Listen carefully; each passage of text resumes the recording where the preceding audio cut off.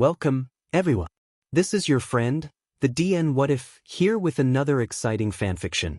Today, we're diving into the story of what if Izumi was reborn as a monster? If you enjoy this video, don't forget to hit that like button and subscribe for more fanfiction content just like this. Now, let's get started with the fanfic. Author note: this is all fanfiction and all the credits of Boku no Hero Academia go to its owner. With that said, this fanfiction is cross-posted on other fanfiction platforms. Hope you like it. Prologue. The world was a jagged ruin, a monument to humanity's folly.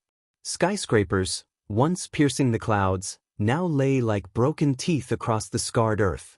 The air was thick with the metallic tang of blood and the acrid bite of ozone, a constant reminder of the war that had raged for too long. Izuku Midoriya, or what remained of the symbol of peace's successor, coughed, a ragged, wet sound that rattled his broken ribs. His vision swam, the vibrant green of his costume now a tattered, blood-soaked mockery of hope.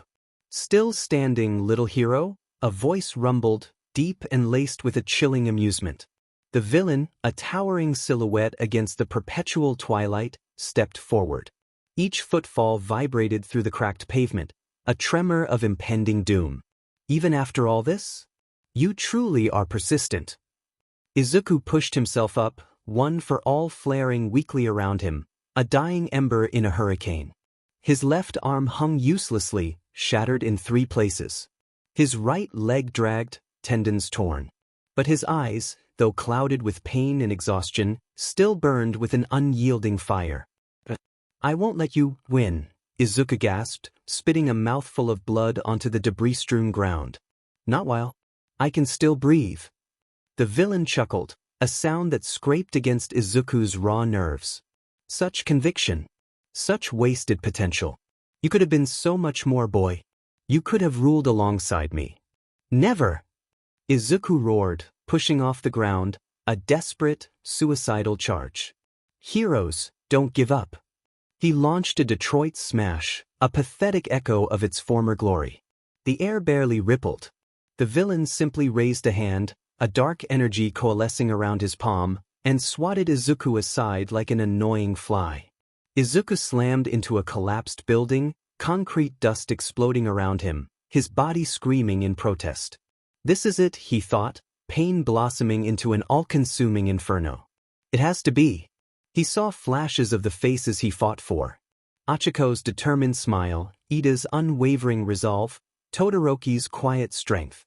He saw Bakugo, his rival, his first friend, pushing past his limits, always striving for more. He saw Eri, her small hand in his, her laughter a fragile melody in a world of discord. Eri! He whispered, a tear tracing a path through the grime on his cheek. I'm sorry. The villain loomed over him, a shadow of absolute power. A touching sentiment, but ultimately meaningless. Your era is over, hero. My era begins.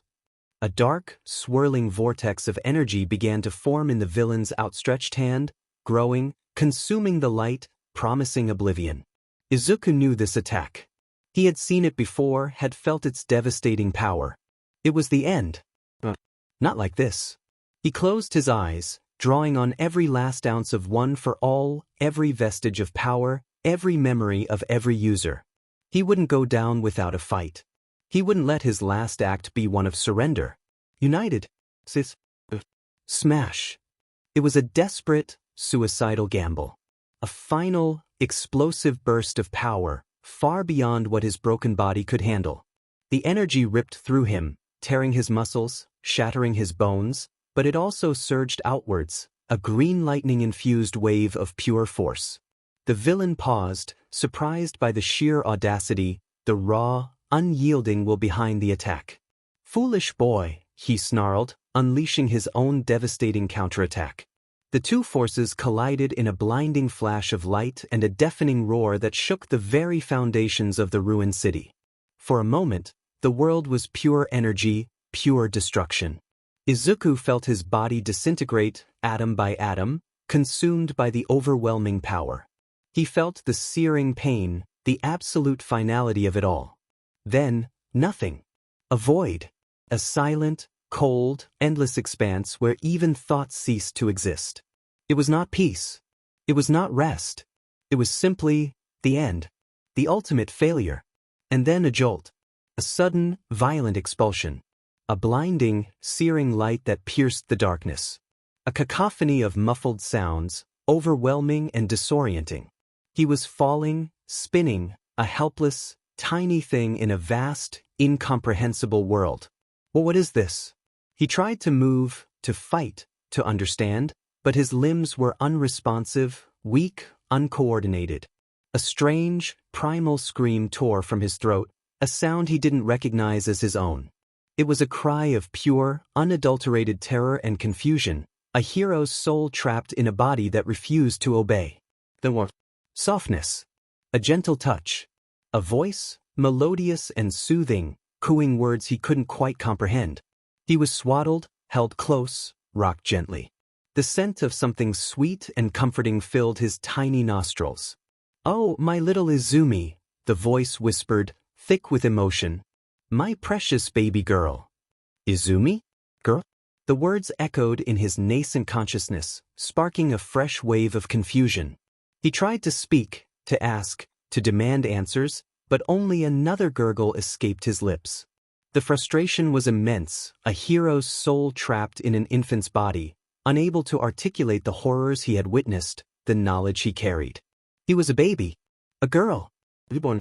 The realization hit him with the force of a physical blow.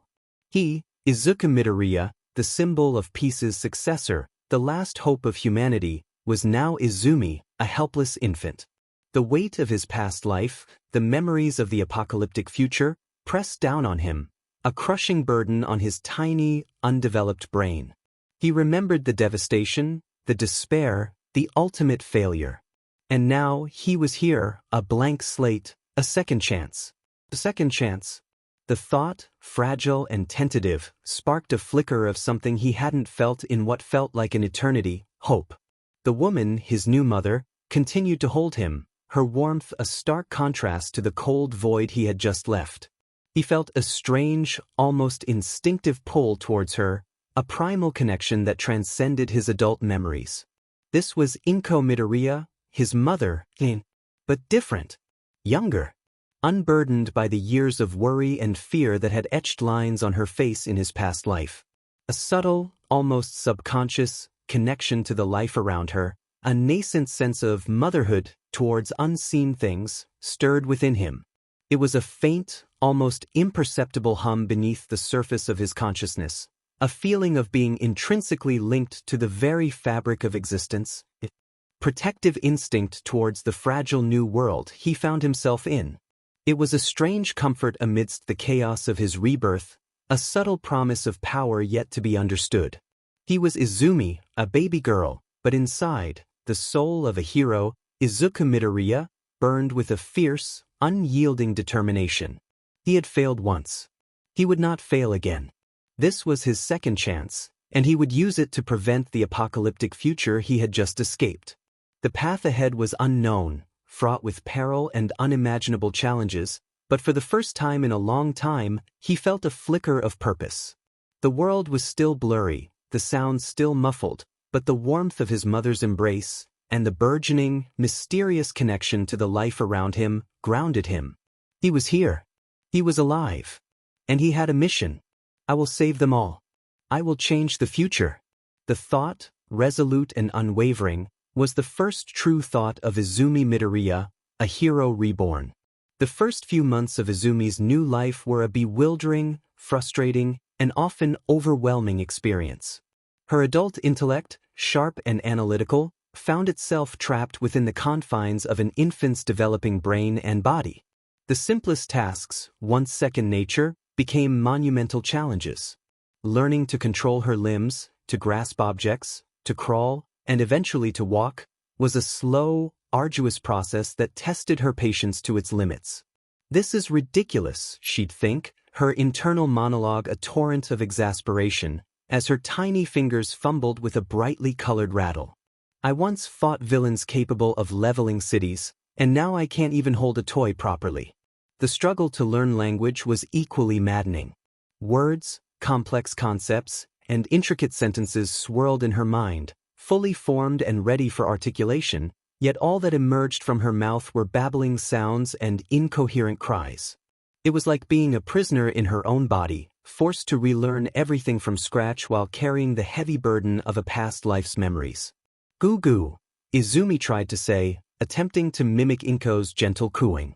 It came out as a squeak. Inko giggled, tickling Izumi's tummy. Oh, you're such a chatterbox, my little Izumi. What are you trying to tell Mama? I'm trying to tell you the world ended and I failed, and I'm back to fix it, Izumi thought, a wave of weariness washing over her. But all that came out was another frustrated gurgle. Despite the internal frustration, she found solace in observing her new mother. Inko Midoriya was a beacon of warmth and unconditional love. Her gentle touch, her soft lullabies, her endless patience, all served to soothe the lingering trauma of Izuku's past. Izumi would spend hours simply watching her mother, absorbing the quiet strength and boundless affection that radiated from her. Inko's presence was a balm to her hero's soul, a reminder of the innocence and goodness she was fighting to protect. You're such a good baby, Izumi-chan, Inko would murmur, rocking her gently. So quiet and observant. Just like your father. Izumi would simply blink, her green eyes wide. Her father? Hisashi Midoriya. He was often away, a distant but loving presence. When he was home, he filled the apartment with laughter and stories. He was a kind man, always ready with a gentle smile and a comforting hug. From Izumi's perspective, he was simply her dad, a good man who worked hard. Her days were a meticulous study of her surroundings. She observed everything, cataloging details, trying to piece together the puzzle of this new world. She listened intently to conversations, slowly but surely deciphering the nuances of language. She watched the news, trying to gauge the state of hero society, to identify key players, to understand the subtle shifts from her previous timeline. As she grew from an infant to a toddler, small, inexplicable occurrences began to manifest around her. They were subtle at first, easily dismissed as coincidence, but Izumi, with her hero's analytical mind, noticed them. A dropped toy, just out of reach, would inexplicably roll back to her hand. A wilting houseplant, neglected by Inko, would suddenly perk up, its leaves regaining their vibrant green. A fussy cat, usually aloof, would rub against her leg, purring contentedly. Look, Mama. Izumi pointed a chubby finger at the rejuvenated plant. Flower, happy. Inko gasped, genuinely surprised. Oh my. It was looking so sad just this morning. You must have a green thumb, Izumi-chan. She laughed, hugging her daughter close. My little miracle worker. What was that? Izumi would wonder, her tiny brow furrowed in concentration. These were her quirk hints, the nascent stirrings of her ability. It was a subtle, almost subconscious connection to the life around her, a gentle manipulation of her immediate environment that seemed to bend towards her will.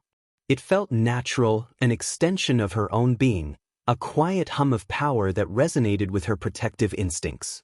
She didn't understand it, but she felt it, a comforting presence that seemed to respond to her needs, to the unspoken desires of her hero's soul. One afternoon, while playing in her crib, she accidentally knocked over a stack of colorful blocks. They tumbled to the floor, scattering across the rug. A wave of frustration washed over her. She wanted to rebuild the tower, to create order from the chaos, but her small hands were still too clumsy. A soft sigh escaped her lips, a tiny, almost imperceptible sound of longing. And then, slowly, impossibly, one of the blocks slid across the floor, nudging another, until a small pile had formed, almost as if an invisible hand had guided them.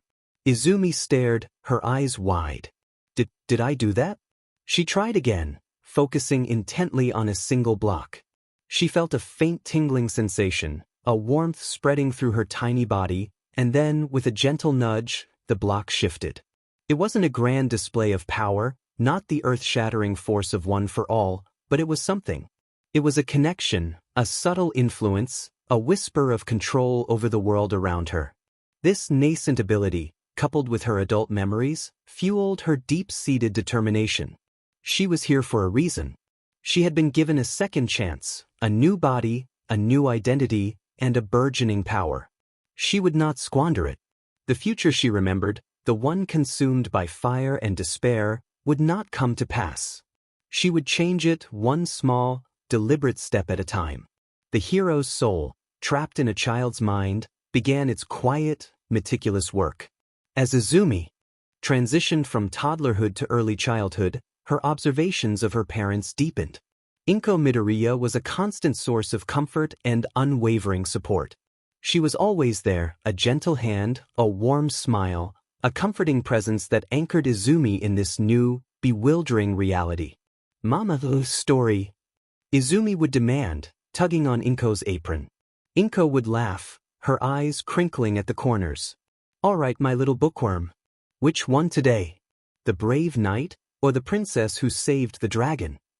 Izumi loved these moments, the simple, domestic bliss that had been so absent in her previous, war-torn life. She cherished Inko's love, a pure, uncomplicated affection that healed some of the deep wounds left by the apocalypse. Then there was Hisashi Midoriya. He was often away, his business trips taking him to distant lands for weeks, sometimes months, at a time. But when he returned, he did so with an explosion of warmth and attention. He would sweep Izumi into his arms, his deep voice rumbling with affection. "My little green bean. Look how much you've grown," he'd exclaim, tossing her playfully into the air. Izumi would shriek with laughter, her small hands clutching his strong shoulders. He would spend hours on the floor with her, building towering block castles that inevitably toppled, or drawing fantastical creatures with brightly colored crayons. His laughter was a warm, booming sound that filled their small apartment, and his hugs were strong and comforting, making her feel utterly safe and cherished. "Papa, look!" Izumi would proudly present a drawing of a hero fighting a monster. "Hero smash!" Hisashi would beam, ruffling her green hair. "That's my girl. Always drawing heroes. You know, your papa thinks heroes are very important. They keep the world safe." Hisashi's frequent absences were always explained away as business trips. Inko would sigh, a little wistfully, but always with understanding. "Your father works very hard for us, Izumi-chan," she would say, her voice soft. "He's a very important businessman." Izumi simply accepted this. She knew her father was strong, capable, and very busy. One crisp autumn afternoon, when Izumi was around 3 years old, they were at a local park. Inko was chatting with another mother, her attention momentarily diverted. Izumi, fascinated by a particularly vibrant butterfly, wandered a little too close to a small, overgrown pond. The ground near the edge was slick with mud and fallen leaves, treacherous for small, unsteady feet.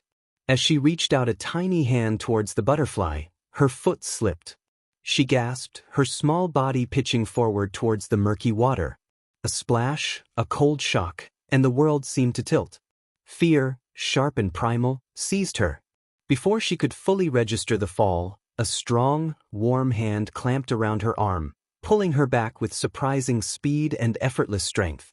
She was lifted gently, securely, and placed back on solid ground.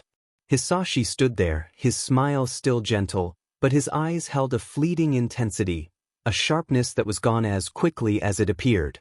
"Careful there, little one," he said, his voice calm, as if nothing out of the ordinary had happened. "Wouldn't want to get your pretty dress all muddy, would we?" Inko, turning back at the sound of Hisashi's voice, rushed over, her face a mask of concern. "Oh, Izumi-chan. Are you all right?" "Hisashi, thank goodness you were here." Hisashi simply chuckled, pulling both Inko and Izumi into a comforting embrace. "Always here for my girls." To Izumi, it was simply her strong, quick father saving her. He was always there for her, always protecting her. Her nascent quirk, still unnamed and largely unconscious, also began to manifest in more specific ways, particularly during moments of quiet contemplation. She found herself instinctively feeling a protective urge towards small, vulnerable creatures. A lost baby bird, fallen from its nest, would elicit a profound sense of empathy from her. A stray kitten, mewling pitifully, would draw her attention with an almost magnetic force. And these creatures, in turn, seemed to respond to her in unusual ways. The baby bird, once frantic, would calm in her presence, chirping softly. The stray kitten, initially wary, would rub against her leg, purring contentedly, its small body vibrating with contentment. It was as if they recognized something in her, a kindred spirit, a nurturing force. One evening, Hisashi was reading her a bedtime story about a brave knight and a fearsome dragon. As he read, his voice deep and soothing, Izumi felt a strange sensation, a gentle hum beneath her skin. She looked down at her hands, and for a fleeting moment, she imagined tiny, iridescent scales shimmering on her skin, a protective shell. It was gone in an instant, a trick of the light, perhaps, or a vivid imagination. But the feeling lingered, a whisper of something powerful and ancient stirring within her. I feel connected to them, she thought, watching a small spider meticulously spin its web in the corner of her room. Like I understand them. Like I could protect them. Hisashi finished the story, kissed her forehead, and tucked her in. "Good night, my little princess," he murmured, before turning off the light. In the darkness, Izumi lay awake, her mind racing. The warmth of her father's kiss, the comfort of his presence, filled her with a deep sense of security. She knew, with a certainty that transcended her young age, that she had a mission to prevent the future apocalypse she remembered. She would protect this peaceful life, this loving family. With each passing day, Izumi's awareness of her mission solidified, transforming from a rudimentary mental blueprint into a more conscious and detailed strategy. She was no longer just reacting to her memories, she was actively planning, observing, and learning. Her internal resolve, forged in the fires of a past apocalypse, grew stronger, becoming the unwavering core of her new existence. "First, I need to understand the timeline," she'd think, sitting cross-legged on her bedroom floor, surrounded by her toys. "What are the key events I remember? Who are the critical players?" She became an avid observer of the world around her. She devoured every news report, every hero interview, every documentary about quirks and their impact on society. She paid close attention to the names of heroes, their agencies, their specializations, comparing them to her fragmented memories. She noted the subtle shifts in public opinion, the emerging threats, the political landscape. Her small bedroom, once a sanctuary for childish games, became her strategic command center, her mind meticulously cataloging every piece of data. "Mama, who is that hero?"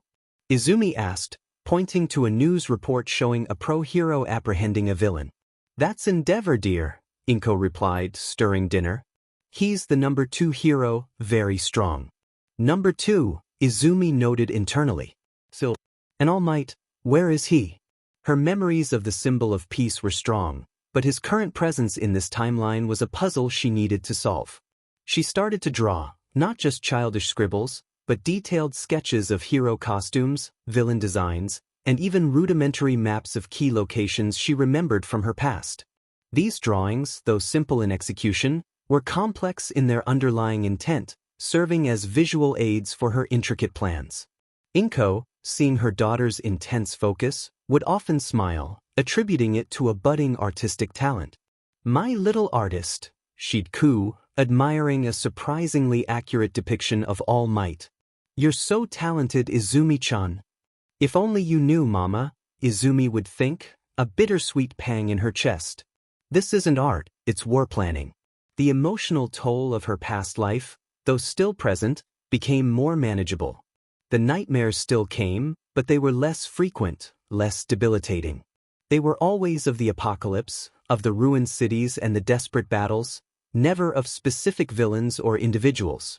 She learned to compartmentalize the trauma, to acknowledge the pain without letting it consume her. She understood that dwelling on the past would only hinder her mission.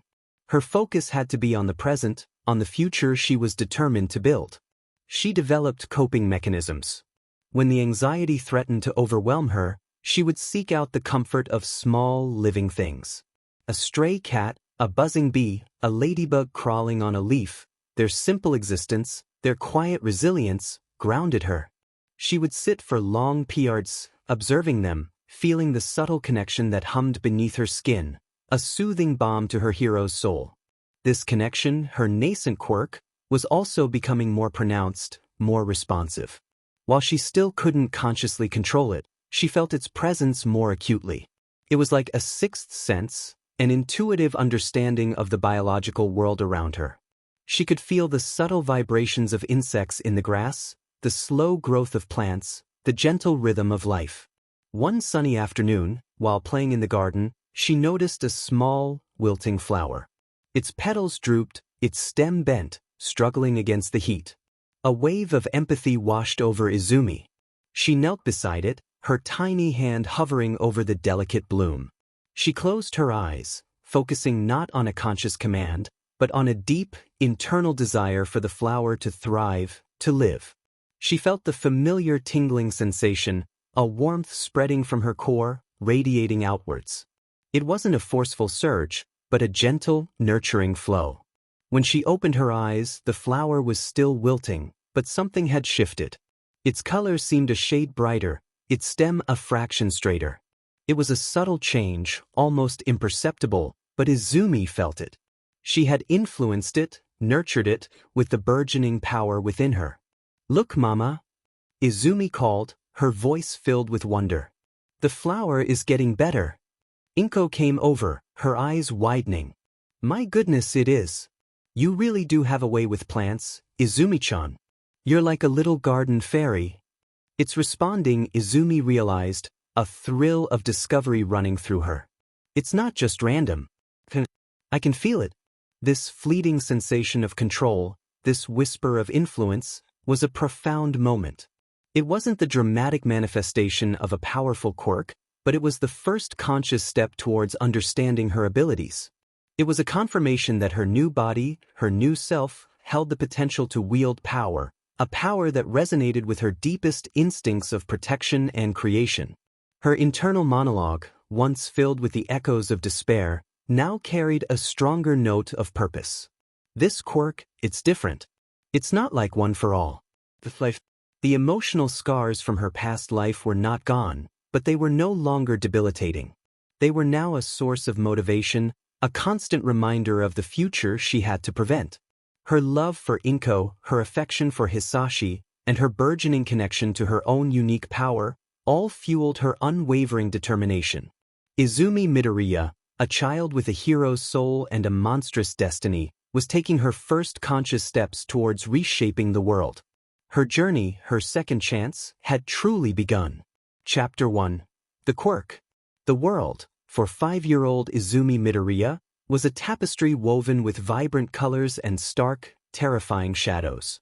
She was a child of two worlds. One, a peaceful, loving home filled with the scent of her mother's cooking and the comforting rumble of her father's voice.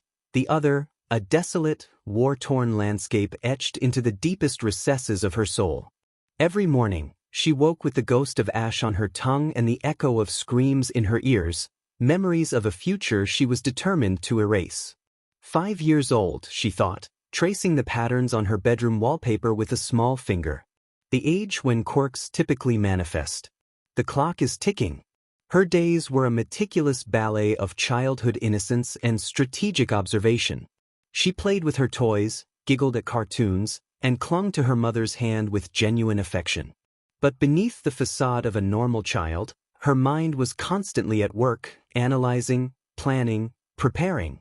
She watched the news with an intensity that belied her age, absorbing every detail about hero agencies, villain incidents, and the subtle shifts in public opinion.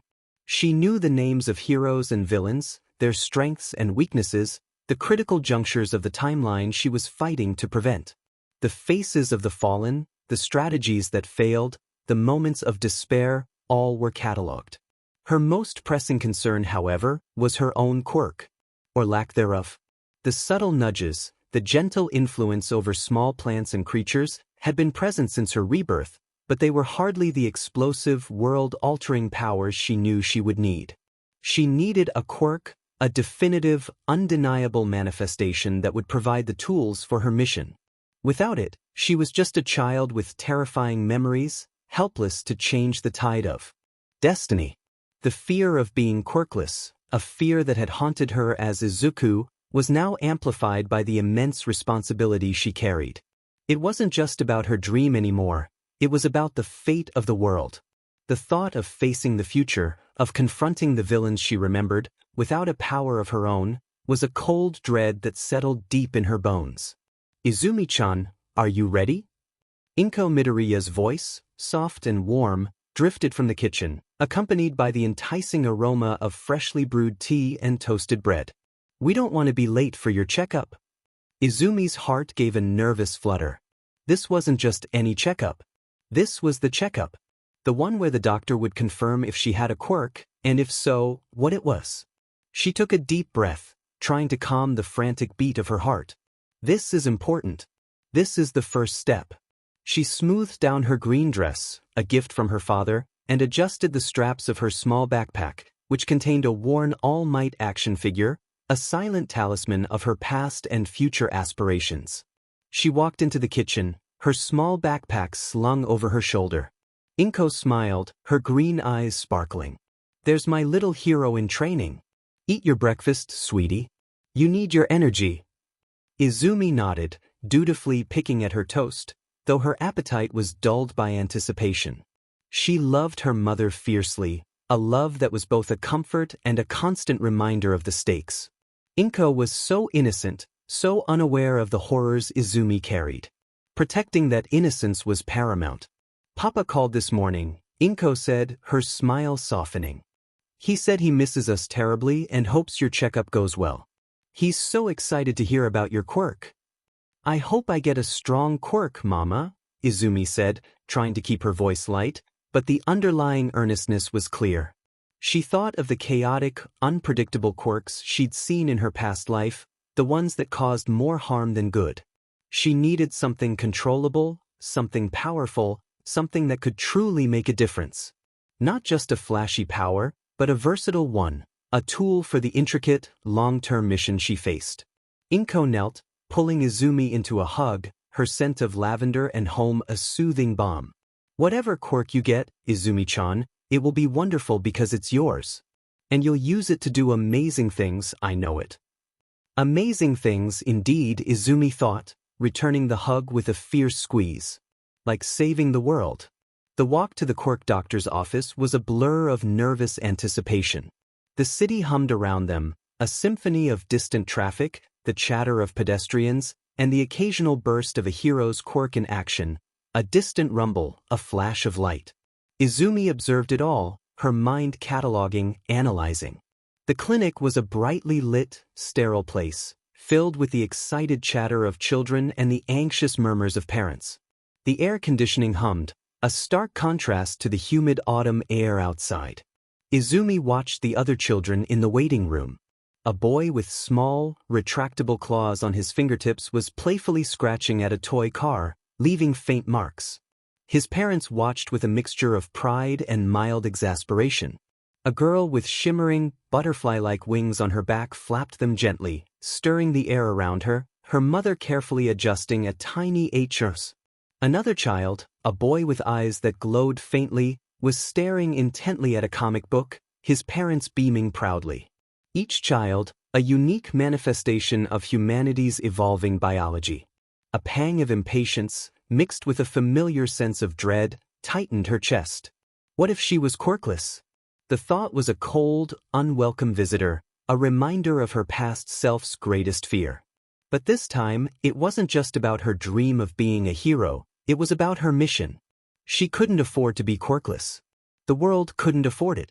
The sheer weight of her memories, the knowledge of the coming catastrophe, pressed down on her, making the need for a quirk an absolute necessity. Finally, their name was called. Midoriya Izumi?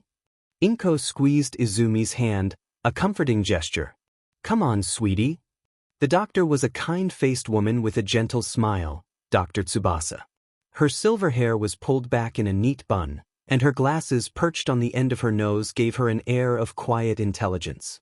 She led them into a small examination room, the walls adorned with colorful charts depicting various quirk classifications and anatomical diagrams of mutated limbs. "Hello, Izumi-chan. Ready to find out about your amazing quirk?" Izumi nodded, her heart thumping a frantic rhythm against her ribs. She sat on the examination table, her feet dangling, too short to reach the floor. The sterile smell of antiseptic filled her nostrils, a scent that oddly reminded her of field hospitals in her past life. She pushed the memory down. The examination began with standard physical tests: height, weight, reflexes. Dr. Tsubasa listened to her heart, checked her eyes, and asked a series of routine questions about her health and any unusual sensations she might have experienced. Izumi answered truthfully, but carefully. How could she explain the feeling of connection, the subtle influence, the fleeting visions of biological processes without sounding utterly insane? So, Izumi-chan, Dr. Tsubasa said, her voice gentle, have you felt anything different? Any tingles, sparks, or perhaps a sudden urge to do something unusual?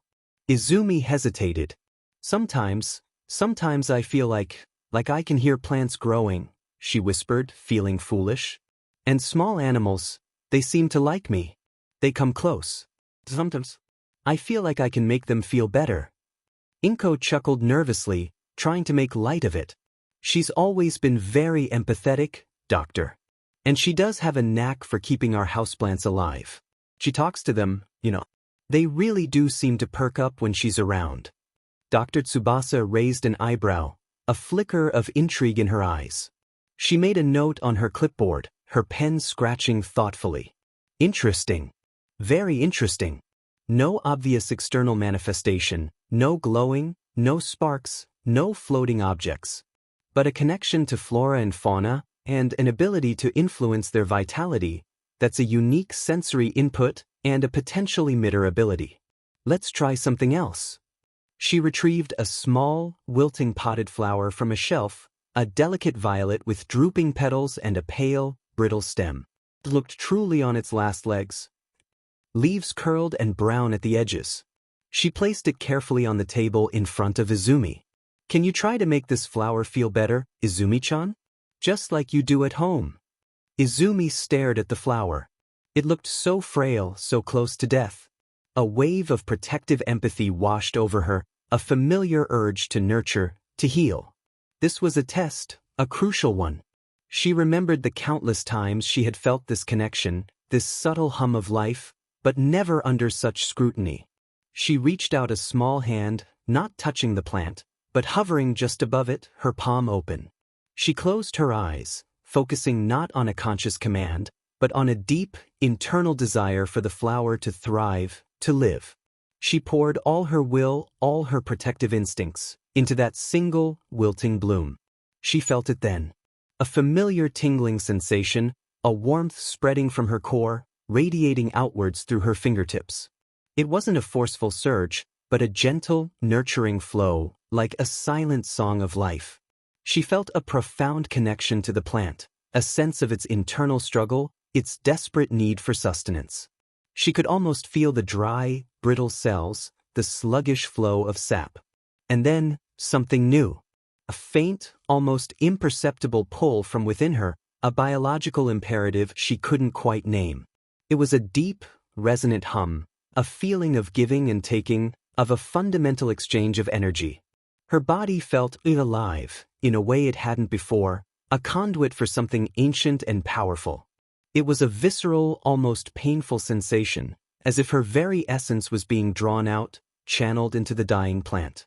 A low, guttural rumble began to emanate from deep within Izumi's chest, a sound she didn't recognize, a sound that seemed to vibrate through the very air in the room. Her small body tensed, her muscles coiling. A strange, earthy scent, like damp soil and something faintly metallic, began to fill the room, growing stronger with each passing second.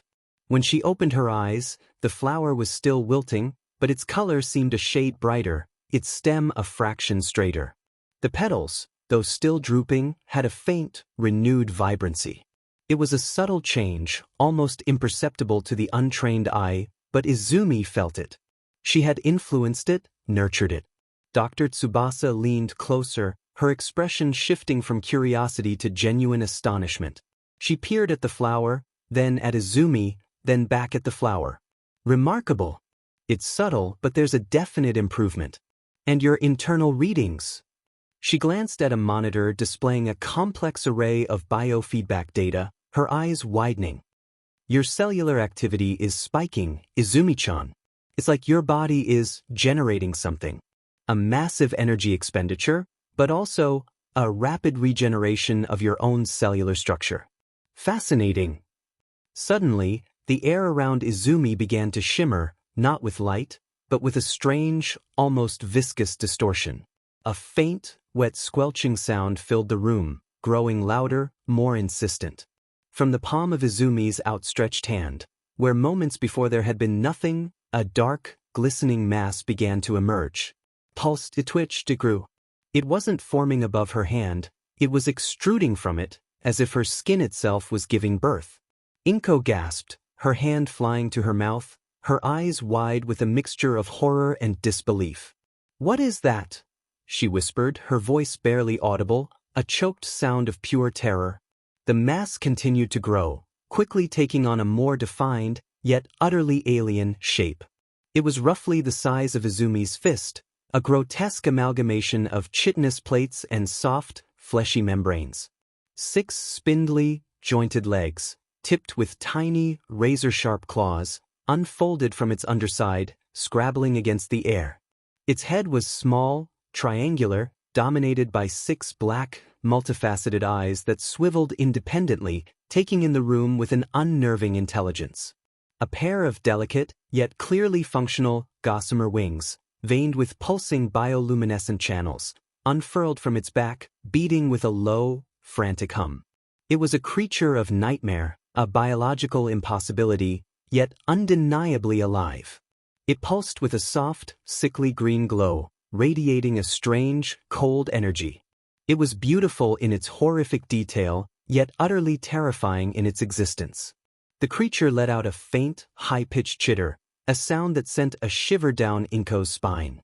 It hovered for a few seconds, its black eyes fixing on Dr. Tsubasa, then on Inko, then back to Izumi, as if awaiting instruction.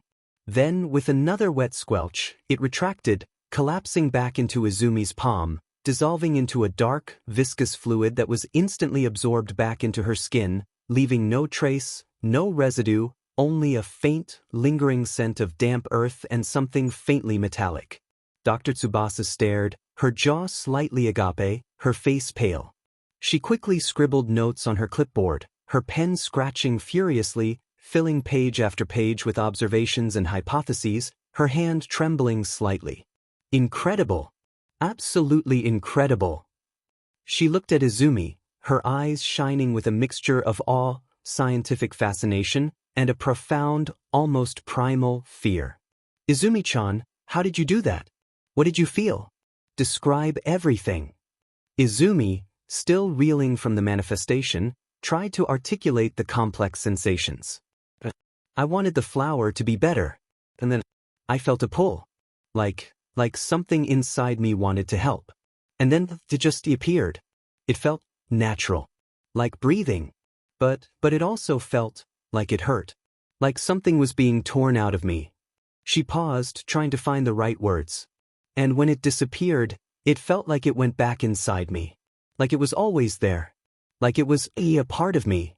Dr. Tsubasa nodded, her mind racing, trying to reconcile the impossible. A biological manifestation. A creation quirk, but unlike anything I've ever seen. The cellular activity, the energy signature. It's as if your body is a living factory, capable of gestating and birthing organic matter. And the connection to the plant, the nurturing aspect. It suggests a profound biological empathy. And the molecular consumption.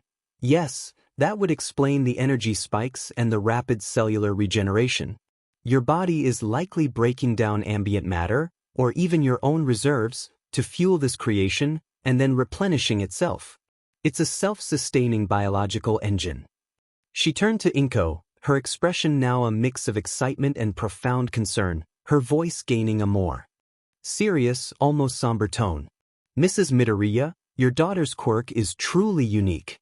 Based on what I've observed, and the energy signatures, I believe Izumi-chan possesses a mutation emitter hybrid quirk. I'm going to tentatively call it Mother of Monsters." Inko's eyes widened, a flicker of raw fear crossing her face. "Monsters?" she whispered, her voice trembling slightly, her gaze darting from the doctor to her daughter, then back to the empty space where the creature had been. The word hung in the air, heavy with societal judgment, with the weight of countless horror stories. Dr. Tsubasa quickly clarified, sensing Inko's apprehension, though her own voice still held a tremor. "Not in the traditional sense, Mrs. Midoriya. More like bioengineered creatures. Her body seems capable of gestating and birthing organic matter, breaking down other matter for nutrients, and she clearly has an empathetic, almost telepathic, connection to living things. The creature she just manifested, though small, was undeniably unsettling. But the potential, the sheer biological complexity involved, it's vast. We're talking about the ability to create and control life, Mrs. Midoriya. From microscopic to potentially much, much larger. And the way it emerged, it was a very visceral, almost primal process." She turned back to Izumi, her gaze serious, almost wary. "Izumi-chan, your quirk is incredibly powerful, but it's also very unusual. People might not understand it. They might even be afraid of it because it's so different. A quirk that creates life, that can manifest such organic forms, it challenges a lot of preconceived notions about what quirks can do. It's a power that could inspire awe, but also deep-seated fear." Izumi listened, her internal monologue a whirlwind of analysis. Mother of monsters. Gestate and birth bioengineered creatures. Molecular consumption. Enhanced durability, regeneration, sensory expansion. The doctor's words were a direct confirmation of her deepest hopes, a blueprint for her future actions. This is it. This is the tool I need. The relief was immense, a wave of pure, unadulterated triumph washing over her. She had a quirk. A powerful, versatile quirk that aligned perfectly with her mission. But Dr. Tsubasa's words about fear and misunderstanding resonated deeply. She remembered the prejudice against villainous quirks in her past life, the way people ostracized those who looked different, those whose powers were deemed unsettling or dangerous. Her own quirk, with its potential for monstrous creations, would undoubtedly face similar scrutiny. She thought of Shinso, of Toga, of countless others whose quirks had led to their isolation, their powers misunderstood and feared. The creature she had just birthed, though small, had been undeniably unsettling. She could feel the lingering echo of its alien presence, the faint, metallic scent still in the air. They'll be afraid, she realized, a cold knot forming in her stomach. They'll call me a monster, just like they did to others. This was a challenge she hadn't fully anticipated, a social hurdle that would require careful navigation. Her quirk wasn't just powerful, it was unnerving. Inko, ever the protective mother, pulled Izumi into a tight hug, her voice firm despite the tremor that still ran through her. "My daughter is not a monster," she declared, looking directly at Dr. Tsubasa, her eyes blazing with maternal fury. "Her quirk is amazing. She's going to be an amazing hero." Dr. Tsubasa offered a sympathetic smile, though her expression remained grave. "I agree, Mrs. Midoriya, but society can be unkind to what it doesn't understand. Izumi-chan will need a lot of support and careful training. This quirk has immense potential, both for creation and, if uncontrolled, for a significant impact. We'll need to teach her control, responsibility, and how to manage public perception. And we'll need to monitor her closely for any secondary mutations. A quirk of this nature often comes with physical changes over time." She handed Inko a detailed report, several pages thick with medical jargon and scientific observations. "I've outlined the preliminary findings here. We'll need to monitor her caloric intake very closely, as this molecular consumption will demand a lot of energy. She'll need a diet rich in nutrients, perhaps even specialized supplements. And we'll need to explore the full range of her creation abilities, the size, the complexity, the duration of her creatures. This is truly groundbreaking, Mrs. Midoriya. We've never seen anything quite like it. I'll also be recommending regular follow-up appointments to track her development." As they left the clinic, the bright sunlight seemed almost too harsh, casting long, unsettling shadows. Inko was quiet, her hand clasped tightly around Izumi's. Izumi could feel her mother's conflicting emotions, pride, awe, but also a deep undercurrent of worry, a mother's natural fear for her child in a world that might not accept her. The silence stretched between them, punctuated only by the distant sounds of the city. "Mama?" Izumi asked softly, looking up at her mother's thoughtful face. Inko stopped, turning to face her daughter. Her eyes were glistening, but she managed a watery smile, her resolve hardening. "Your quirk is amazing, Izumi-chan. Truly amazing. I'm so proud of you." She hugged Izumi again, fiercely, burying her face in her daughter's green hair. "But, Mother of Monsters, it sounds so big.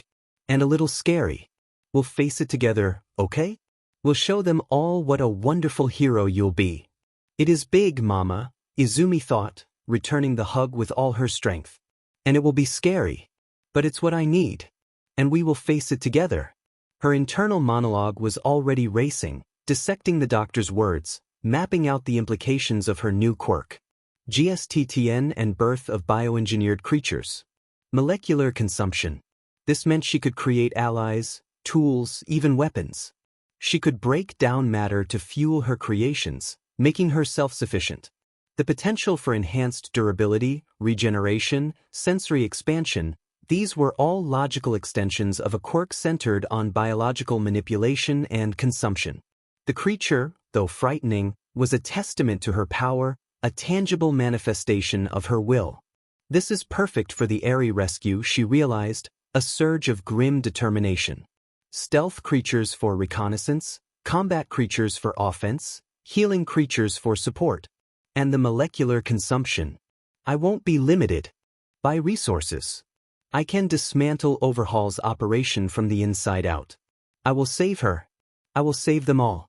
The thought of saving Airy, of preventing that child's suffering, fueled a fierce fire within her.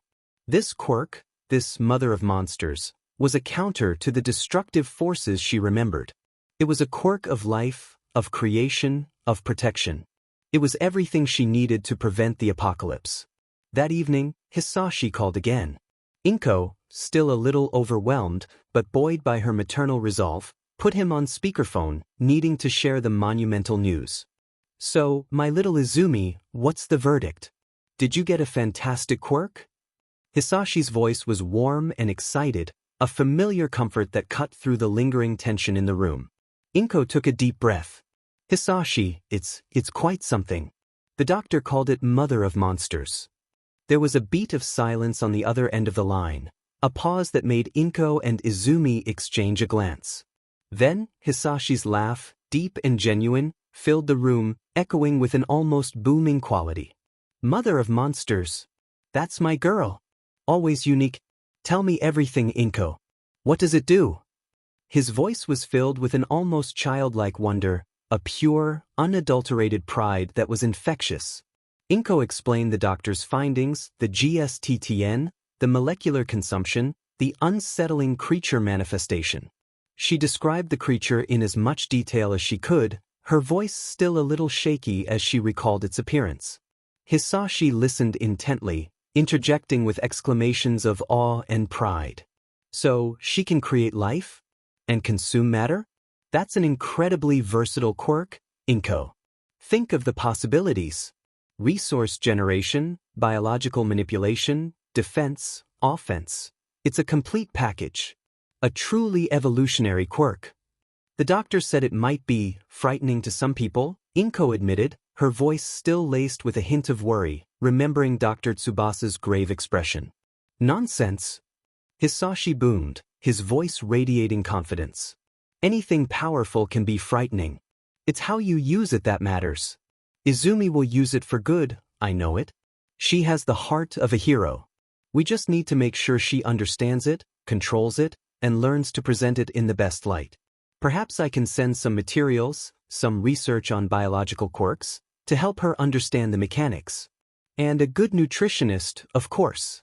This kind of quirk will demand a lot of energy. I'll arrange for some specialized supplements to be sent over. And we'll need to find specialists who can help her train such a unique ability." This is a gift, Inko, a truly remarkable gift. That would be wonderful, Hisashi, Inko said, a wave of relief washing over her. His practical approach and unwavering enthusiasm were always reassuring. He always knew how to make things seem manageable. That's incredible, Izumi. Hisashi boomed through the phone, his voice directed at his daughter. A quirk of creation. You'll be unstoppable. I'm so proud of you, my little queen. Izumi listened to her father's enthusiastic words, a small smile touching her lips. He was so genuinely happy for her, so proud. It was a comforting sound, a reminder of the normal, loving family she was fighting to protect.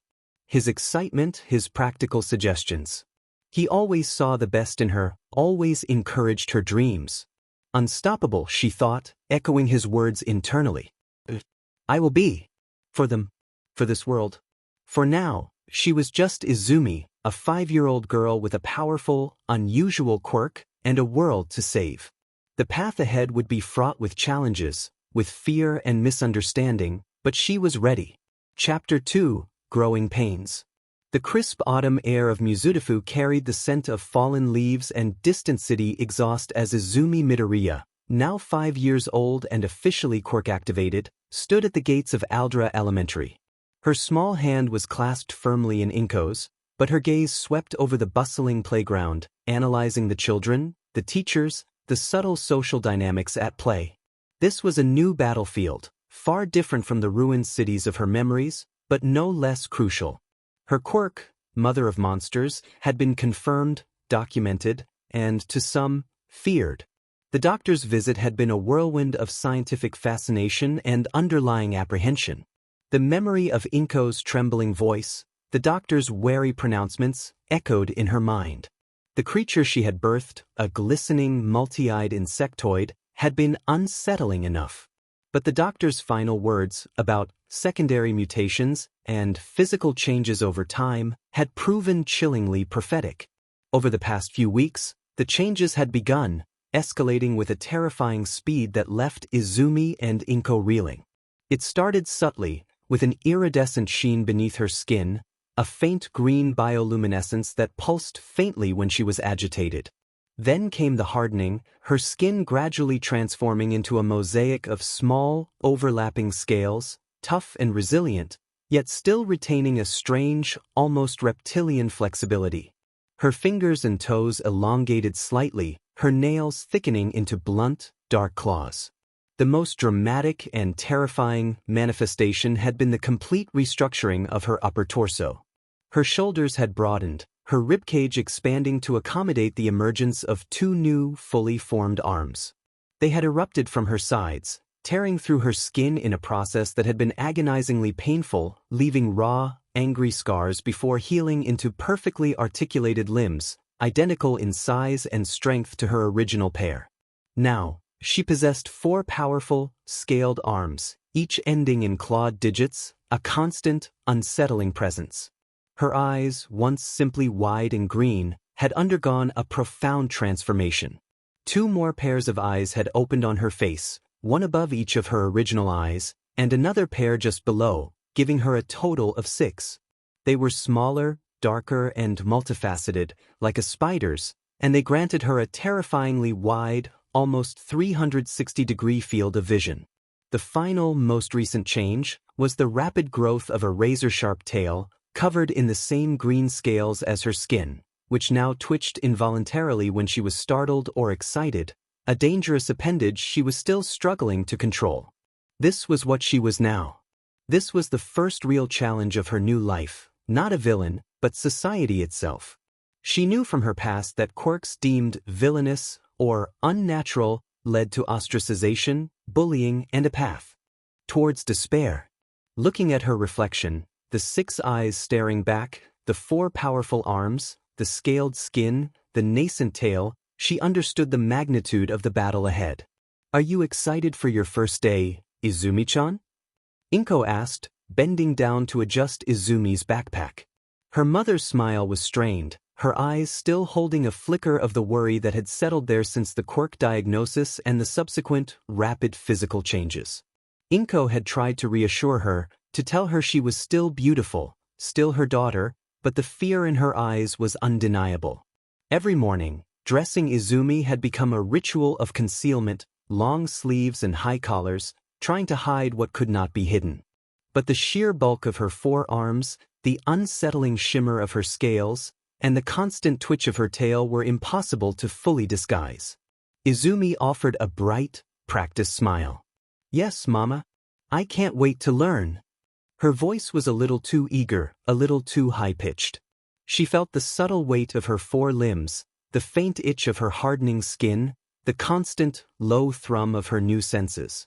As they stepped onto the school grounds, the cacophony of children's voices washed over them.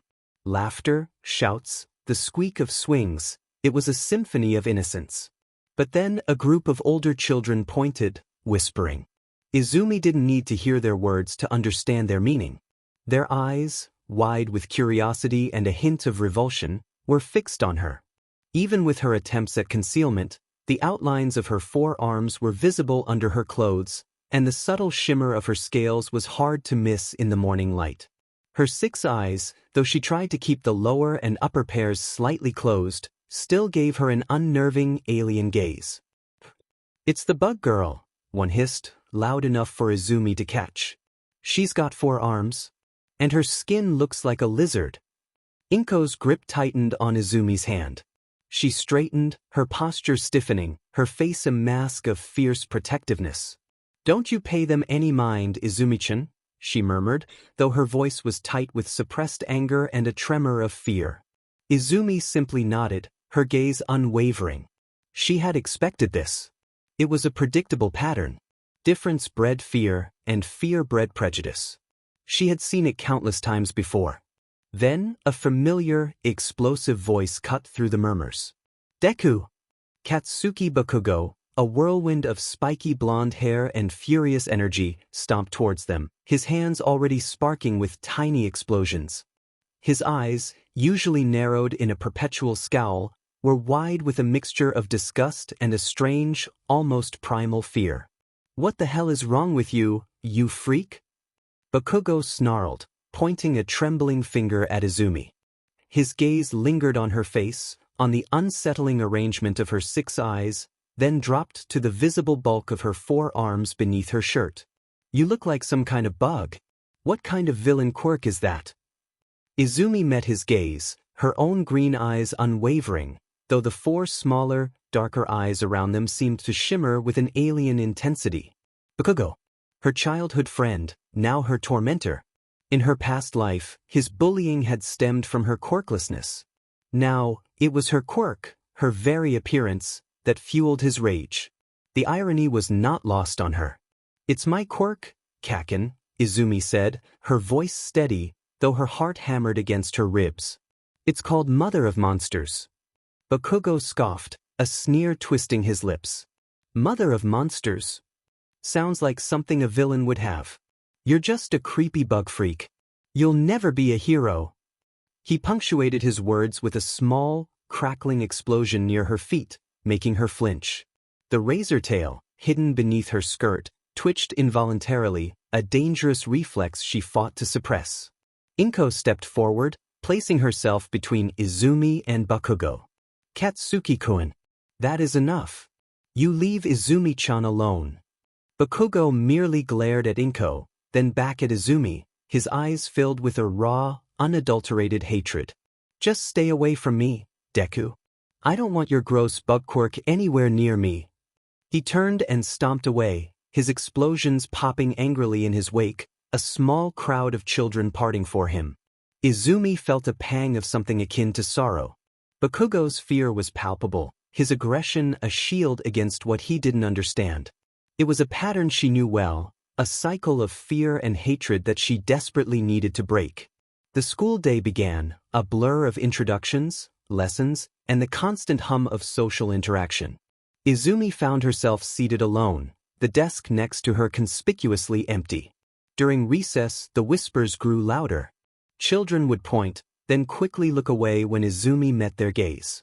Some would openly stare, their faces a mixture of fear and morbid curiosity. Her forearms, though usually folded, seemed to draw every eye. The faint, scale-like texture of her skin was now more noticeable, catching the light in an unsettling way. The constant awareness of her surroundings from her 6 eyes made her acutely aware of every sidelong glance, every hushed comment. She sat on a bench, watching the other children play, a solitary figure on the bustling playground. She knew she couldn't use her quirk openly. Not yet. It would only confirm their fears, solidify their perception of her as a monster. Then a small, timid figure approached her. A girl with wild, blonde hair, her eyes wide and a little manic, her uniform slightly askew. Himiko Toga. Toga, too, sat alone, ostracized by the other children. Her quirk, Transform, which allowed her to shapeshift after ingesting blood, was already a source of fear and revulsion among the parents and some of the teachers. Toga hesitated for a moment, then slowly sat down on the far end of the bench, leaving a noticeable gap between them.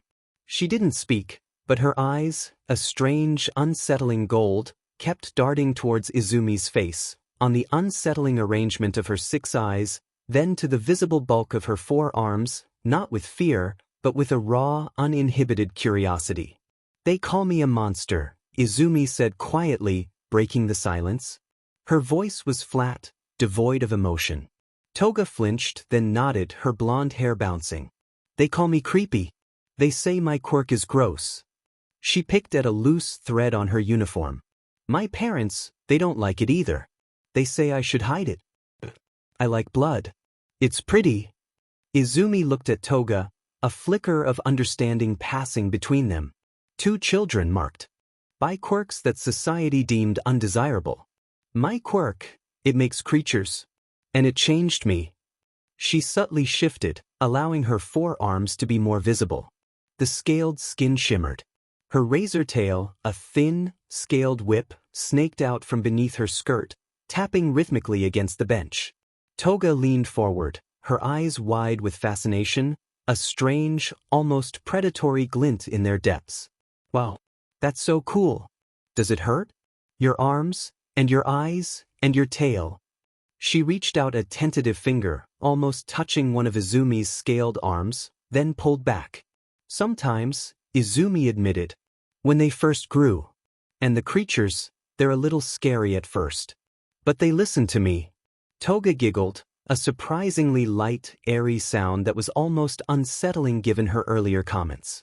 "Scary is good. Everyone else is so boring. All their quirks are just normal.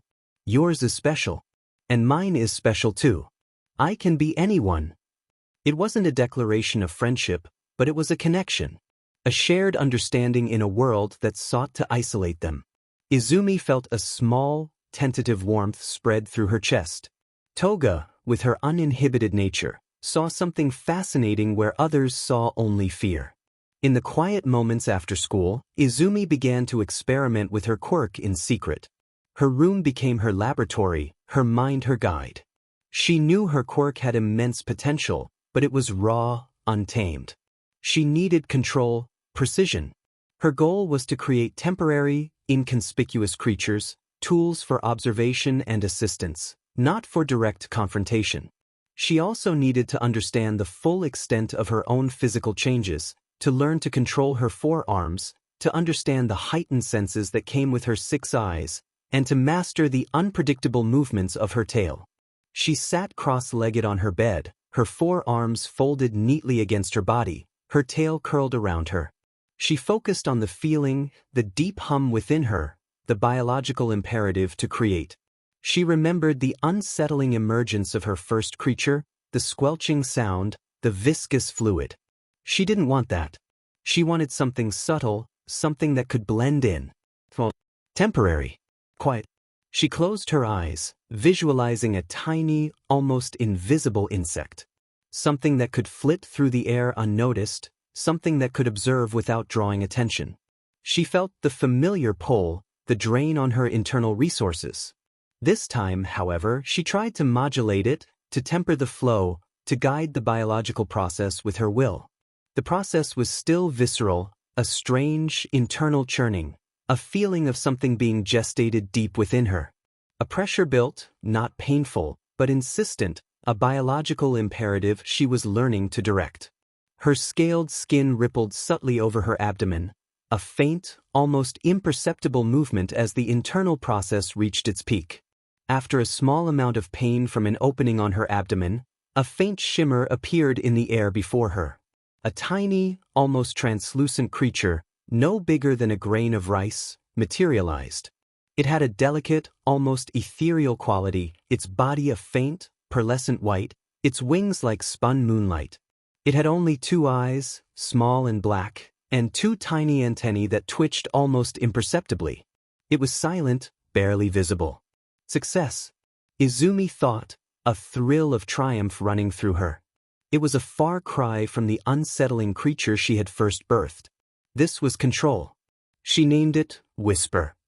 She spent hours practicing, creating whispers, guiding them, observing their brief existence before they dissolved back into nothingness, leaving no trace. She learned that the more detailed her mental image, the more precise the creature. She also discovered that the act of creation, even for something so small, consumed energy. She felt a subtle hunger after each session, a need for nutrients. This was the molecular consumption at work, fueling her creations. She made a mental note to always have snacks on hand, often sneaking extra portions from the kitchen. As her control grew, Izumi began to experiment with the creature's behavior. She realized she could imbue them with simple commands, almost like programming. She would visualize a whisper flying to a specific spot, observing something and then returning. And the whispers would obey.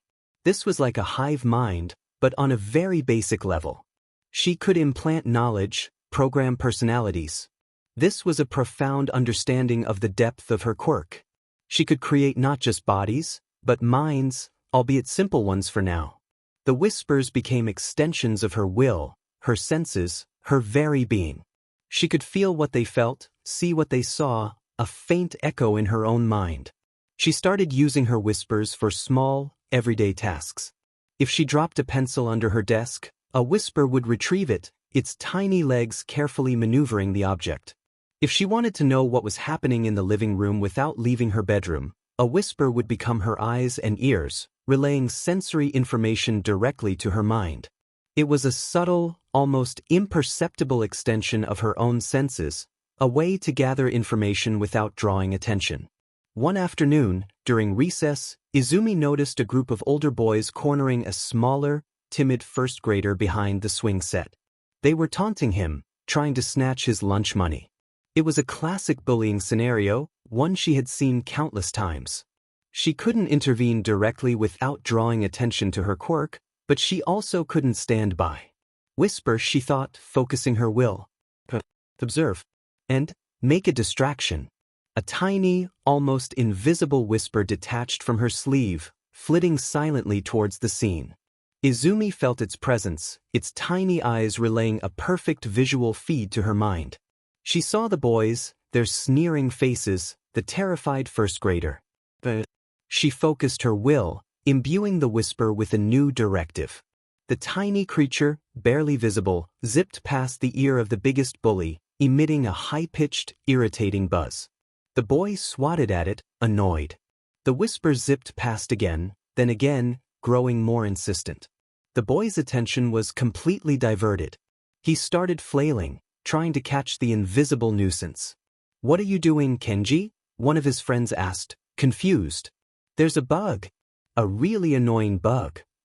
Kenji yelled, his face red with frustration. The commotion drew the attention of a nearby teacher. The bullies, caught off guard, quickly dispersed, leaving the first grader unharmed. The whisper, its mission accomplished, dissolved silently back into Izumi's hand. Izumi watched the teacher comfort the first grader, a small sense of satisfaction blooming in her chest. It wasn't a grand heroic act, but it was an intervention, a subtle protection. And it had been achieved without revealing her quirk. Her connection with Toga, though not yet a friendship, slowly began to solidify. They would often sit together during lunch, sharing their bento boxes in comfortable silence. Toga would sometimes ask about Izumi's quirk, her golden eyes gleaming with curiosity. "Can you make a creature that looks like a butterfly?" Toga asked one day, sketching idly in the dirt with a stick. A pretty one, not a scary one. Izumi considered it. I think so. I'm still learning how to make them look exactly how I want. She knew the creatures could be programmed with personalities. This was a powerful aspect of her quirk, one she was eager to explore. The prejudice, however, was not limited to the children. Some parents, too, harbored their own fears. One day, Inko received a call from the school. Mrs. Tanaka, the mother of one of Izumi's classmates, had expressed concerns about Izumi's quirk and her unnatural appearance. She said Izumi's quirk is unsettling. Inko recounted to Izumi that evening, her voice tight with suppressed anger. And that your arms and eyes, they make the other children uncomfortable. She even suggested you might need to be in a special class. Izumi felt a cold knot in her stomach. This was the insidious nature of discrimination. It started with whispers, then escalated to attempts at segregation.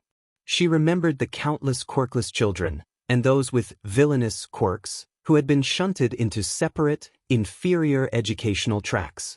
She wouldn't allow it.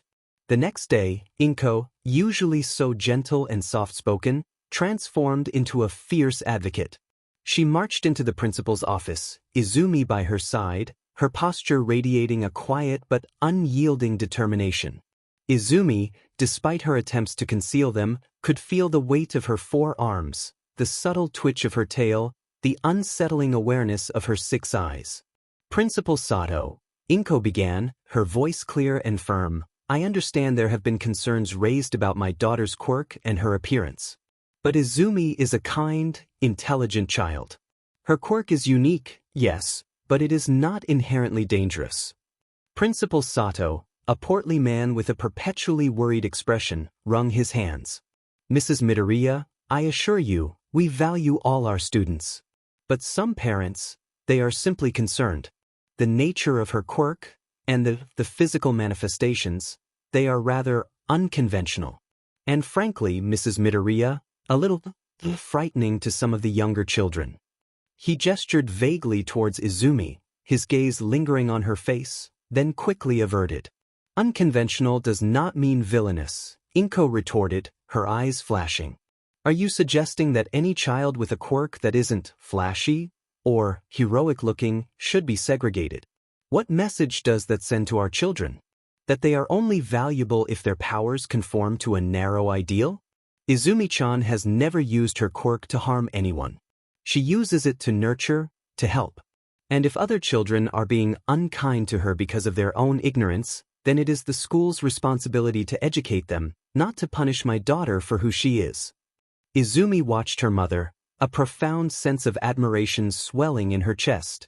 Inko, who had once been so timid, was now standing up for her, a lioness protecting her cub.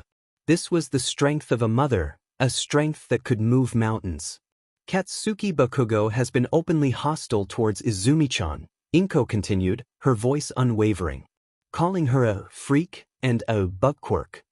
Is that the kind of behavior you condone in your school, Principal Sato?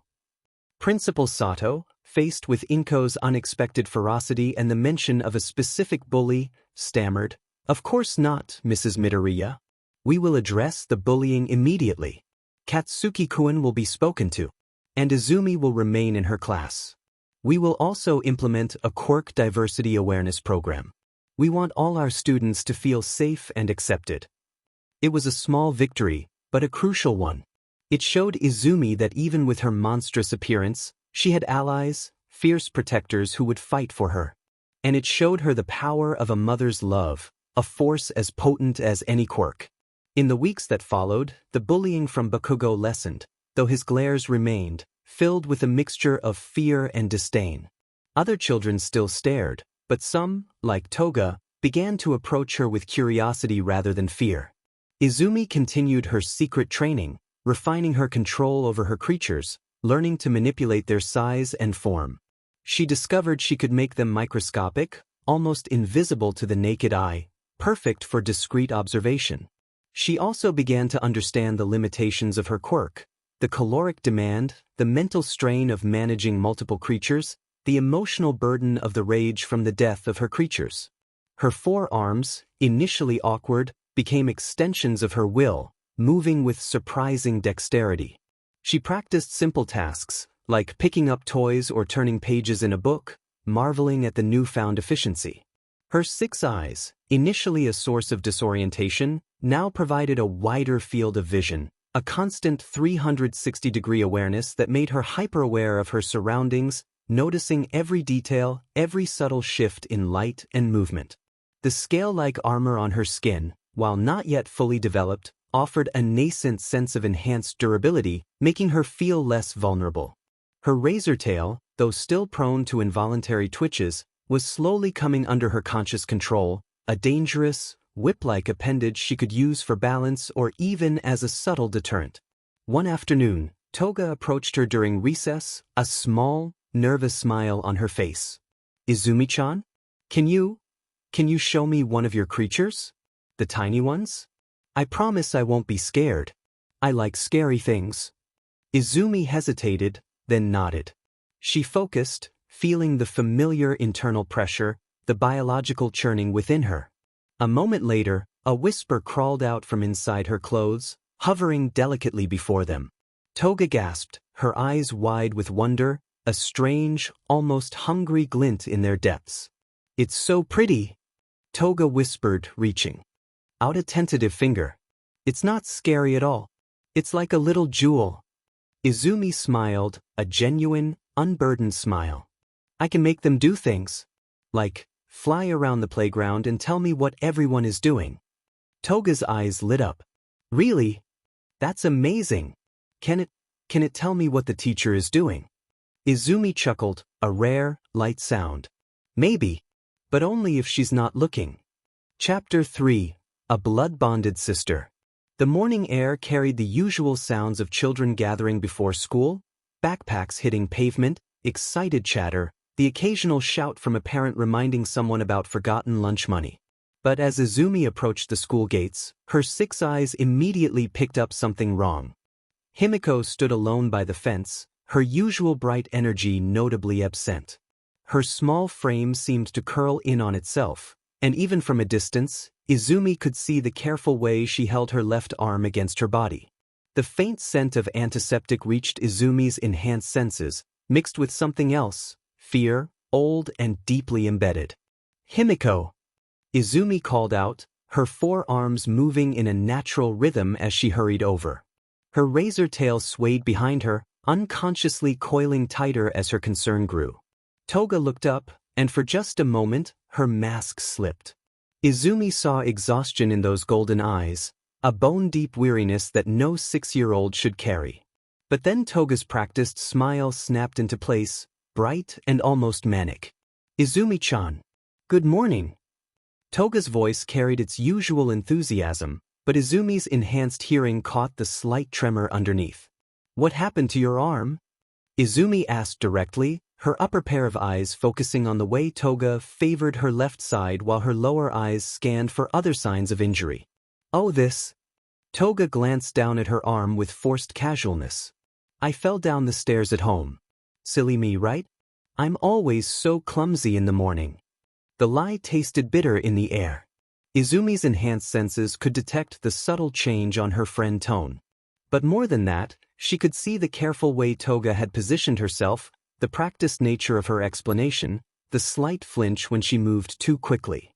This isn't the first time, Izumi realized, a cold understanding settling in her stomach. And it's not from falling downstairs. "Himiko," Izumi said quietly, stepping closer. She consciously dimmed the bioluminescent shimmer beneath her scales and allowed her lower pair of eyes to close, making herself appear less intense. "You know you can tell me anything, right?" For a moment, Toga's facade wavered. Her fingers twitched toward Izumi's hand, then pulled back. "I know, Izumi-chan. But really, I'm fine. Just clumsy." The school bell rang, cutting through their conversation.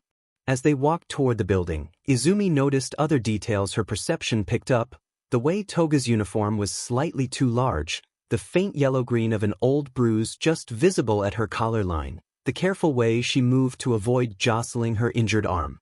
During morning lessons, Izumi found it difficult to concentrate. Her 6 eyes kept drifting toward Toga, cataloging every wince, every careful movement. When their teacher, Ms. Hayashi, asked Toga to help distribute worksheets, Izumi watched her friend struggle to lift the stack with one arm while trying to appear normal. "I can help," Izumi offered, rising from her seat with all 4 arms ready to assist.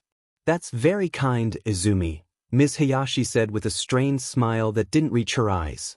"But I think Himiko can manage on her own." The dismissal stung, but Izumi was more concerned about the flash of pain that crossed Toga's face as she forced herself to use both arms. Several other students snickered when Toga nearly dropped the papers, and Izumi felt her razor tail twitch with suppressed anger. Recess brought no relief. Their usual spot under the oak tree felt different today, charged with unspoken tension. Toga sat with her back against the trunk, her injured arm cradled protectively against her chest. The other kids were talking again. Toga said quietly, her gaze fixed on the ground. "About my quirk. About how it's wrong." Izumi settled beside her, careful not to crowd her friend. "What did they say?" "The usual things. That I'm a vampire. That I'll hurt someone. That my parents must be ashamed of me." Toga's voice grew smaller with each word. "Maybe they're right." "No," Izumi thought fiercely. "They're not right. But someone is making you believe they are." "Your quirk isn't wrong, Himiko," Izumi said firmly. "It's part of who you are. And who you are is wonderful." Toga looked up, tears threatening at the corners of her eyes. "But what if it really is dangerous? What if I really am a monster?" The question hung in the air like a physical weight. Izumi could see the fear in Toga's expression, but underneath it was something worse, a terrible, creeping acceptance of the world's judgment. This was how it started, Izumi realized. This was how a bright, loving child began to believe she was something to be feared and hidden away. "You're not a monster," Izumi said, her voice carrying absolute conviction. "And I'm going to show you why." She closed her upper eyes, focusing inward. Deep within she felt the familiar stirring of creation. But this time, she poured something different into her intent. Not just beauty, but resilience. Not just comfort, but strength. She envisioned something that could embody the truth she needed Toga to see, that their differences weren't flaws to be hidden, but gifts to be celebrated. The process took longer than usual, her body working to manifest something more complex than her previous creations. Finally, with a soft, barely audible sound, a creature emerged. It was small, about the size of a hummingbird, but its form was unlike anything from the natural world. Its body seemed to be made of living crystal, refracting light into dancing rainbows. But what made it truly special were its wings. They appeared to be crafted from drops of liquid ruby, each beat creating tiny sparkles of red light that hung in the air like scattered gems. "Oh," Toga breathed, her pain momentarily forgotten. "It's beautiful." The creature, Izumi decided to call it a crimson dancer, fluttered around Toga's head, its ruby wings catching the sunlight and casting warm, red patterns across her face. When it finally settled on Toga's good shoulder, the red light seemed to pulse in rhythm with her heartbeat. "I made it for you," Izumi explained softly. "See how its wings are red? Like blood, but beautiful. Your quirk is like that too. It might seem scary to others, but it's really something amazing." Toga stared at the creature in wonder, her free hand hovering near it but not quite touching. "It doesn't think I'm a monster?" "Nothing I create could think you're a monster," Izumi said with quiet certainty. "Because I don't think you're a monster. And neither does anyone who really knows you." For the first time that day, Toga's smile was genuine. The crimson dancer seemed to sense her emotional shift, its wings beating faster and casting more vibrant patterns of light. Other children in the playground began to notice, pointing and whispering, but for once the attention didn't seem entirely negative. The creature was too beautiful, too mesmerizing, for even the most prejudiced observer to dismiss entirely. "How do you do it?" Toga asked, her voice filled with wonder. "How do you make them so perfect?" Izumi considered her answer carefully. She couldn't explain about future knowledge, but she could share something real. "I think about what I want them to be. Not just how they look, but how they feel. This one. I wanted it to show you that being different isn't wrong. That the things that make us special can be beautiful, even if other people don't understand them at first. Toga nodded slowly, her gaze never leaving the Crimson Dancer. At home they say. She stopped, catching herself. What do they say at home? Izumi asked gently, though she suspected she already knew. Toga's shoulders tensed. Nothing. But they worry about my quirk sometimes. That's all. Another lie, but Izumi didn't push. Instead, she reached out with one of her lower hands and gently touched Toga's uninjured arm. You know, if you ever need somewhere to go, somewhere safe, my mom always says our door is open. For friends. Something flickered in Toga's eyes, hope, quickly suppressed. That's nice of her to say. She means it, Izumi insisted. She really likes you, Himiko. She always asks about you at dinner. The rest of recess passed quietly, both girls watching the Crimson Dancer as it explored its new environment. It seemed drawn to Toga, always returning to perch near her, its ruby wings creating a warm, protective glow around her small frame. When the bell rang for afternoon classes, Toga carefully stood, moving slowly to avoid jarring her injured arm. The Crimson Dancer immediately took flight, hovering protectively near her head. Will it stay with me? Toga asked hopefully. For as long as you need it, Izumi promised. And if anything happens to it, I can make another one. I can make as many as you want. As they walked back toward the school building, Izumi noticed how other students' reactions had shifted. Instead of the usual fearful whispers about Toga's creepy quirk, she heard murmurs of amazement about the beautiful creature following her around. It wasn't complete acceptance, that would take time, but it was a start. During afternoon lessons, Izumi found herself studying Toga more carefully. Now that she knew what to look for, she could see other signs she'd missed before. The way Toga flinched slightly when the teacher raised her voice. How she always chose seats near the back, where she could watch everyone else. The practiced way she deflected questions about her home life. How long has this been going on? Izumi wondered. And how bad is it really? The Crimson Dancer provided some answers. Throughout the afternoon, it remained close to Toga, and Izumi noticed how it reacted to her emotional state. When Toga relaxed, the creature's light grew brighter and more playful. When she tensed, usually in response to loud noises or sudden movements, the light dimmed and the creature moved closer, as if offering protection. After school, as they gathered their belongings, Toga moved carefully, still favoring her injured arm. The Crimson Dancer perched on her shoulder, its ruby wings folded but ready to spread at a moment's notice. Himiko, Izumi said as they walked toward the school gates, do you want to come over today? My mom is making katsu curry, and she always makes too much. Toga's face lit up, then quickly fell. I should probably go home. My parents will be expecting me. You could call them from our house, Izumi suggested. Let them know where you are. For a moment, Toga looked genuinely tempted. The Crimson Dancer seemed to sense her internal struggle, its wings fluttering encouragingly. But then Toga shook her head. Maybe another time, she said, her voice carefully neutral. I really should get home. Izumi watched her friend walk away, noting how Toga's steps grew slower and more reluctant the further she got from the school. The Crimson Dancer remained faithfully by her side, a small beacon of red light in the growing afternoon shadows. That evening, as Izumi helped her mother prepare dinner, she found herself distracted. Her 6 eyes kept drifting toward the window, as if she could somehow see through the distance to check on Toga. You're worried about Himiko, Inko observed, her voice gentle but knowing. Izumi nodded, not trusting herself to speak without revealing too much. She seems fragile lately, Inko continued, stirring the curry with thoughtful movements. More so than usual. And today, did you notice how she held her arm? She said she fell down the stairs, Izumi replied carefully. Inko's stirring paused. Did she now? Her tone was neutral, but Izumi could hear the concern underneath.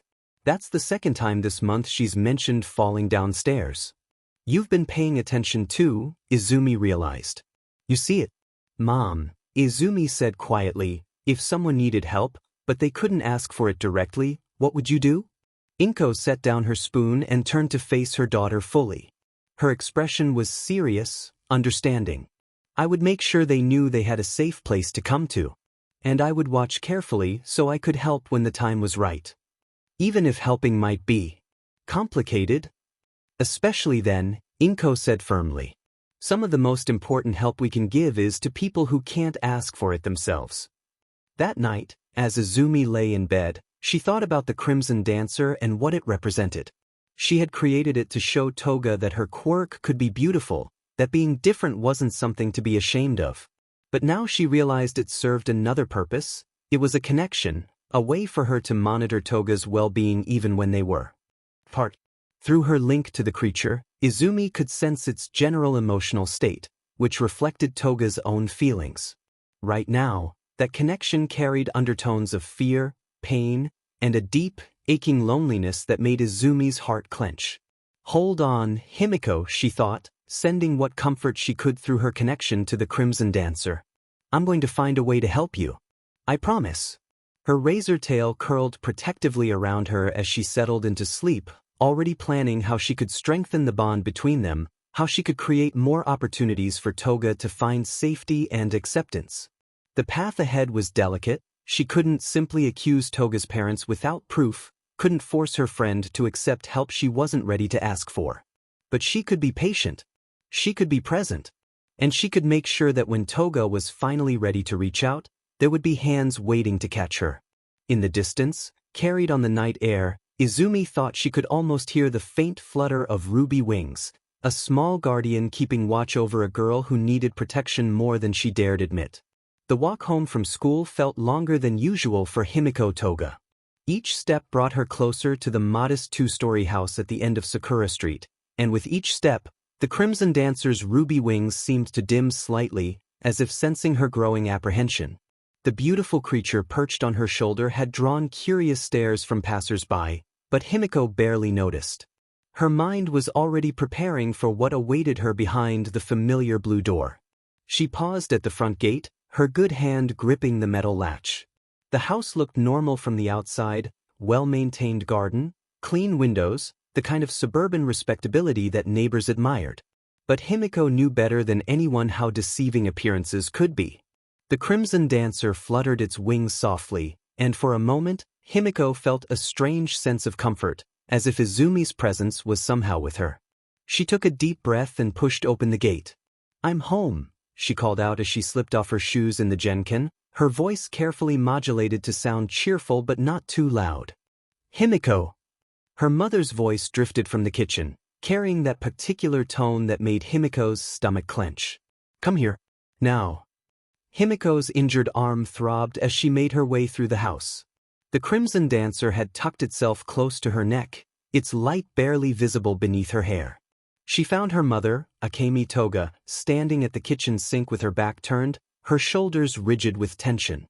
"You're late," Akemi said without turning around. Her voice was flat, controlled in a way that was somehow more frightening than shouting. "I'm sorry, Mama. School ran a little long today, and then Don't lie to me." Akemi finally turned, and Himiko saw the familiar look in her mother's eyes, a mixture of disgust and barely contained anger. "Mrs. Yamamoto called. She saw you walking with that creature on your shoulder. That thing you somehow created." Himiko's heart sank. The Crimson Dancer pressed closer to her neck, its warmth a small comfort against the growing dread. "It's not dangerous, Mama. It's just what?" Akemi's voice rose slightly.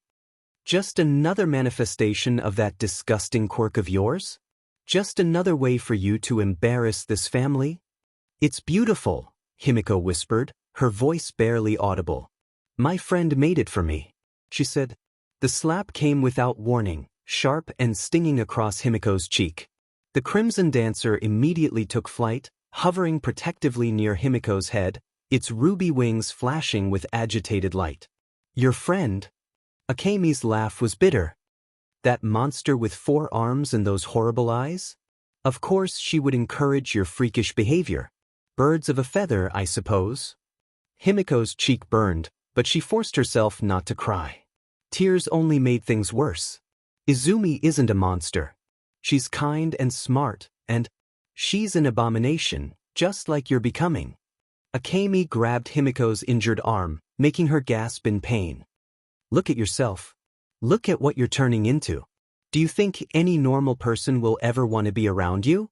Do you think you'll ever have a real family, a real life, acting like this? The Crimson Dancer's light flared brighter, and Akemi's attention snapped to it. Her face twisted with revulsion. Get that thing away from me. Get it out of this house. Please, Mama, it's not hurting anyone. I said get rid of it. Akemi lunged forward, trying to swat at the creature, but it was too quick, darting away from her grasping hands. The front door slammed, and heavy footsteps echoed through the house. Himiko's father, Kenji Toga, appeared in the kitchen doorway, his face already dark with anger. He was a large man, made larger by his perpetual scowl and the way he seemed to fill whatever space he occupied. What's all this noise? He demanded, then his eyes fell on the Crimson Dancer. What the hell is that thing? It's from her quirk, Akemi said quickly. Or something related to it. She brought it home from school. Kenji's expression darkened further. I thought we discussed this, Himiko. No using your quirk. No drawing attention to yourself. No making this family look like freaks. I didn't use my quirk, Papa, Himiko said desperately. My friend made it for me. She has a creation quirk, and she. Your friend? Kenji's voice was dangerously quiet. The same friend who's been filling your head with ideas about your quirk being special? Himiko's silence was answer enough. I've been patient, Kenji continued, his voice growing louder with each word. I've tried to be understanding. But you keep pushing, don't you? You keep testing us, seeing how far you can go before we finally give up on you completely. I'm not testing anything, Himiko whispered. I just want to be normal. Normal? Kenji laughed harshly. Normal children don't crave blood. Normal children don't have quirks that require them to hurt others. Normal children don't bring home flying abominations and expect their parents to accept them. The Crimson Dancer had been growing more agitated throughout the conversation, its light pulsing in rapid, distressed patterns. Now it suddenly dove down, positioning itself between Himiko and her father, its tiny form somehow radiating protective fury. Kenji's face went red. It's defending you? It's actually trying to protect you from your own parents. It reached out, faster than the creature could dodge, and caught it in his large hand. No! Himiko cried out, reaching forward with her good arm. Please don't hurt it. Hurt it. Kenji's grip tightened, and Himiko could see the Crimson Dancer's light flickering frantically. I'm going to destroy it. Just like I should have destroyed every other sign of your freakish nature years ago. Kenji, Akemi said quietly, maybe we should. Should what? Keep enabling her? Keep pretending that our daughter isn't turning into exactly the kind of monster everyone warned us she would become. His grip tightened further, and the Crimson Dancer's light began to fade. This ends now. Himiko felt something break inside her chest as she watched the beautiful creature, Izumi's gift, her one source of comfort, slowly dying in her father's crushing grip. The ruby wings that had danced so beautifully in the afternoon sun were crumpled now, their light growing dimmer with each passing second. Please, she whispered, tears finally spilling down her cheeks. Please don't. It's all I have. It's all you have because it's all you deserve, Kenji said coldly. Monsters don't get to have beautiful things, Himiko.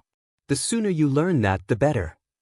With a final, vicious squeeze, he crushed the Crimson Dancer completely. The creature's light went out like a snuffed candle, and its broken form crumbled to dust in his palm. He opened his hand and let the remains fall to the kitchen floor like scattered rubies.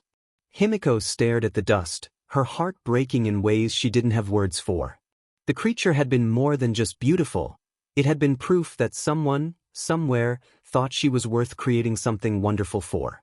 And now it was gone, destroyed by the very people who were supposed to love and protect her. Clean that up, Kenji ordered, wiping his hands on a dish towel. And then go to your room.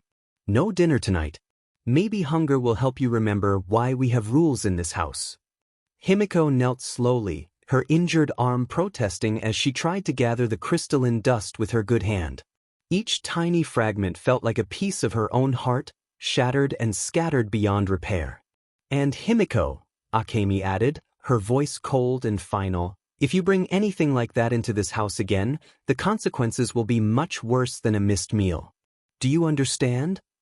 "Yes, Mama," Himiko whispered, not looking up from the floor. "But maybe now you'll start thinking about how to be a normal daughter instead of the disappointment you've become." Himiko finished cleaning up the remains of the Crimson Dancer in silence, then made her way upstairs to her room. It was small and sparse, with plain white walls and minimal furniture, a bed, a desk, a small bookshelf with a few carefully selected volumes. Nothing that might encourage her freakish tendencies, as her parents called them. She sat on her bed, cradling her injured arm, and stared at the empty space where the Crimson Dancer should have been perched. The silence felt oppressive, broken only by the muffled sounds of her parents' conversation downstairs. She couldn't make out the words, but the tone was clear. They were discussing her, deciding what to do about their problem child. For a moment, she thought about Izumi's offer to call her parents from the Midoriya house. She imagined what would have happened if she'd accepted, if she'd spent the afternoon in that warm, welcoming home instead of coming back here. Would the Crimson Dancers still be alive? Would she still have that small piece of beauty in her world? But then she remembered her parents' words, their disgust, their certainty that she was becoming something monstrous. Maybe they were right. Maybe she really was a freak, a disappointment, a burden that no normal family would want to bear. Maybe Izumi will realize it too, eventually, she thought, the idea cutting through her like a blade. Maybe she'll see what everyone else sees and decide I'm not worth the trouble.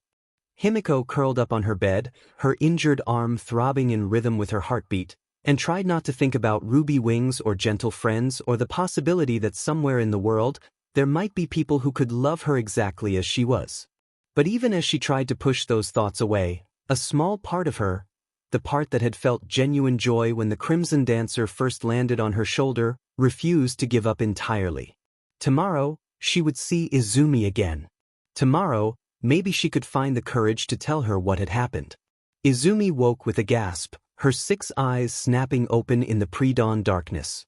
Pain lanced through her chest, not physical, but something deeper, more fundamental.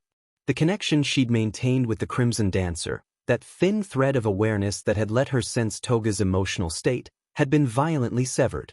She sat up in bed, her forearms trembling as the full impact hit her.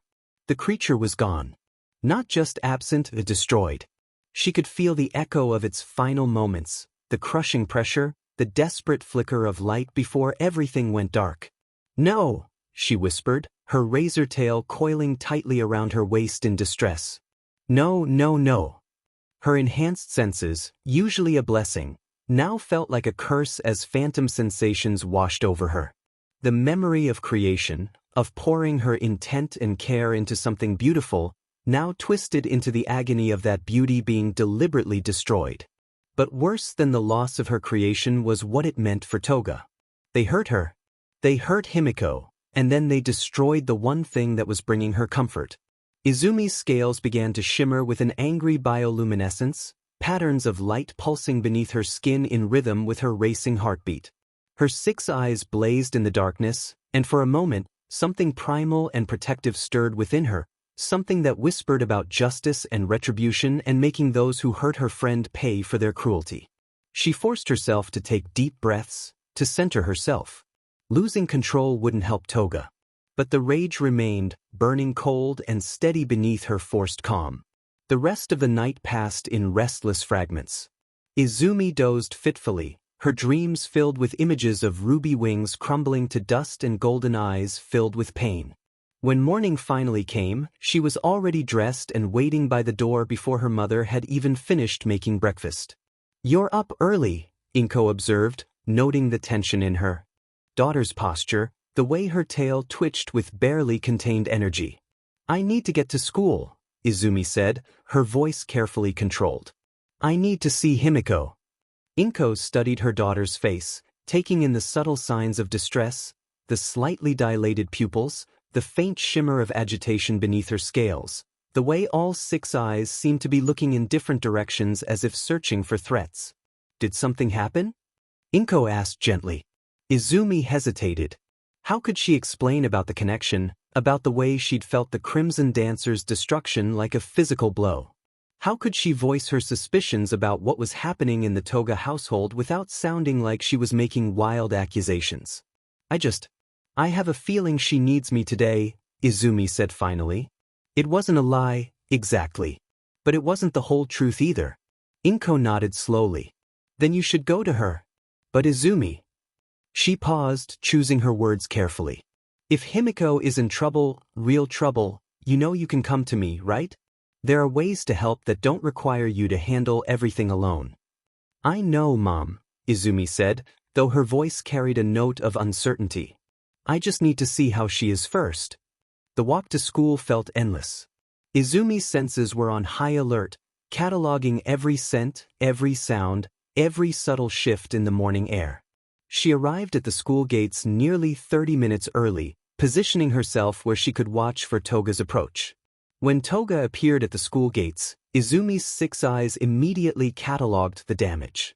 New bruises darkened the left side of Toga's face, barely concealed by makeup that was too pale for her skin tone. Her movements were even more careful than yesterday, and there was something broken in her expression. Not just sadness, but a kind of defeated emptiness that made Izumi's razor tail coil with suppressed fury.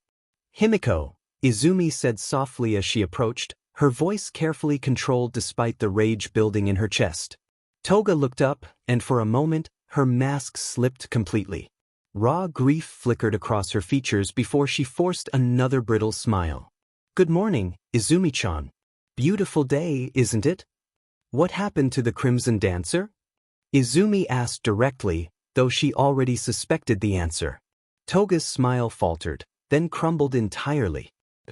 It broke, she whispered, her voice barely audible. My father. He said monsters don't get to have beautiful things. The words hit Izumi like physical blows. She felt something dark and primal stir within her, a protective instinct that went deeper than conscious thought. Her scales shimmered with barely contained energy, and her razor tail twitched with the urge to strike at something, anything, that had caused her friend such pain. He destroyed it, Izumi said, her voice flat with controlled anger. Toga nodded, tears threatening at the corners of her eyes. He crushed it in his hand. It turned to dust, and I had to clean it up while they watched. They said if I brought anything like that home again, it would be worse than missing dinner. Missing dinner? The casual mention of punishment made Izumi's stomach clench. How many meals had Toga been denied?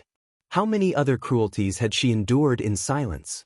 Himiko, Izumi said, her 6 eyes focusing intently on her friend's face, you don't have to go back there.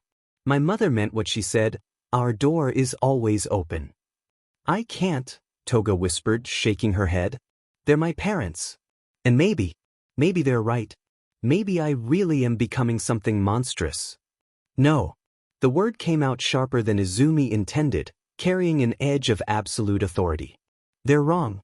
And I'm going to prove it to you.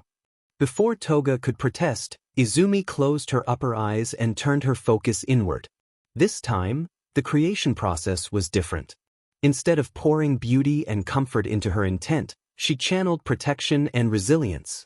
She envisioned something that could not be easily destroyed, something that could offer comfort without being vulnerable to the cruelty of those who didn't understand. But as the creature began to form within her, Izumi realized this creation was unlike anything she'd made before. It was larger, more complex, requiring more energy and space than her small body could easily accommodate. She felt her abdomen beginning to stretch and distend as the creature grew rapidly inside her. Too big, she thought with growing alarm as pain lanced through her midsection. It's growing too fast. Toga noticed immediately. Izumi? What's wrong? You look pale. Izumi gritted her teeth, trying to maintain control as the creature continued to expand within her. She could feel her skin stretching beyond its limits, the pressure building to an unbearable degree. It's bigger than I expected, she managed to gasp. The pain intensified suddenly, a sharp, tearing sensation that made Izumi double over. She felt something give way inside her, a wet, ripping sound that made Toga gasp in horror. Izumi! Toga caught her friend as she stumbled, her hands coming away slick with blood. Izumi's abdomen had torn open, a jagged wound running from just below her ribcage to her navel. Blood poured from the opening, staining her school uniform crimson. But even as Toga stared in shock, something began to emerge from the wound. The creature that pushed its way out of Izumi's torn flesh was larger than the Crimson Dancer, about the size of a small cat. Its body appeared to be made of living shadow, constantly shifting and flowing, making it difficult to focus on any one part of it. But within that darkness, points of soft, golden light pulsed gently, like stars in a night sky. It had no solid form that could be grasped or crushed, no delicate wings that could be broken. A shadow keeper, Izumi said through gritted teeth as the creature materialized fully, her voice strained with pain but filled with fierce satisfaction. It's made of living darkness and light. It can't be hurt the way the Crimson Dancer was. The shadow keeper flowed toward Toga, its form rippling like water. When it reached her, it didn't perch or land. Instead, it seemed to wrap around her like a gentle embrace, its golden lights pulsing in rhythm with her heartbeat. Izumi, you're bleeding. Toga's voice was high with panic as she pressed her hands against the wound, trying to stem the flow of blood. We need to get you to the nurse, to a hospital. I'm okay, Izumi said, though her face was pale and she swayed slightly on her feet. Already, she could feel her enhanced healing beginning to work, the torn flesh starting to knit itself back together. My body. It heals faster than normal. But this one was worth it. She looked at Toga, who was now surrounded by the Shadow Keeper's protective embrace, the creature's golden lights casting a warm glow across her bruised face. No one can destroy this one, Himiko. No one can take it away from you. It's made of shadow and starlight. Try to grab it, and your hand will pass right through. Toga stared at the creature in wonder, then back at Izumi's torn and bloodied abdomen. You hurt yourself for me, she whispered, her voice filled with awe and guilt. You tore yourself open just to make me something that couldn't be broken.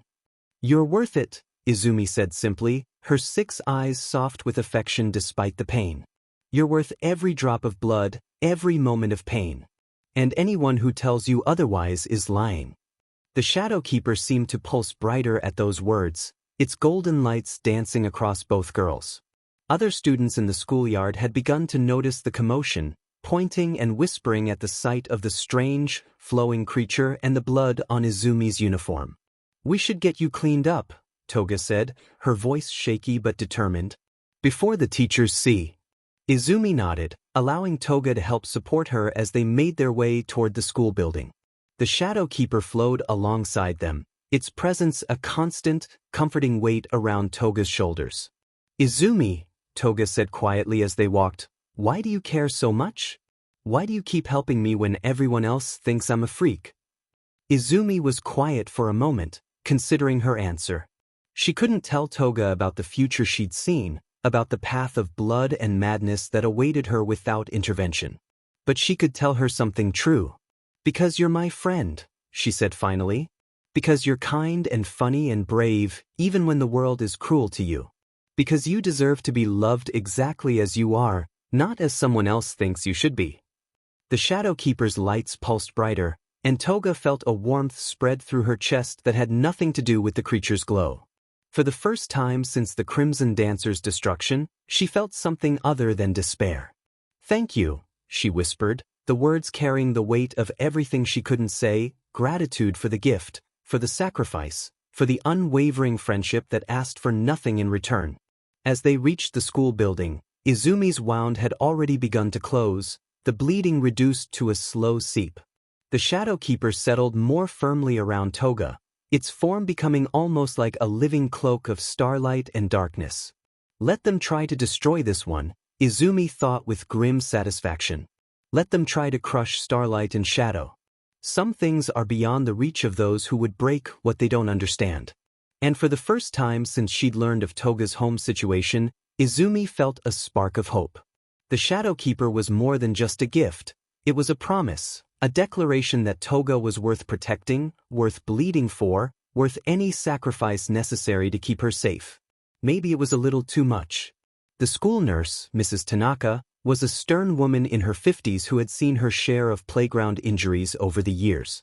But when Himiko Toga helped a pale, blood-stained Izumi Midoriya through her office door, even her experienced composure faltered. Good heavens, what happened? Mrs. Tanaka rushed forward, her eyes taking in the torn fabric of Izumi's uniform and the dark stains that covered her midsection. I fell, Izumi said quickly, the lie coming easily despite her weakened state. There was a sharp piece of metal on the playground equipment. It caught my stomach when I slipped. Mrs. Tanaka's eyes narrowed as she helped Izumi onto the examination table. That's quite a serious injury for a simple fall. We should call your mother immediately, and possibly an ambulance. Please, no, Izumi interrupted, her 6 eyes focusing intently on the nurse. It looks worse than it is. My quirk. It helps me heal faster than normal. See. She carefully lifted her torn shirt, revealing the wound that had already closed to a thin, angry red line. Mrs. Tanaka stared in amazement as even that mark began to fade before her eyes. Remarkable, the nurse murmured, her professional curiosity overriding her concern. I've never seen accelerated healing quite like this. Still, you've lost a significant amount of blood. You should rest, and I really should contact your parents. My mom's at work, Izumi said, which was true enough. And I feel fine really. Just a little tired. Mrs. Tanaka looked unconvinced, but the evidence was hard to argue with. The wound had healed completely, leaving only blood-stained clothing as proof it had ever existed. Very well, but I want you to take it easy today. And if you feel dizzy or nauseous, you come straight back here. As Mrs. Tanaka bustled around gathering clean clothes from the lost and found box, Toga sat quietly beside Izumi, the shadow keeper flowing around her shoulders like a living scarf. Its golden lights had dimmed to barely visible pinpricks, making it appear more like an unusual shadow than a supernatural creature. You scared me, Toga whispered, her voice barely audible. When you started bleeding like that. I thought you were going to die. I'm tougher than I look, Izumi replied softly, though she could still feel the lingering ache where the creature had torn its way free. And it was worth it. How does it feel? The shadow keeper?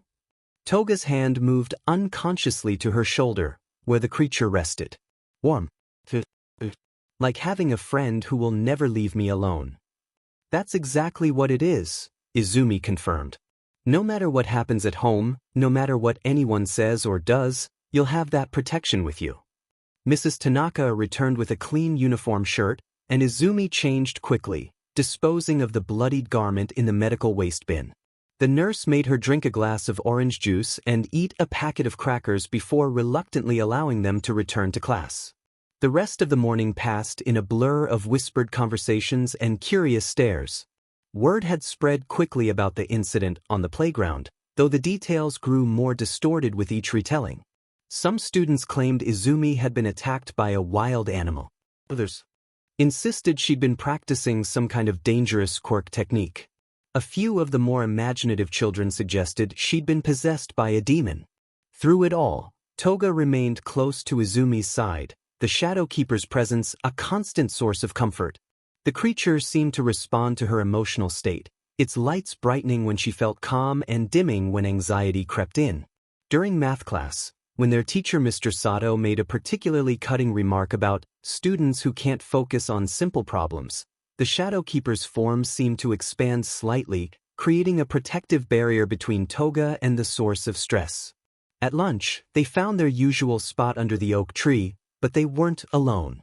A small group of curious students had followed them, maintaining a respectful distance but clearly hoping to catch another glimpse of whatever had happened that morning.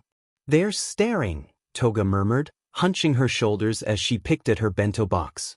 Let them stare, Izumi replied, though she could feel the weight of their attention like a physical pressure. They're just curious. Most of them have never seen anything like what we can do. What you can do, Toga corrected. I can't create beautiful things like you can. I can only take. Izumi turned to face her friend fully, her 6 eyes conveying the intensity of her conviction. Your quirk isn't about taking, Himiko. It's about understanding. About becoming someone else, seeing the world through their eyes. That's not taking, that's the deepest kind of empathy possible. My parents don't see it that way, Toga said quietly. They see it as something disgusting. Something that proves I'm not normal. The Shadow Keeper's lights pulsed gently, and Izumi noticed how the creature seemed to absorb some of the darkness from Toga's mood, literally drawing the shadows of her despair into itself. Normal is overrated, Izumi said firmly. Normal people can't create life from nothing. Normal people can't understand others the way you can. Normal people are. She paused, searching for the right words. Normal people are limited. We're not. A particularly bold student, a boy named Yamamoto from their class, approached their tree. He stopped just out of arm's reach, his eyes fixed on the Shadow Keeper with a mixture of fear and fascination. Is that thing dangerous? He asked, his voice carrying across the small clearing. Izumi felt her razor tail twitch with irritation, but she kept her voice level. Only to people who mean us harm. It wasn't entirely true. The Shadow Keeper was designed for protection and comfort, not attack, but the implied threat was enough to make Yamamoto take a step back. My dad says quirks like yours are unnatural, he continued, emboldened by his friend's presence behind him. He says people with mutation quirks are throwbacks to a more primitive time. Your dad sounds like an ignorant fool, Izumi replied calmly, though her scales began to shimmer with suppressed anger. But I suppose that's not your fault. Ignorance is often hereditary.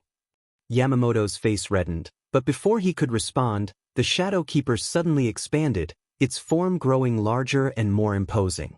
The golden lights within its darkness flared brighter, creating an almost hypnotic pattern that made the watching students step back involuntarily. Whoa, someone whispered. Did you see that? It's like it's alive, another voice added. Of course it's alive, Izumi said, her voice carrying clearly across the playground.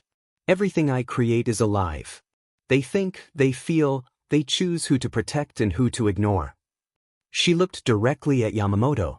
And they're very good at recognizing threats. The Shadow Keeper settled back to its normal size, but the message was clear. The group of curious students dispersed quickly, leaving Izumi and Toga alone once again. You didn't have to do that, Toga said quietly. Defend me, I mean. I'm used to people saying things like that. Well, I'm not used to it, Izumi replied firmly. And I'm not going to let anyone talk about you like you're something broken or wrong. You're perfect exactly as you are. Toga felt tears prick at the corners of her eyes, but for once they weren't tears of sadness. The Shadow Keeper seemed to sense her emotional shift, its lights pulsing in a gentle, rhythmic pattern that felt almost like a heartbeat. Izumi, she said softly, can I ask you something? Anything. Why do you always know exactly what to say? It's like you understand things that other kids our age don't even think about. Izumi was quiet for a long moment, considering her answer. I think about things a lot, she said finally. About how the world works, about why people do the things they do. And I think about you, about what you need to hear, what would help you feel better. She paused, then added quietly, You matter to me, Himiko. Your happiness matters to me. So I pay attention. The Shadow Keeper's lights flared brighter, and Toga felt a warmth spread through her chest that had nothing to do with the creature's presence.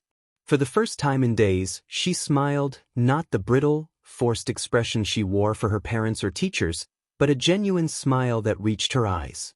Thank you, she whispered. For everything. For the creatures, for the protection, for caring about me when no one else does. Someone else does care, Izumi said gently. My mother asks about you every day. She worries about you, wants to make sure you're okay. You're not as alone as you think you are. As if summoned by their conversation, Inko Midoriya appeared at the edge of the playground. She had come to check on Izumi after receiving a call from the school about a minor incident, but her eyes immediately found both girls sitting beneath their tree. There you are, Inko said as she approached, her voice warm with relief. The school called about an accident? Are you hurt? I'm fine, Mom, Izumi assured her, standing to accept her mother's gentle embrace. Just a small cut that healed quickly.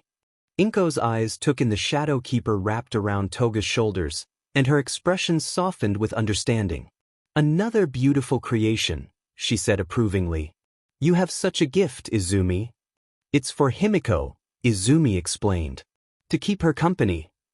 Inko knelt beside Toga, her eyes kind and concerned. How are you doing, dear? You look tired.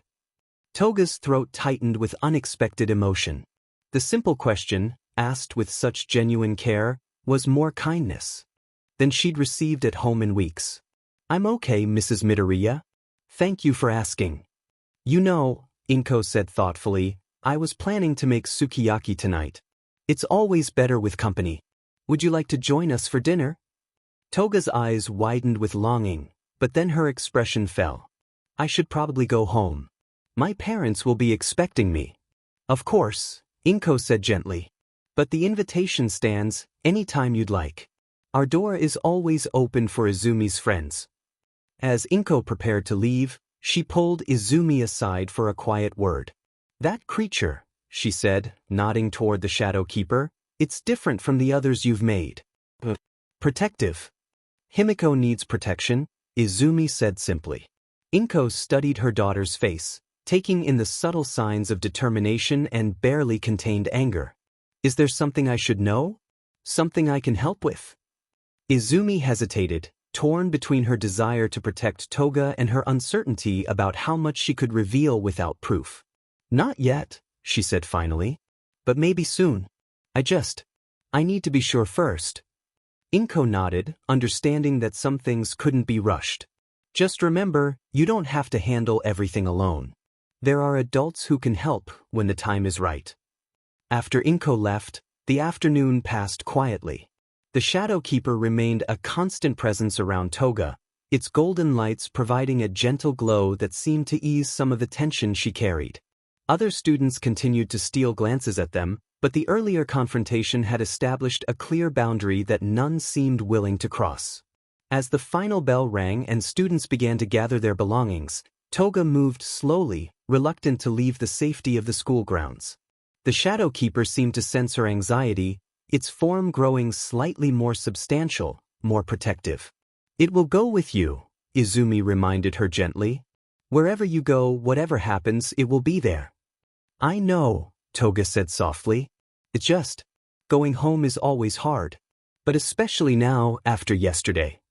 If things get bad, Izumi said urgently, really bad, you come to my house. Promise me. No matter what time it is, no matter what your parents say, you come to us. Toga nodded, though they both knew how difficult that would be in practice. Her parents watched her carefully, and any deviation from her expected routine would bring questions she couldn't answer.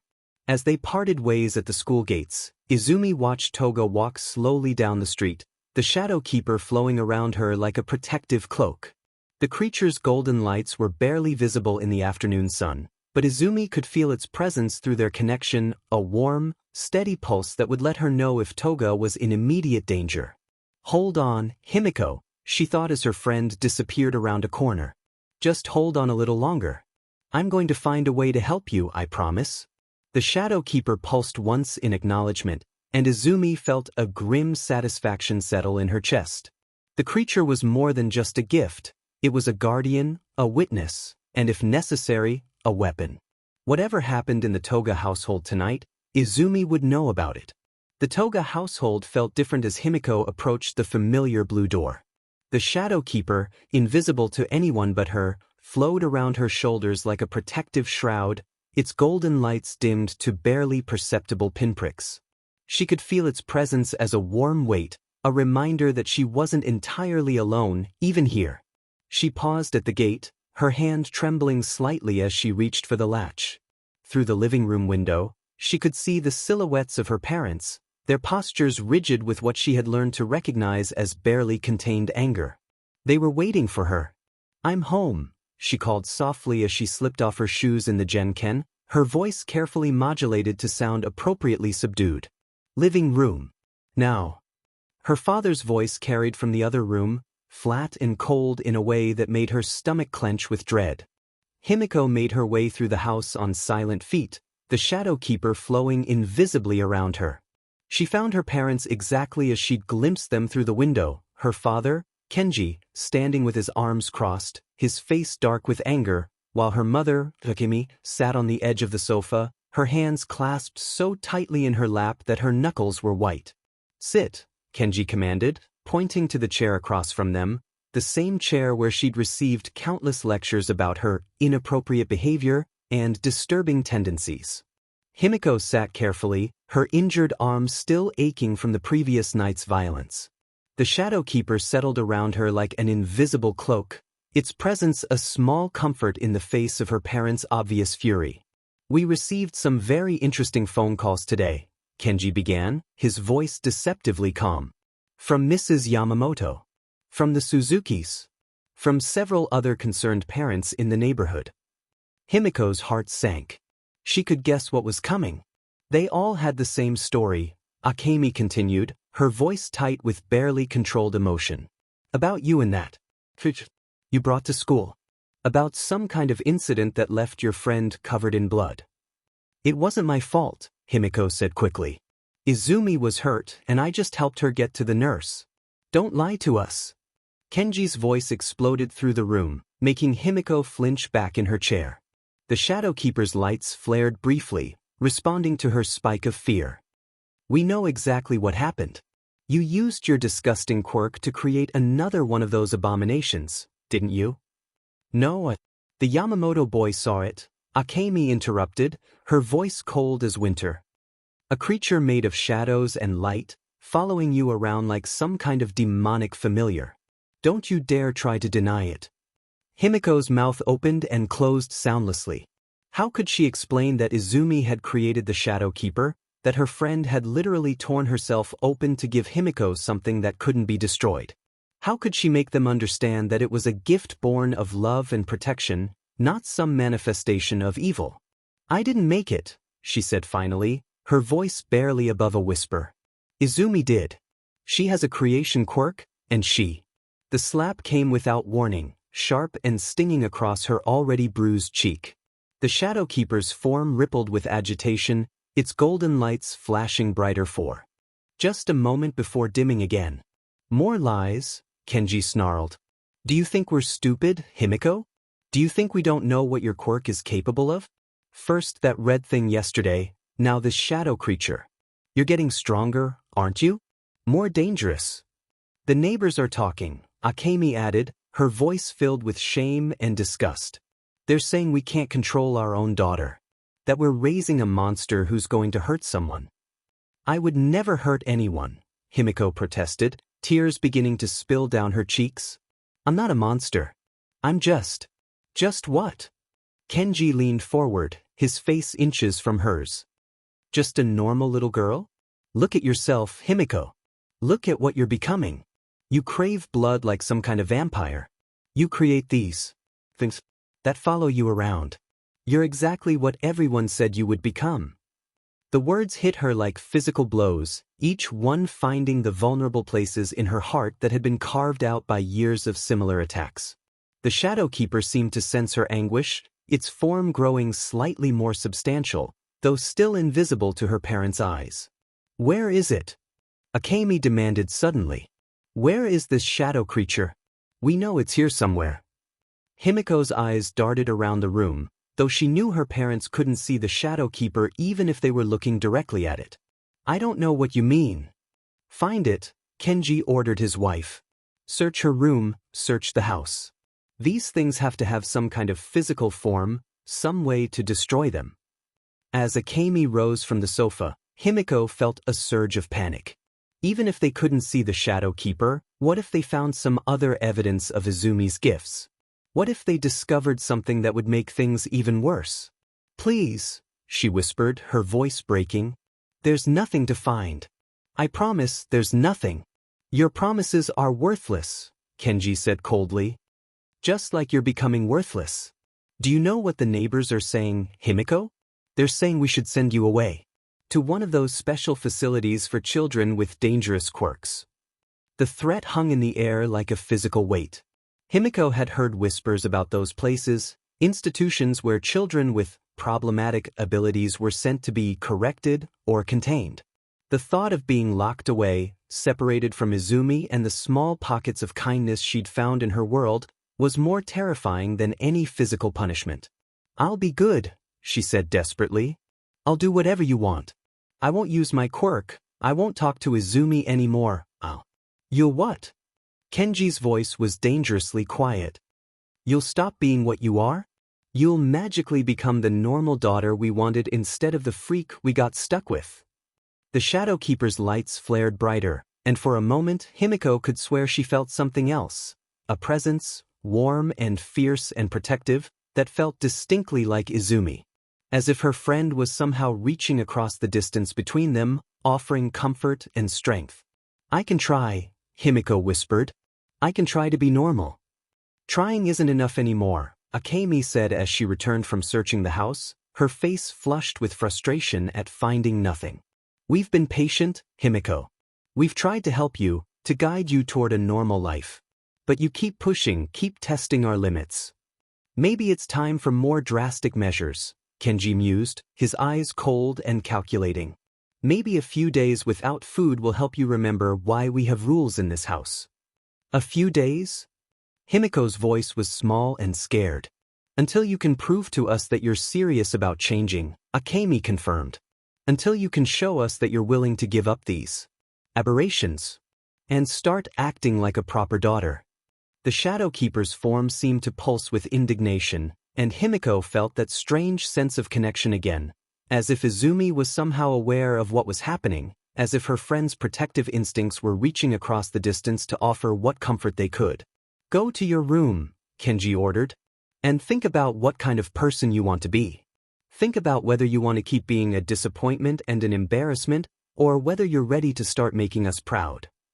Himiko stood on shaking legs, her body already weak from the previous night's missed meal. As she made her way toward the stairs, she heard her parents' voices behind her, low and urgent. "Maybe we should call that facility," Akemi was saying. "The one Dr. Tanaka mentioned.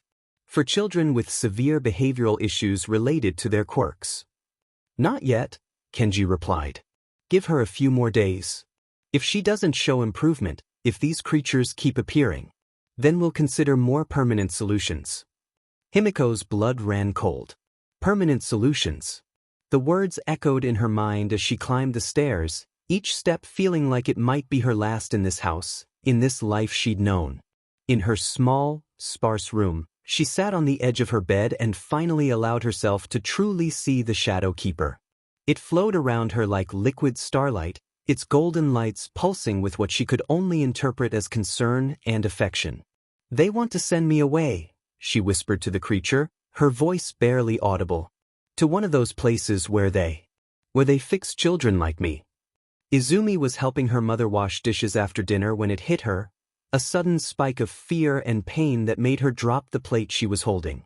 The ceramic shattered against the kitchen floor, but she barely noticed as she doubled over, clutching her chest. "Izumi!" Inko rushed to her daughter's side, her hands hovering uncertainly over Izumi's trembling form. "What's wrong? Are you hurt?" "Himiko," Izumi gasped, her 6 eyes wide with alarm. Something's wrong with Himiko. The connection to the Shadow Keeper had always been present, a low hum of awareness in the back of her mind. But now it blazed with urgent intensity, carrying waves of terror and desperation that made Izumi's enhanced senses real. "I need to see," she whispered, closing her upper eyes and focusing entirely on the link. "I need to know what's happening." Through the Shadow Keeper's perception, the world shifted. Suddenly, Izumi was seeing through multiple points of awareness. The creature's form allowed it to observe from different angles simultaneously, creating a disorienting but comprehensive view of Himiko's room. What she saw made her blood run cold. Himiko was pressed against the far wall of her bedroom, her small frame shaking with terror. Her father, Kenji, stood in the center of the room, his face twisted with rage as he swung a baseball bat through the air, trying to strike something he couldn't quite see. "I know it's here," he roared, the bat whistling through the Shadow Keeper's incorporeal form. "That neighbor boy described it perfectly, shadows and lights, following you around like some kind of demon." Papa, please, Himiko sobbed, her voice raw with fear. There's nothing here. I promise there's nothing. The bat swung again, this time catching the edge of her desk and sending books and papers flying. Akemi stood in the doorway, her face pale but determined. Keep looking, she urged her husband. It has to be solid sometimes. These creatures always have some kind of physical form. Through the Shadowkeeper's senses, Izumi could feel Himiko's terror like a physical weight. Her friend's heart was racing so fast it seemed ready to burst, and her breathing came in short, panicked gasps. Found you! Kenji suddenly lunged forward, and for a moment, Izumi thought he was still swinging at empty air. But then she realized with growing horror that he had grabbed Himiko herself, his large hands closing around her thin arms. If I can't destroy the creature, he snarled, his face inches from his daughter's, then I'll destroy the thing that's attracting it. Maybe a few broken bones will teach you to stop bringing these abominations into our house. No! Himiko's scream pierced the air as her father's grip tightened, his fingers digging into the bruises from the previous night. Papa, please, I didn't do anything wrong. The first blow came without warning, a vicious backhand that sent Himiko sprawling across the floor. The Shadowkeeper's lights flared with protective fury, but there was nothing it could do. It was designed to be incorporeal, untouchable, a guardian that could offer comfort but not physical intervention. Kenji, maybe we should, Akemi started, but her husband cut her off. Should what? Keep coddling her? Keep pretending she's going to magically become normal? He grabbed Himiko by her injured arm, hauling her to her feet and making her cry out in pain. Look at her, really look at her.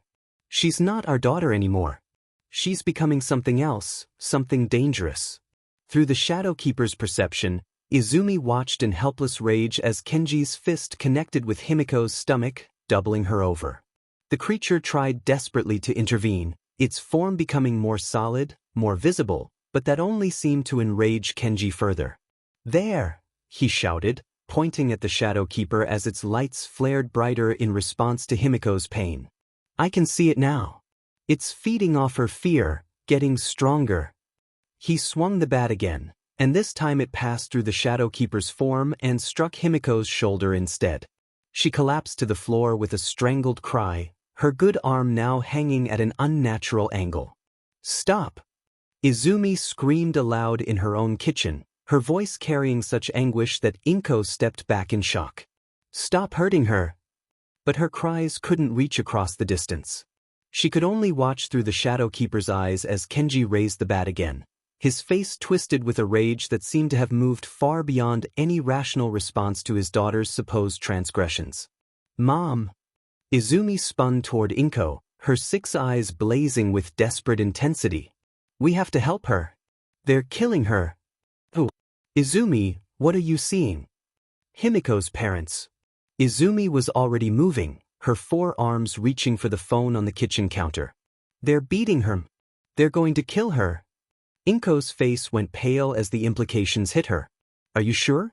How can you possibly? The Shadowkeeper. Izumi's fingers fumbled with the phone, her enhanced healing having restored her strength but doing nothing for the panic that made her hands shake. I can see through its eyes and they're... Oh God, they're going to kill her. Through the connection, she felt the Shadowkeeper's desperate attempts to protect Himiko. The creature was trying to become solid enough to intervene, but its nature worked against it.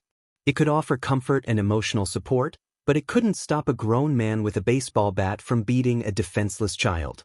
Call the police, Inko said urgently, her own hands reaching for her cell phone. Call them now and I'll... No, wait. Izumi's voice cracked with desperation. They won't get there in time, and what if they don't believe us? What if they think we're just making accusations? Her 6 eyes fixed on her mother with desperate hope. Call Papa. Please, Mom. Call Papa and ask him to help. Inko hesitated for just a moment. Hisashi was away on business, as he often was, but he had connections, resources that a simple phone call to emergency services might not provide. Please, Izumi begged, tears streaming down her face as she watched Kenji land another blow to Himiko's ribs through the Shadowkeeper's perception. He'll know what to do. He always knows what to do. Inko nodded grimly and dialed her husband's number with shaking fingers. The phone rang once, twice. Inko? Hisashi's voice was warm and concerned, picking up immediately despite the late hour. Is everything all right? You sound upset. Hisashi, we need your help, Inko said without preamble. There's a child being hurt, badly hurt, and we need someone who can intervene quickly. What kind of situation are we talking about? His voice had shifted, becoming sharp and focused in a way that reminded Izumi why her father was so successful in his business dealings. Domestic violence, Inko said bluntly. A little girl, Izumi's friend. Her parents are. They're beating her, Hisashi. Right now. And I don't think she's going to survive much longer. Through the Shadow Keeper's eyes, Izumi watched Himiko curl into a ball on the floor, her small body racked with sobs as Kenji continued his assault. The creature's lights were pulsing frantically now, its form becoming more and more visible as it fed off the intense emotions in the room. Address? Hisashi said curtly. I need an address and I need it now. Izumi rattled off the Toga family's address, her voice breaking as she watched Akemi finally step forward, not to stop her husband, but to grab a heavy book from Himiko's shelf. She's still moving, Akemi said coldly. Maybe this will teach her to stop attracting these creatures. No! Izumi screamed, but she could only watch helplessly as the book came down on Himiko's head with a sickening thud. The Shadow Keeper's lights flared so brightly they became visible even to Himiko's parents, casting dancing patterns of gold across the walls. For a moment, the sheer beauty of it gave them pause. What is that thing? Akemi whispered, staring at the creature in fascination and horror. I don't care what it is, Kenji snarled, raising the bat again. I'm going to destroy it and everything it represents. Help is coming, Hisashi's voice said through the phone, though Izumi barely heard him. I'm making some calls. Professional intervention will be there within minutes. But minutes felt like hours as Izumi watched the assault continue. The Shadow Keeper was doing everything it could, its form becoming more solid, more present, trying to shield Himiko with its own essence. But it wasn't enough. It would never be enough against the brutal reality of adult violence directed at a helpless child. I have to go to her, Izumi said suddenly, moving toward the door. I have to help her myself. Izumi, no. Inko caught her daughter's arm. It's too dangerous. If her parents are capable of this, what do you think they'll do to you? I don't care. Izumi's voice was raw with anguish. She's my friend. She's my responsibility. I gave her that creature to protect her, and it's not enough. Through the Shadow Keeper's perception, she watched Himiko's movements growing weaker, her cries becoming softer. The little girl was losing consciousness, her body unable to withstand much more abuse. Please, Izumi whispered, her 6 eyes fixed on her mother's face. Please let me go to her. I can't just watch her die. Before Inko could respond, the sound of sirens began to wail in the distance, growing rapidly closer. Through the Shadow Keeper's senses, Izumi felt a sudden shift in the room's atmosphere as Kenji and Akemi froze, their heads turning toward the window. Someone called the police, Akemi said, her voice tight with panic. Impossible, Kenji replied, but his grip on the bat loosened slightly. No one could have known. The sirens were getting louder now, accompanied by the sound of multiple vehicles approaching at high speed. Through the Shadow Keeper's eyes, Izumi saw Himiko stir slightly, her golden eyes opening just enough to see the creature's protective glow surrounding her. Hold on, Izumi whispered, knowing somehow that her friend could hear her through their connection. Help is coming. Just hold on a little longer. The Shadow Keeper pulsed once in acknowledgement, its lights growing brighter as the sound of car doors slamming echoed from outside the Toga house. For the first time since the assault began, Izumi felt a flicker of hope. Himiko was still alive, still breathing, still fighting. And now, finally, help was coming. The Shadow Keeper settled protectively around its charge, its golden lights casting a gentle glow over Himiko's battered form as the sound of heavy footsteps approached the front door. The front door of the Toga household exploded inward with a thunderous crash that shook the entire house. Through the Shadow Keeper's perception, Izumi watched as a team of professional heroes stormed into the building, their movements precise and coordinated in a way that spoke of serious authority. Leading the group was a hero Izumi recognized from news broadcasts, Eraserhead, his capture weapon already deployed and his eyes glowing with the telltale sign of his quirk activation. Behind him came several other pro-heroes, along with what appeared to be specialized law enforcement officers. Kenji and Akemi Toga. Eraserhead's voice cut through the house like a blade. You are under arrest for child abuse and endangerment. Surrender immediately. Through the Shadow Keeper's eyes, Izumi saw the panic that flashed across both parents' faces. Kenji still held the baseball bat, his knuckles white with tension, while Akemi had gone pale as paper.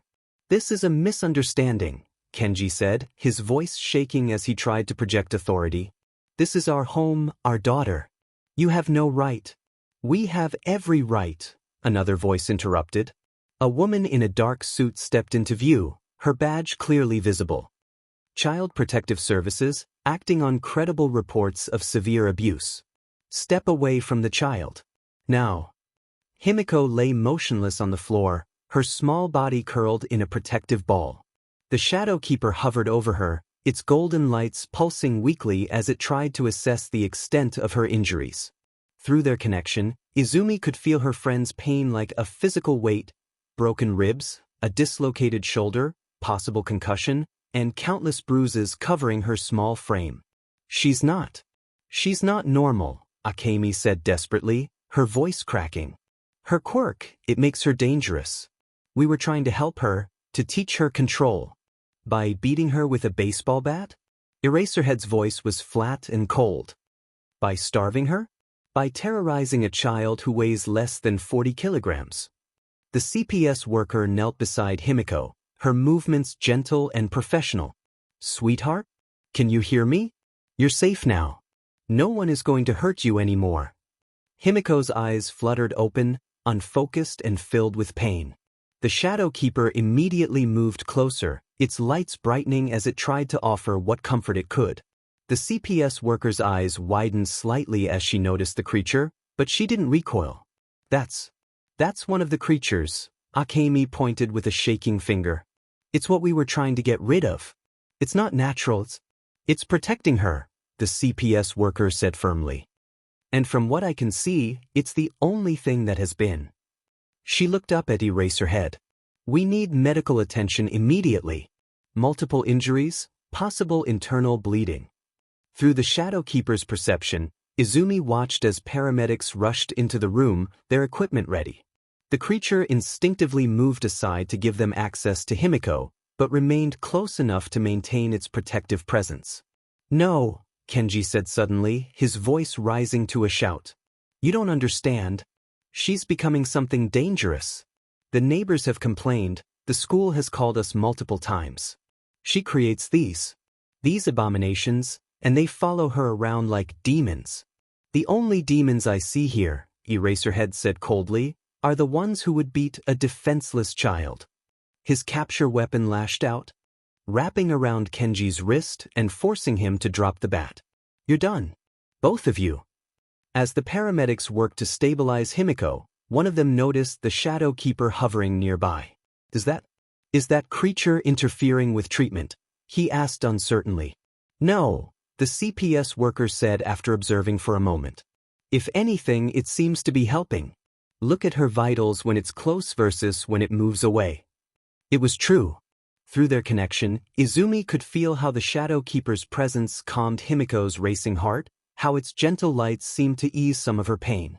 The creature was doing exactly what it was designed to do, providing comfort and protection in the darkest moments. We need to transport her immediately, the lead paramedic announced. Multiple fractures, possible internal injuries, signs of prolonged malnutrition and dehydration. This child has been systematically abused for an extended PRD. As they carefully lifted Himiko onto a stretcher, the Shadow Keeper flowed alongside them, its form adapting to stay close without interfering with their work. Himiko's eyes found the creature, and for just a moment, the faintest smile crossed her battered face. The creature goes with her, the CPS worker said firmly when one of the paramedics looked uncertain. It's clearly providing emotional support, and given what she's been through, we're not going to separate her from the one thing that's been protecting her. Back in the Midoriya kitchen, Izumi felt tears of relief streaming down her face as she watched through the Shadow Keeper's perception. They got her, she whispered to her mother. They got her out. Inko wrapped her arms around her daughter, her own eyes wet with tears. Your father's connections came through. Thank God they got there in time. On the phone, Hisashi's voice was grim but satisfied. The team I contacted specializes in these situations. They'll make sure she gets the medical attention she needs, and that those monsters never get near her again. Through the Shadow Keeper's eyes, Izumi watched as Kenji and Akemi were led away in HNDCFFS, their protests and excuses falling on deaf ears. The house that had been Himiko's prison was now a crime scene, marked off with tape and swarming with investigators. What happens to her now? Izumi asked, her voice small and worried. She'll go to the hospital first, Inko explained gently. They'll treat her injuries and make sure she's stable. Then Child Protective Services will find her a safe place to stay while they investigate and build their case. But she doesn't have anywhere to go, Izumi said desperately. No other family, no one who understands her. What if they put her somewhere that's just as bad? Inko was quiet for a moment, exchanging a meaningful look with the phone where Hisashi was still listening. There might be options, she said carefully. Families who specialize in caring for children with unique circumstances. Or what? Or families who are already equipped to understand children with unusual quirks, Hisashi's voice came through the phone. Families who have experience with the challenges that come with being different. The implication hung in the air between them. Izumi's 6 eyes widened as she realized what her parents were suggesting. You mean us? She whispered. It would require a lot of paperwork, Inko said gently. Background checks, home studies, legal proceedings. And there's no guarantee they would approve us. But we could try, Hisashi finished. If that's what you want, Izumi. If you think Himiko would be happy here. Through the Shadow Keeper's perception, Izumi watched as the ambulance carrying her friend disappeared into the night, its lights flashing as it raced toward the hospital. The creature remained faithfully by Himiko's side, its golden lights pulsing gently as medical personnel worked to stabilize her condition. Yes, Izumi said without hesitation. Yes, I want to try. She belongs here with us. She belongs somewhere she's loved and protected and understood. Then we'll start making calls tomorrow, Inko promised. We'll do everything we can to bring her home. As the night wore on, Izumi maintained her connection to the Shadow Keeper, monitoring Himiko's condition through the creature's senses. She watched as doctors and nurses worked tirelessly to treat her friend's injuries, their faces grim but determined. She felt the gradual stabilization of Himiko's vital signs, the slow but steady improvement as proper medical care began to undo some of the damage. And through it all, the Shadow Keeper remained constant, a guardian made of starlight and darkness, proof that even in the deepest night, there could be sources of light and protection. She's going to be okay, Izumi whispered as dawn began to break outside their kitchen window. She's going to be okay, and she's never going back to that place again. The Shadow Keeper pulsed once in agreement, its lights growing brighter as the first rays of sunlight touched the hospital windows.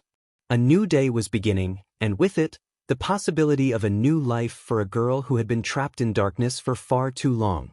For the first time in days, Izumi allowed herself to hope that the future she was building would be better than the one she remembered.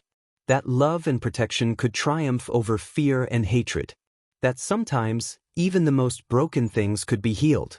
The Shadow Keeper settled more comfortably around its sleeping charge, and through their connection, Izumi felt something she hadn't experienced in either timeline, the quiet satisfaction of a battle won, a friend saved, and a family about to grow. The hospital corridors smelled of antiseptic and quiet desperation, a sterile maze that Izumi navigated with growing anxiety. Her 6 eyes darted constantly between the room numbers and her mother's tense face as they made their way toward the pediatric intensive care unit. It had been 18 hours since the rescue, 18 hours of waiting for news, for permission to visit, for any word about Himiko's condition. The Shadow Keeper had maintained its vigil throughout the night, and through their connection, Izumi had felt the ebb and flow of medical procedures, the careful ministrations of doctors and nurses working to save her friend's life. Room 314, Inko murmured, checking the paper in her hand for the third time. Just ahead. They were stopped at the nurse's station by a tired-looking woman in scrubs.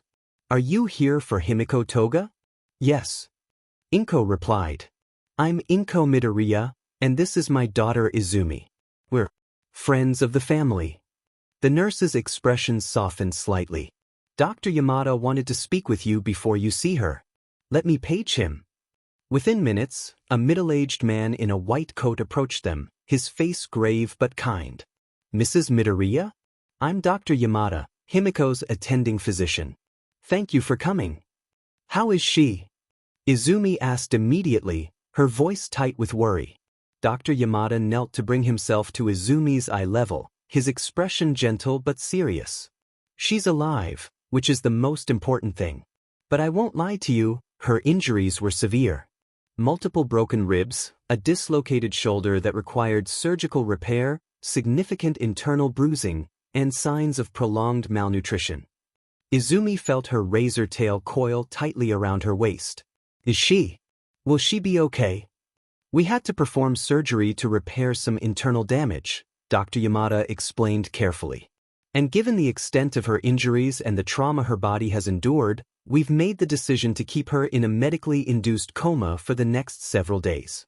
This will allow her body to heal without the stress of consciousness. A coma? Inko's voice was barely a whisper. It's temporary, Dr. Yamada assured them quickly. Her brain activity is normal and all her vital signs are stable. We're simply giving her body the best possible chance to recover. The alternative would be to have her awake and in significant pain while her bones and organs heal. Through the Shadow Keeper's perception, Izumi could sense the truth of his words. Himiko was deeply asleep, her breathing steady and assisted by machines, her small form dwarfed by the hospital bed and surrounded by monitoring equipment. Can we see her? Izumi asked. Dr. Yamada nodded. Of course. But I should warn you, she looks quite fragile right now. There are a lot of machines, and she's very pale. Are you prepared for that? Izumi squared her shoulders, her 6 eyes blazing with determination. I need to see her. I need to know she's really safe. The room was dimmer than the hallway, filled with the soft beeping of monitors and the gentle hush of a ventilator. Himiko lay in the center of it all, looking impossibly small and fragile beneath the white hospital sheets. Her face was a patchwork of bruises in various stages of healing, and her left arm was immobilized in a complex brace. But there, flowing around the bed like a protective aurora, was the Shadow Keeper. Its golden lights pulsed gently in rhythm with the heart monitor, and its form seemed more substantial here, more present, as if the intensity of the situation had strengthened its manifestation. The creature, Dr. Yamada said quietly, noticing Izumi's gaze. The nurses have been fascinated by it. Her vital signs are noticeably better when it's close. We've never seen anything quite like it. Izumi approached the bed slowly, her 4 arms reaching out instinctively before she caught herself. Can I touch her? Will it hurt her? Very gently, Dr. Yamada said. Her skin is quite sensitive right now. Izumi's lower right hand found Himiko's uninjured fingers, carefully intertwining with them. The Shadow Keeper immediately flowed closer, its lights brightening as it sensed the connection between the 2 girls. I'm here, Himiko, Izumi whispered, her voice thick with emotion. I'm here and you're safe now. No one is ever going to hurt you again. The heart monitor's beeping seemed to steady slightly, and the Shadow Keeper's lights pulsed with what Izumi could only interpret as contentment. Over the following days, Izumi and Inko became fixtures in the pediatric ICU. They arrived each morning before visiting hours officially began and stayed until the nurses gently but firmly escorted them out each evening. Izumi brought her homework and did it sitting beside Himiko's bed, occasionally reading aloud from textbooks or telling her unconscious friend about what was happening at school. Yamamoto asked about you today, Izumi said on the 3rd day, her voice soft in the quiet room. He actually seemed worried. I think seeing what happened to you made him realize that words can hurt people in ways he never thought about. The shadow keeper flowed around the bed, its presence a constant comfort. The nursing staff had grown accustomed to it, and several had commented on how much calmer Himiko seemed when the creature was near. The doctors say you're healing well, Izumi continued, gently squeezing Himiko's hand. Your ribs are knitting back together, and the swelling in your brain has gone down. They think they might be able to wake you up soon. Inko sat in the chair beside the bed, working on paperwork that seemed to multiply daily. Legal documents, CPS forms, background check authorizations, all the bureaucratic machinery required to potentially bring Himiko into their family permanently. Any word from my father?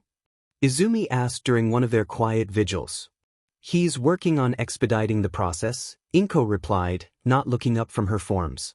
Apparently, the severity of Himiko's case and the clear evidence of abuse is helping move things along faster than usual. But these things still take time. On the 5th day, Dr. Yamada approached them with cautiously optimistic news. We're going to begin reducing the sedation tomorrow, he announced. If everything goes well, she should wake up within 24 to 48 hours.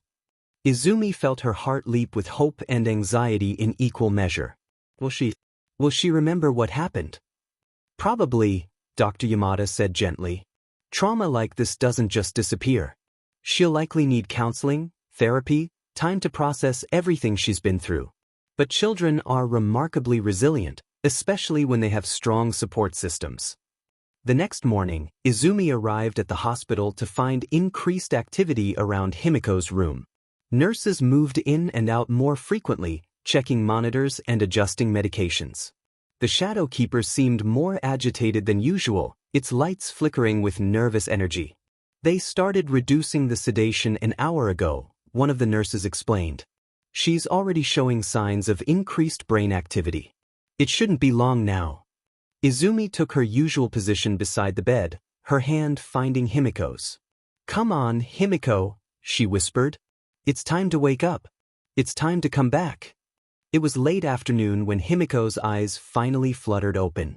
The movement was so subtle that Izumi almost missed it, but the shadow keeper's sudden brightening drew her attention to her friend's face. Himiko! Izumi leaned forward, her 6 eyes focused intently on her friend's pale features. Can you hear me? Golden eyes, unfocused and confused, slowly turned toward the sound of her voice. Himiko's lips moved soundlessly for a moment before a weak whisper emerged. Izumi! I'm here, Izumi said, tears of relief streaming down her face. I'm right here. You're safe, Himiko. You're in the hospital and you're safe. Himiko's gaze drifted around the room, taking in the machines, the white walls, the gentle glow of the shadow keeper hovering protectively nearby. My parents. They can't hurt you anymore, Izumi said firmly. They've been arrested. They're never going to touch you again. Before Himiko could respond, there was a soft knock on the door. A woman in a professional suit entered, her expression kind but serious. Behind her, Inko appeared in the doorway, her timing impeccable. Hello, Himiko, the woman said gently. I'm Ms. Watanabe from Child Protective Services. I know you're still recovering, but when you feel up to it, we need to talk about what happens next. Himiko's eyes widened with fear, and the shadow keeper immediately moved closer, its lights pulsing with protective energy. What's going to happen to me? Well, Ms. Watanabe said, settling into a chair beside the bed, you have several options. We have foster families who specialize in caring for children with unique circumstances. There are also group homes designed for children with special needs related to their quirks.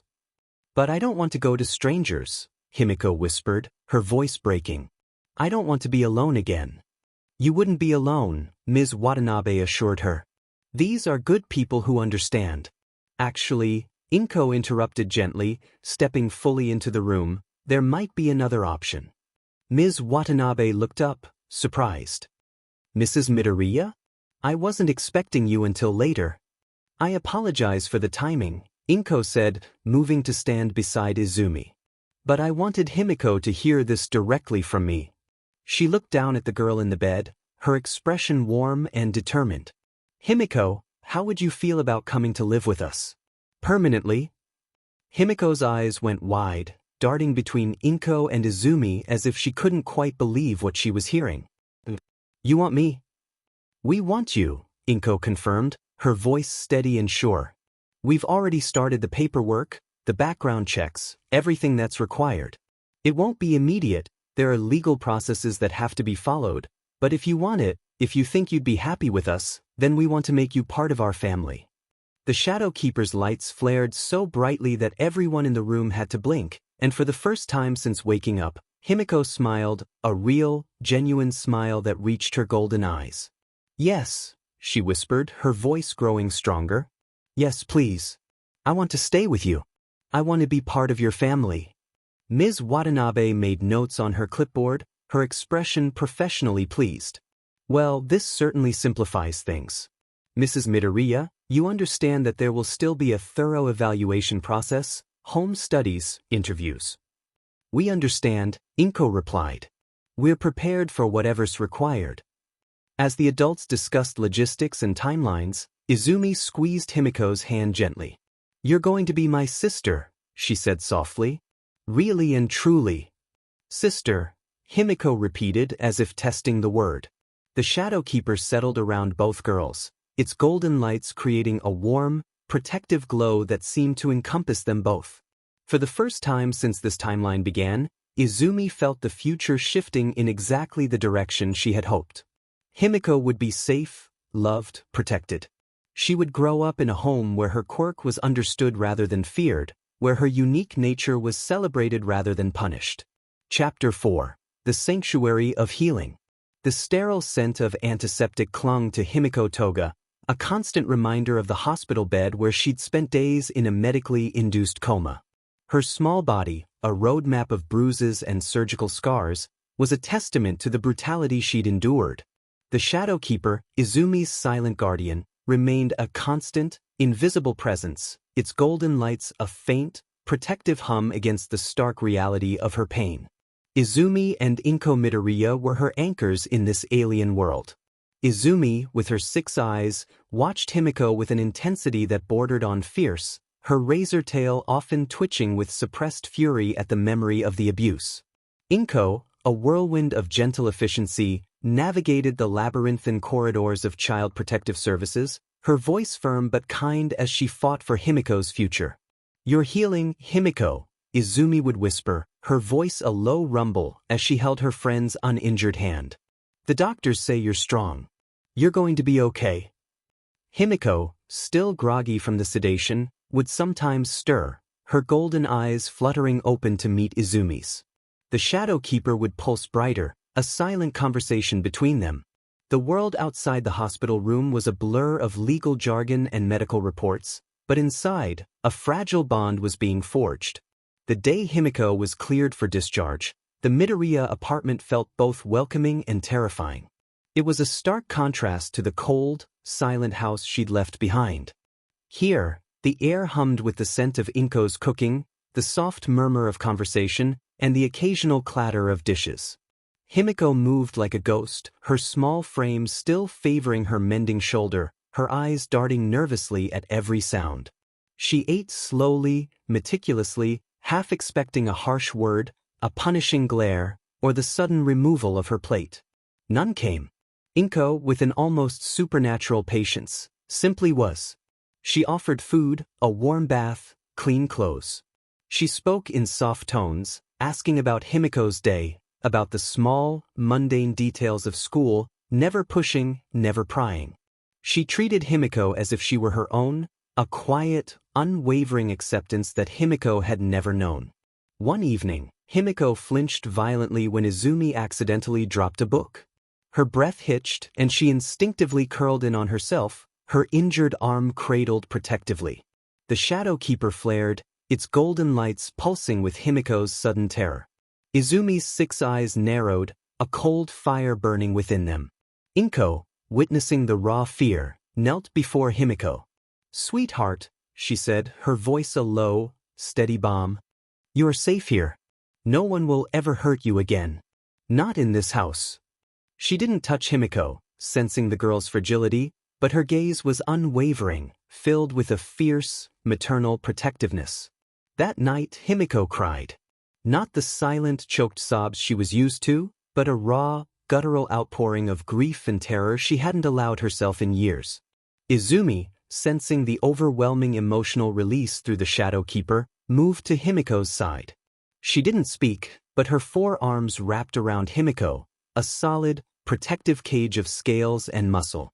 Her razor tail coiled tightly around them both, a silent promise of retribution against those who had caused this pain. Inko sat nearby, a hand resting gently on Izumi's shoulder, her own eyes wet with unshed tears. Slowly, painstakingly, Himiko began to heal. The flinches became less frequent, the guardedness softened. She still had nightmares, waking in a cold sweat, but Izumi was always there, a silent, comforting presence. The Shadow Keeper, now a permanent fixture, would pulse gently, its warmth a constant reassurance. Himiko's loyalty to Izumi and Inko deepened into an unbreakable bond. This was her family now, the only one she recognized. She helped Inko with chores, studied diligently, and began to laugh, a genuine, unburdened sound that brought a quiet satisfaction to Izumi's heart. This was the Himiko she was fighting for, the one who deserved a future free from the darkness that had consumed her in another life. Izumi, meanwhile, continued to refine her quirk within the sanctuary of their home. Her creations were no longer just tools of combat. They were extensions of her will, capable of intricate, benign functions. One afternoon, Inko was struggling to reach a high shelf. Izumi focused. A small, almost translucent creature, with delicate, shimmering wings and tiny, prehensile limbs, materialized from her skin. A brief, internal contraction, a faint ripple across her scales, and the whisper moth zipped silently upwards, gently nudging the spice jar within Inko's reach. The creature dissolved, its purpose served. Inko, accustomed to Izumi's subtle manifestations, simply smiled. "Oh, Izumi, you and your little helpers. Thank you, dear." Himiko, watching, felt a flicker of awe. "You can make anything, can't you?" Izumi shrugged, a glint in her 6 eyes. "Almost. It's all about intent and energy." Himiko, emboldened by the Midoriya's unwavering acceptance, began to tentatively explore her own quirk. The memories of her parents' disgust still haunted her, the word monster echoing in her mind. But Izumi's quiet encouragement, her unwavering belief in Himiko's potential, slowly chipped away at her fear. "Your quirk isn't about hurting, Himiko," Izumi said one afternoon, her voice low and steady. "It's about becoming. About understanding. It's an incredible quirk." Himiko knew her quirk required blood. It was an unsettling truth, one she had tried to suppress. But in this safe space, with Izumi's 6 eyes watching, she felt a strange pull to understand it, to control it. One day, after a minor kitchen mishap left Inko with a small cut on her finger, Himiko found herself staring at the drop of blood. Inko, noticing her gaze, simply covered it with a bandage. Later, Himiko approached Izumi, a hesitant question in her eyes. "Izumi," she began, her voice barely a whisper, "my quirk? It needs blood. To transform. Into people." Izumi met her gaze, her expression unreadable. "I know. Could I try?" Himiko asked, her voice trembling. "To control it? To understand it?" Izumi considered for a long moment. This was the dangerous edge of Himiko's quirk, the part that had led to her canon villainy. But here, in this home, it could be different. Whose blood? Himiko hesitated, then looked at Izumi. "Yours? If you wouldn't mind." Izumi nodded. "A small amount. Enough to practice. We'll do it safely." Later that week, in the privacy of Izumi's room, Himiko took a small, sterile sample of Izumi's blood. Her hands trembled as she brought it to her lips. The taste was coppery, metallic, a primal urge stirring within her. She swallowed. Her body shimmered, contorted, and then, with a soft pop, she was gone. In her place stood another Izumi. A perfect replica, down to the 4 arms, 6 eyes, and razor tail. The new Izumi blinked, then looked at her hands, then at the original Izumi. It's me, Himiko, as Izumi whispered, her voice a perfect mimicry. A strange mix of fascination and revulsion crossed her face. Izumi, the original, observed with clinical detachment, yet a deep understanding. How does it feel? Weird, Himiko as Izumi replied, flexing her new limbs. Powerful. I can feel everything. Your muscles, your scales. It's like I am you. They spent hours in quiet practice. Himiko learned to maintain the transformation, to mimic Izumi's movements, her expressions, even the subtle shimmer of her scales. It was unsettling, a mirror image that was both familiar and profoundly alien. Inko, when she was cautiously shown the transformation, gasped, but her shock quickly gave way to a thoughtful expression. Remarkable, Himiko, Inko said, her voice steady. A powerful quirk. You must learn to control it, to use it for good. Himiko, back in her own form, nodded, a new determination in her eyes. The Midoriya home was becoming more than just a sanctuary, it was a crucible, forging a new Himiko Toga, one whose path would diverge sharply from the blood-soaked road of her past. Izumi knew the dangers still lurked, the shadows of the world outside, but within these walls, Himiko was safe. And that, for now, was enough. One evening, as the three of them sat around the low table, eating Inko's delicious katsu curry, Himiko looked at Izumi, her golden eyes filled with a quiet intensity. Izumi, she began, her voice soft, you know how you make those creatures?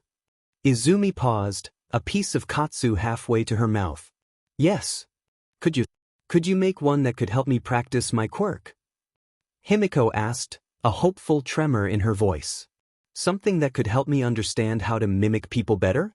Or maybe, something that could help me get blood without hurting anyone? Izumi's 6 eyes met Himiko's, and a plan began to form in her mind. This wasn't just about comfort anymore. This was about active training, about steering Himiko's powerful, misunderstood quirk towards a heroic path. It was a delicate dance, balancing the need for control with the inherent, unsettling nature of Himiko's abilities. I can, Izumi said, a determined glint in her eyes.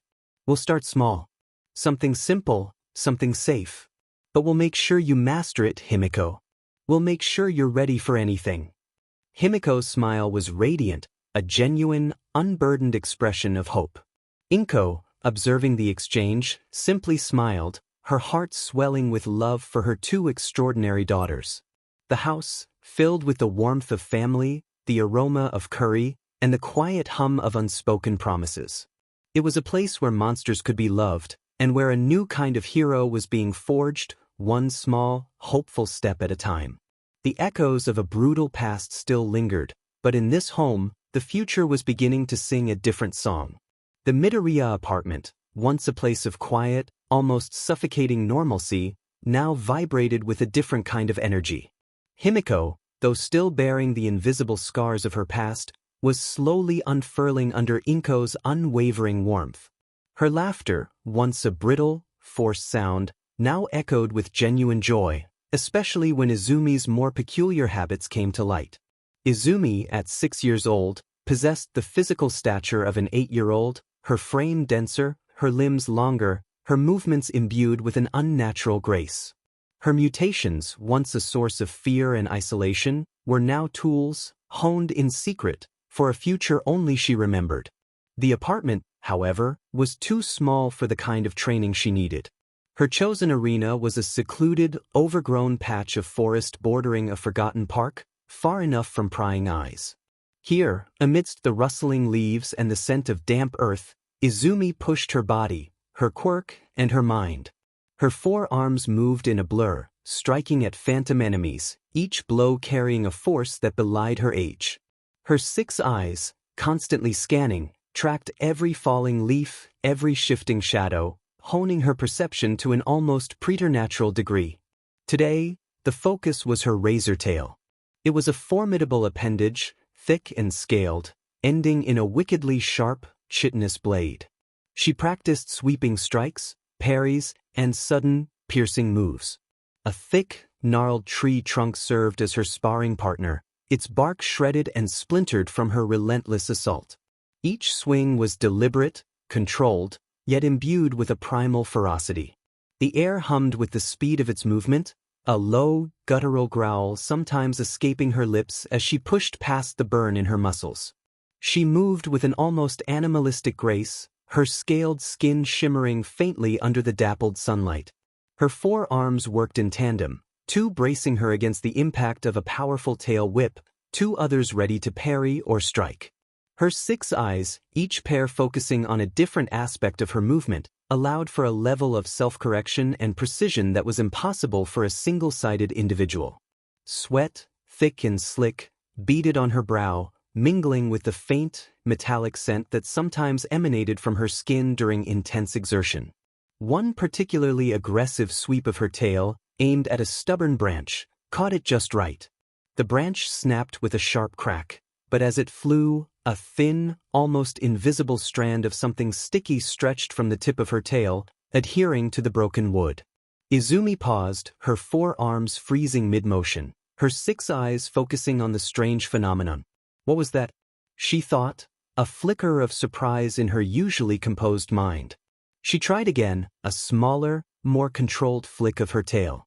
This time, a fine, silvery thread, almost like spider silk, shot out, glistening in the sunlight.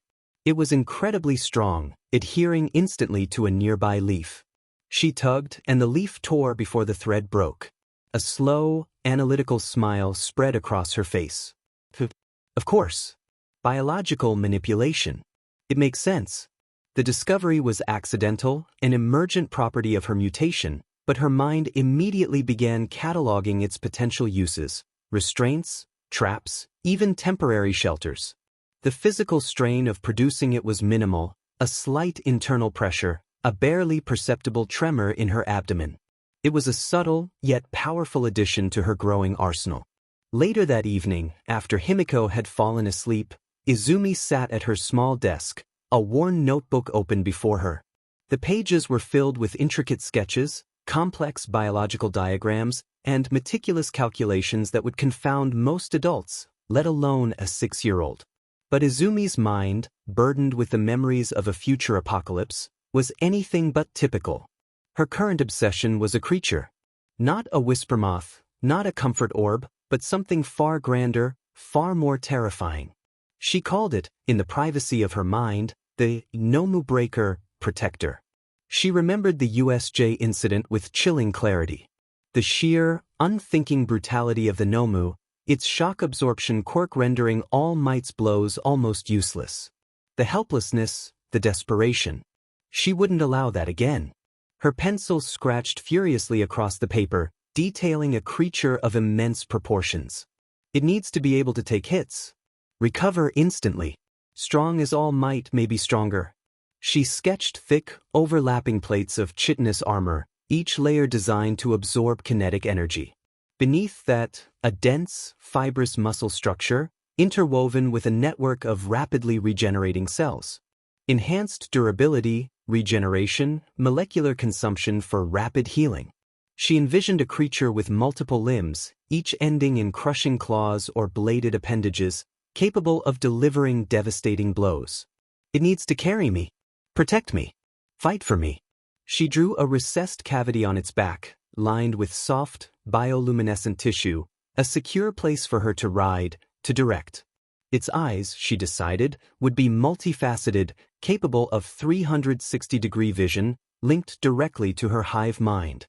Its internal temperature would be high, its blood acidic, a deterrent to anything that dared to breach its defenses. The mental strain of conceptualizing such a complex organism was immense. Her head throbbed, a dull ache behind her 6 eyes. She could feel the faint, phantom stirrings of its yin within her, a deep, unsettling pressure in her body, even though it was only a blueprint in her mind. It was a creature that would demand a colossal caloric intake, a massive expenditure of her own biological resources.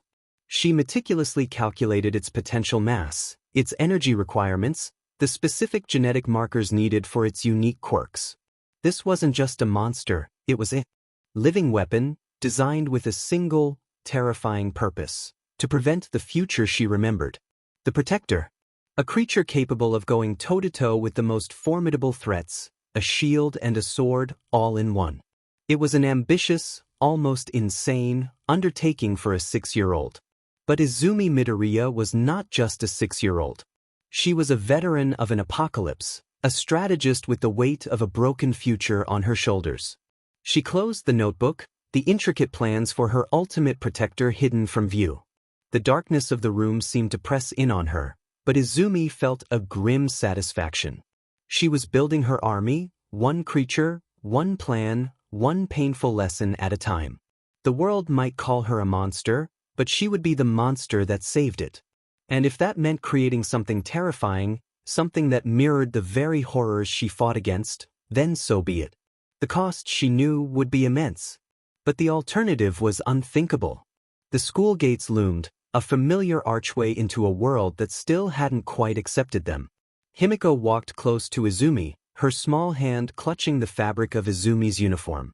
The whispers started the moment they stepped onto the grounds, a low, insidious hum that followed them like a shadow. "That's the toga girl," someone hissed. "The one who got beat up." Another voice, louder, bolder, added, "And the Midoriya freak. Look at her eyes." Izumi's 6 eyes scanned the crowd, her razor tail twitching almost imperceptibly beneath her skirt. She felt the fear radiating from Himiko, a cold knot in her stomach that mirrored the girl's own terror. The Shadow Keeper, invisible to all but Himiko, pulsed faintly around her, a small comfort against the barrage of stares and hushed judgments. Izumi's enhanced hearing picked up every cruel word, every snicker, every fearful gasp. Her scales, usually a subtle shimmer, felt tight against her skin. Then, a familiar, explosive voice cut through the din, "And the bloodsucker." Katsuki Bakugo stomped towards them, his hands already sparking with miniature explosions. He was the same age as them, but his rage, honed by years of unchallenged dominance, was a palpable force. His eyes, usually narrowed in contempt, were wide with a furious disgust as they raked over Izumi's 4 arms, her 6 eyes, and the way Himiko clung to her. "What are you 2 freaks doing back here?" he snarled, stopping just a few feet away. "Thought they'd finally lock you up, Deku? You look even more like a monster than before." His gaze flicked to Himiko, a sneer twisting his lips. "And you, blood bitch? Still looking like you crawled out of a sewer. Heard your parents finally got sick of your villain quirk." Himiko flinched, her grip tightening on Izumi's uniform. The Shadow Keeper's golden lights flickered with agitation. The other children, a silent, gaping audience, took a collective step back, their fear now mixed with morbid curiosity. "Leave her alone, Bakugo," Izumi said, her voice low, a dangerous rumble that seemed to vibrate through the ground.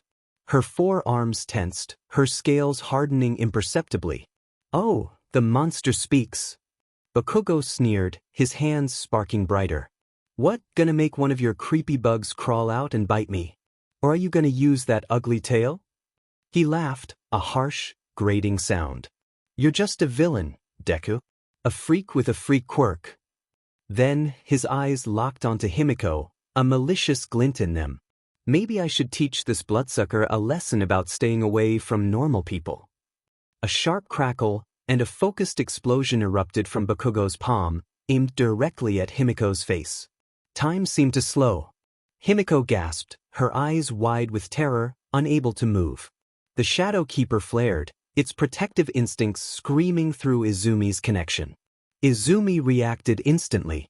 Her 4 arms shot out, 2 pushing Himiko violently behind her, 2 others crossing in front of her face, her scaled forearms intercepting the blast. The explosion hit with a concussive force, a sickening thwack that echoed in the sudden silence. Smoke billowed, momentarily obscuring Izumi. A collective gasp rose from the onlookers. When the smoke cleared, Izumi stood unmoving, her 4 arms still crossed. Her scales, usually a deep emerald, were scorched black where the explosion had hit, and a faint, acrid smell of burnt chitin hung in the air. Her upper pair of eyes, usually calm, blazed with a cold, primal fury. The force of the blast had pushed her back a step, but she hadn't fallen. Her enhanced durability had absorbed the brunt of it, but the impact still vibrated through her bones, a dull ache that fueled her rage. "You want to hurt her?"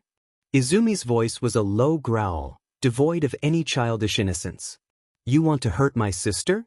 Before Bakugo could respond, Izumi's razor tail lashed out. It moved with a speed that defied human perception, a blur of scaled muscle and sharpened chitin. It wasn't aimed to maim, but to incapacitate, to deliver a message. The thick, powerful tail whipped around Bakugo's legs, not cutting, but striking with the force of a steel beam. Whump! Bakugo's eyes widened in shock, the explosion in his hands sputtering out. He stumbled, his legs swept out from under him, and he landed hard on his back with a grunt, the wind knocked out of him. His head hit the pavement with a sickening thud. The crowd of children gasped again, a mixture of fear and stunned silence. No one had ever seen Bakugo knocked down, let alone by a girl. Izumi didn't wait. Her tail retracted, coiling protectively around Himiko, who was now staring at Izumi with a mixture of terror and awe. Izumi took a step forward, her 6 eyes fixed on the prone Bakugo. Her scales, still smoking faintly, seemed to ripple with barely contained power. Bakugo lay there for a moment, stunned, then scrambled to his feet, his face contorted in a mask of pure, unadulterated fury. He clutched his head, a small trickle of blood appearing at his temple where he'd hit the ground. "You villain!" he shrieked, his voice raw with rage and humiliation. "You monster! You actually attacked me. Just like a real villain." He pointed a trembling, sparking finger at Izumi. "You're a freak, a disgusting, 6-eyed monster. And that bloodsucker is just like you." Izumi merely stared, her expression unyielding. The words, meant to wound, bounced off her, replaced by a cold resolve. She had seen true villains, had fought them, had died fighting them. Bakugo was a bully, a child blinded by his own power and prejudice. "But protect what's mine," Izumi stated, her voice flat, devoid of emotion. "And Himiko is mine." Himiko, still trembling, looked up at Izumi. The fear in her eyes was slowly being replaced by something else, a fierce, unwavering loyalty. The Shadow Keeper pulsed, its golden lights shining brighter, reflecting the profound shift in Himiko's emotional state. The other children scattered, their whispers turning into panicked shouts as they ran to find a teacher. Bakugo, his face a mask of furious tears and humiliation, glared at Izumi one last time, his hands sparking wildly, before turning and storming away, leaving a faint scent of ozone and burnt sugar in his wake. Izumi watched him go, her forearms slowly unclenching. The ache in her forearms was a dull throb, a reminder of the blast. She felt a slight tremor run through her body, the lingering effects of adrenaline and the exertion. It was a small price to pay. She turned to Himiko, her 6 eyes softening slightly. "Are you okay?" Himiko nodded, her voice a barely audible whisper. "You saved me." Izumi simply squeezed her hand. "Always." The school bell, which had rung moments before, now seemed to echo in the sudden quiet. A moment later, Ms. Hayashi, their homeroom teacher, rushed onto the scene, her face a mask of concern. She took in the scattered children, the faint smell of ozone, and the 2 girls standing defiantly in the center of the schoolyard. "Izumi! Himiko! What happened here?" Ms. Hayashi demanded, her eyes scanning for injuries. She noticed the scorched marks on Izumi's forearms, the slight tremor in her stance, and the way Himiko clung to her. "Bakugo attacked Himiko," Izumi stated, her voice calm, devoid of accusation, simply stating facts. "I protected her." Ms. Hayashi's eyes widened slightly. She knew Bakugo's temper and Izumi's protective instincts. "And Bakugo? Where is he?" "He ran off," Himiko whispered, her voice still shaky. "He hit his head when Izumi defended me." Ms. Hayashi sighed, rubbing her temples. "This was going to be a headache. Come with me, both of you." To the principal's office. As they walked, the few remaining children stared, their expressions a mix of fear and grudging respect. Izumi Midoriya, the freak, with the villain quirk, had just put Bakugo in his place. The whispers followed them, but they were different now. Less mocking, more wary. In the principal's office, the air was thick with tension.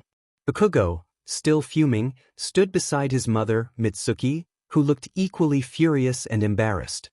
His head had a small bandage, and his glare at Izumi was pure venom. "She attacked me!" Bakugo shrieked, pointing a trembling finger at Izumi. "That monster used her tail. She's a villain." "Katsuki, calm down." Mitsuki snapped, though her eyes held a similar accusation as they landed on Izumi's 4 arms and 6 eyes. Izumi remained silent, letting Ms. Hayashi explain what she'd pieced together. When it was her turn, she spoke with a quiet authority that belied her age. Bakugo aimed an explosion at Himiko's face. "I intercepted it. Then I used my tail to disarm him, to prevent further harm. I did not intend to injure him, only to stop his attack." "Disarm him?" Mitsuki scoffed. "You knocked him flat. You're a menace, Midoriya. Your quirk is dangerous." "My quirk is for protection," Izumi countered, her voice unwavering.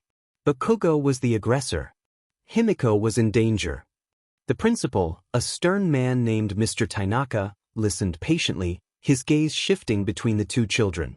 He knew the history, the constant complaints about Bakugo's bullying, and the growing unease surrounding Izumi's mutations. He also knew the recent, hushed reports about Himiko Toga's home life. "Katsuki, is it true you aimed an explosion at Himiko's face?" Mr. Tainaka asked, his voice firm. Bakugo bristled, his cheeks reddening. "She's a freak. And Deku's a monster. They deserve it." Mitsuki winced, pulling her son closer. "Katsuki." "Regardless of your feelings, Katsuki," Mr. Tainaka continued, "physical aggression is unacceptable. And aiming a quirk at another student's face is a serious offense." He turned to Izumi. "Izumi, while your intent was to protect, the use of your quirk, particularly your tail, was excessive." "He was attacking my sister," Izumi repeated, her 6 eyes holding his gaze. "I will always protect her." The principal sighed. He couldn't deny the truth of Izumi's words, nor the clear danger Himiko had been in. But the optics of a student with a monstrous quirk physically overpowering another, even a bully, were problematic. In the end, Bakugo received a suspension for quirk misuse and aggression.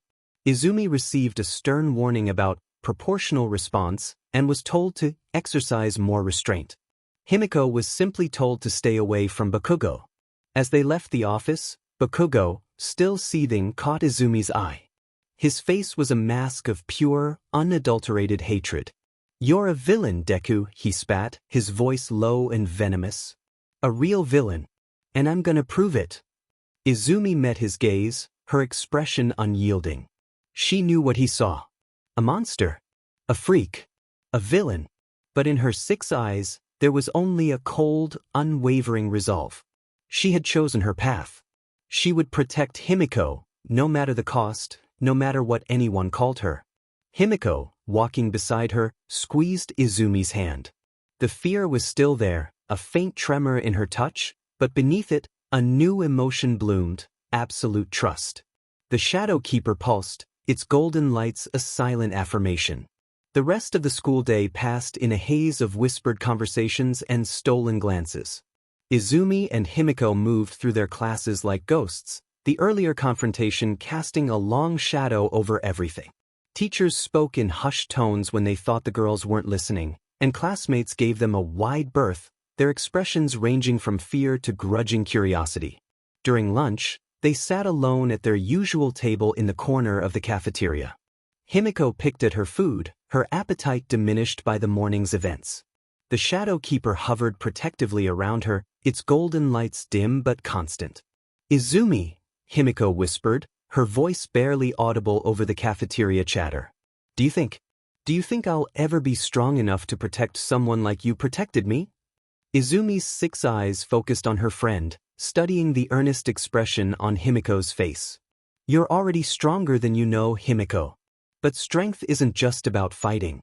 "But you fought for me," Himiko insisted, her golden eyes shining with unshed tears. "You stood up to Bakugo when no one else would. You saved me." Izumi reached across the table with one of her forearms, gently squeezing Himiko's hand.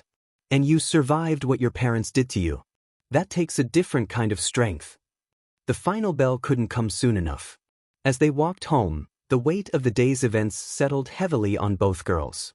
Izumi's forearms still ached where Bakugo's explosion had hit, the scorched scales a visible reminder of the confrontation. Himiko walked close beside her, occasionally glancing up at Izumi with an expression of awe and determination. Inko was waiting for them when they arrived home, her face creased with worry. The school had called, of course, and she'd spent the afternoon pacing the apartment, her mind racing with concern for both girls.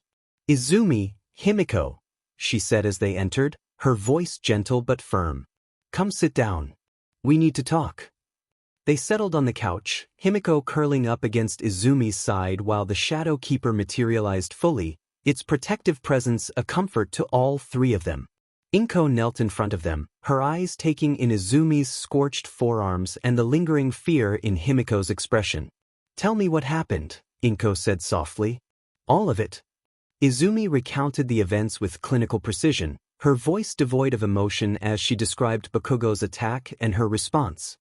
Himiko added details here and there, her voice trembling as she spoke about the explosion aimed at her face. When they finished, Inko was quiet for a long moment, her hands clenched in her lap. When she finally spoke, her voice was thick with emotion. "I'm proud of you, Izumi," she said, reaching out to gently touch her daughter's scorched scales. "You protected your sister. But I'm also worried. This could escalate." "I know," Izumi replied, her 6 eyes meeting Inko's. "But I won't let anyone hurt her." Inko nodded, understanding the fierce protectiveness in her daughter's voice. She'd seen it before, the way Izumi's entire being seemed to shift when Himiko was threatened. It was both beautiful and terrifying. "I need to make a phone call," Inko said, standing. "Mitsuki and we need to talk." The phone rang 3 times before Mitsuki Bakugo's familiar voice answered, sharp and irritated. "What, Inko? If you're calling to lecture me about my brat, save it. Your monster daughter." "Mitsuki." Inko's voice cut through her friend's tirade, quiet but firm. "Stop." There was a pause on the other end of the line. Mitsuki and Inko had been friends since their school days, their bond forged through years of shared experiences and mutual support. But lately, that friendship had been strained by their children's conflicts. "Your son aimed an explosion at a 6-year-old girl's face," Inko continued, her voice steady despite the anger simmering beneath the surface. "A girl who's been through hell, Mitsuki. A girl who's finally found safety in our home." "She's a freak, Inko," Mitsuki snapped. "That toga girl with her blood quirk and your daughter with those mutations. They're not normal." "Normal?" Inko's voice rose slightly, a rare display of anger. "Himiko is a child who was beaten nearly to death by her own parents. Izumi is a girl who's never hurt anyone who didn't threaten someone she loves. And your son? Your normal son just tried to burn a little girl's face off." The silence stretched between them, heavy with years of friendship and growing resentment. "Katsuki is. He's struggling," Mitsuki said finally, her voice quieter. "He doesn't understand why some people get powerful quirks and others get nothing. He's angry." "Being angry doesn't give him the right to hurt people," Inko replied. "And it doesn't give you the right to call my daughters monsters." "Daughters?" Mitsuki's voice was sharp with surprise. "You're really going through with the adoption?" "Himiko is my daughter in every way that matters," Inko said firmly. "And if Katsuki can't learn to control himself, to treat others with basic human decency, then maybe you need to reconsider how you're raising him." The conversation ended shortly after, both women hanging up with more questions than answers. Inko stood in the kitchen for a long moment, her hands shaking slightly as she processed the conversation. Her friendship with Mitsuki might not survive this, but her daughter's safety was more important than any relationship. That evening, as Inko prepared dinner, Himiko approached Izumi with a determined expression. They were in Izumi's room, the door closed for privacy. Himiko sat on the edge of the bed, her hands clasped tightly in her lap.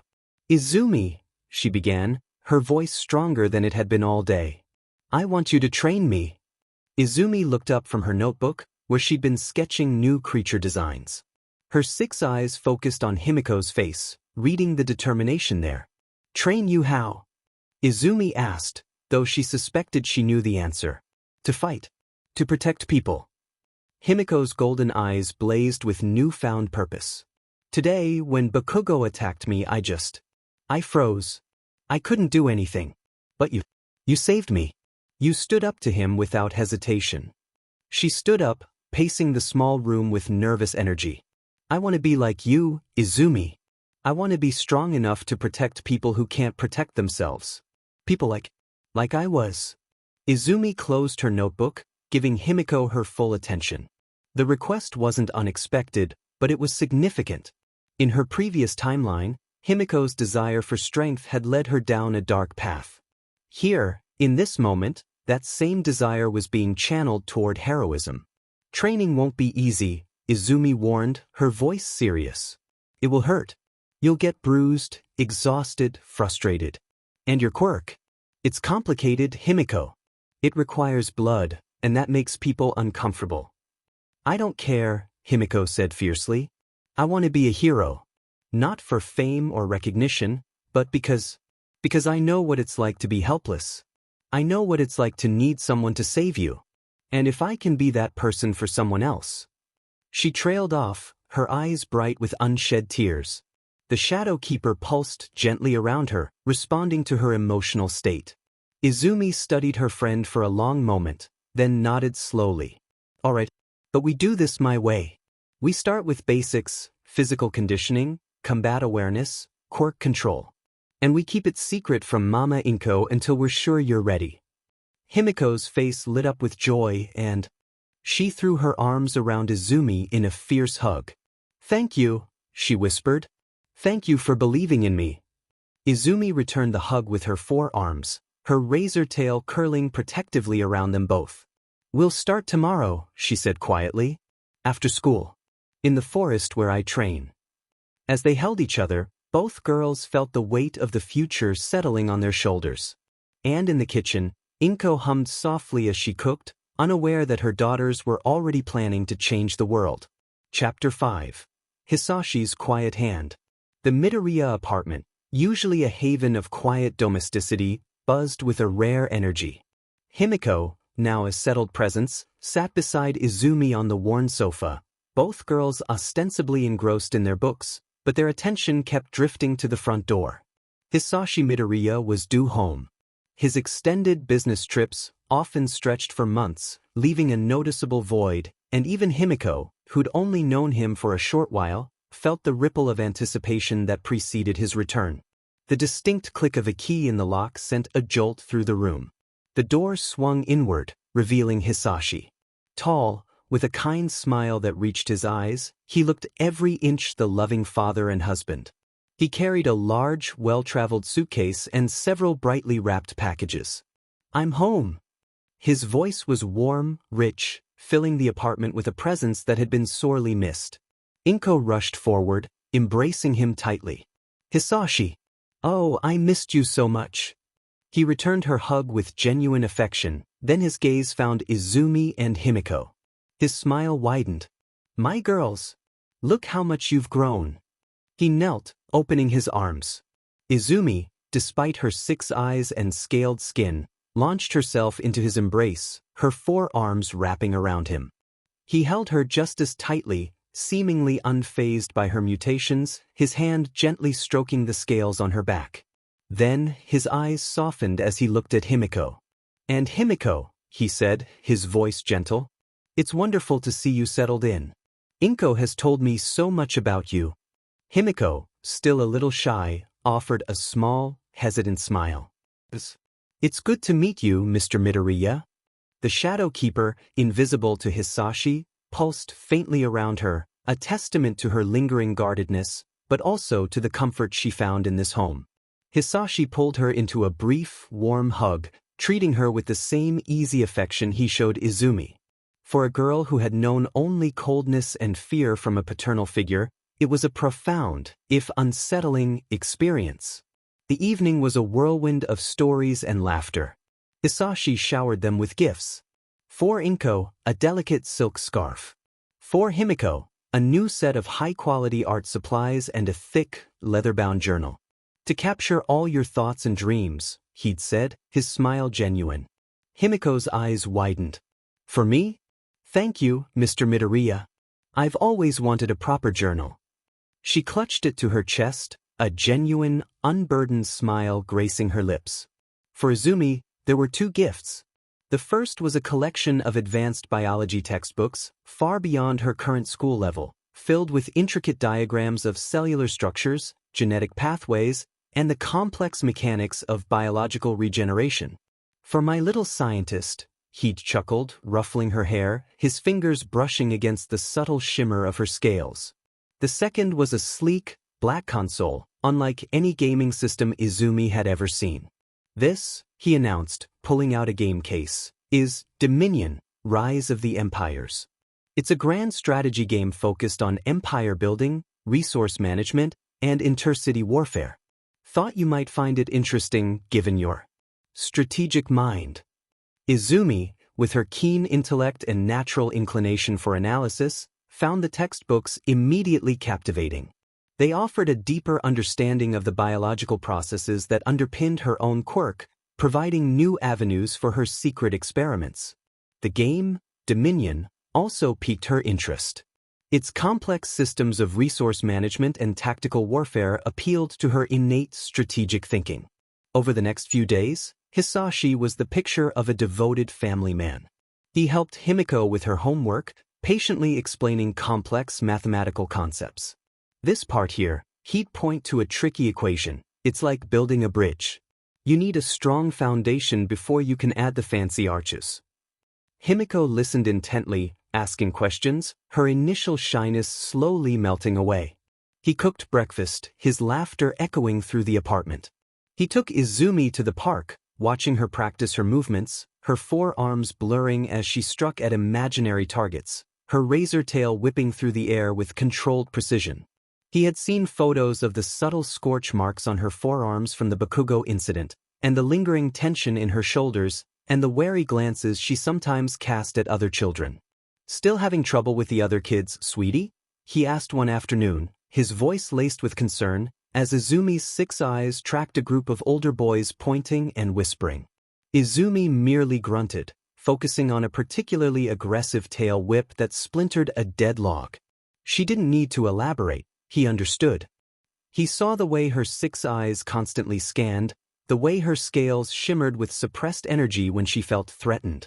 He saw the monster the world saw, but to him, it was simply his daughter. Later that week, Inko received a call from the school. Mrs. Midoriya, I just wanted to inform you about a new initiative we're launching, Ms. Hayashi, their homeroom teacher, explained, her voice unusually enthusiastic. A quirk diversity and acceptance program. We've received a very generous anonymous donation to fund workshops, educational materials, and even a new counseling service for students struggling with quirk-related prejudice. Inko beamed, thanking Ms. Hayashi profusely. That's wonderful news, she exclaimed, hanging up the phone. Can you believe it, girls? Someone actually cares enough to help. Himiko looked up from her journal. That's really nice. Maybe people won't be so mean about quirks anymore. Izumi, listening from the kitchen, simply noted the timing. The new program, the sudden decrease in overt bullying, it was a welcome change. Hisashi, meanwhile, continued to be the attentive father. One evening, Izumi found him in her room, examining her biology textbooks. Fascinating stuff, isn't it? He mused, tracing a diagram of a complex protein. The human body is truly a marvel. Imagine the possibilities if one could optimize its functions. He paused, then looked at Izumi, his gaze lingering on her forearms. I've been reading up on some cutting-edge nutritional science.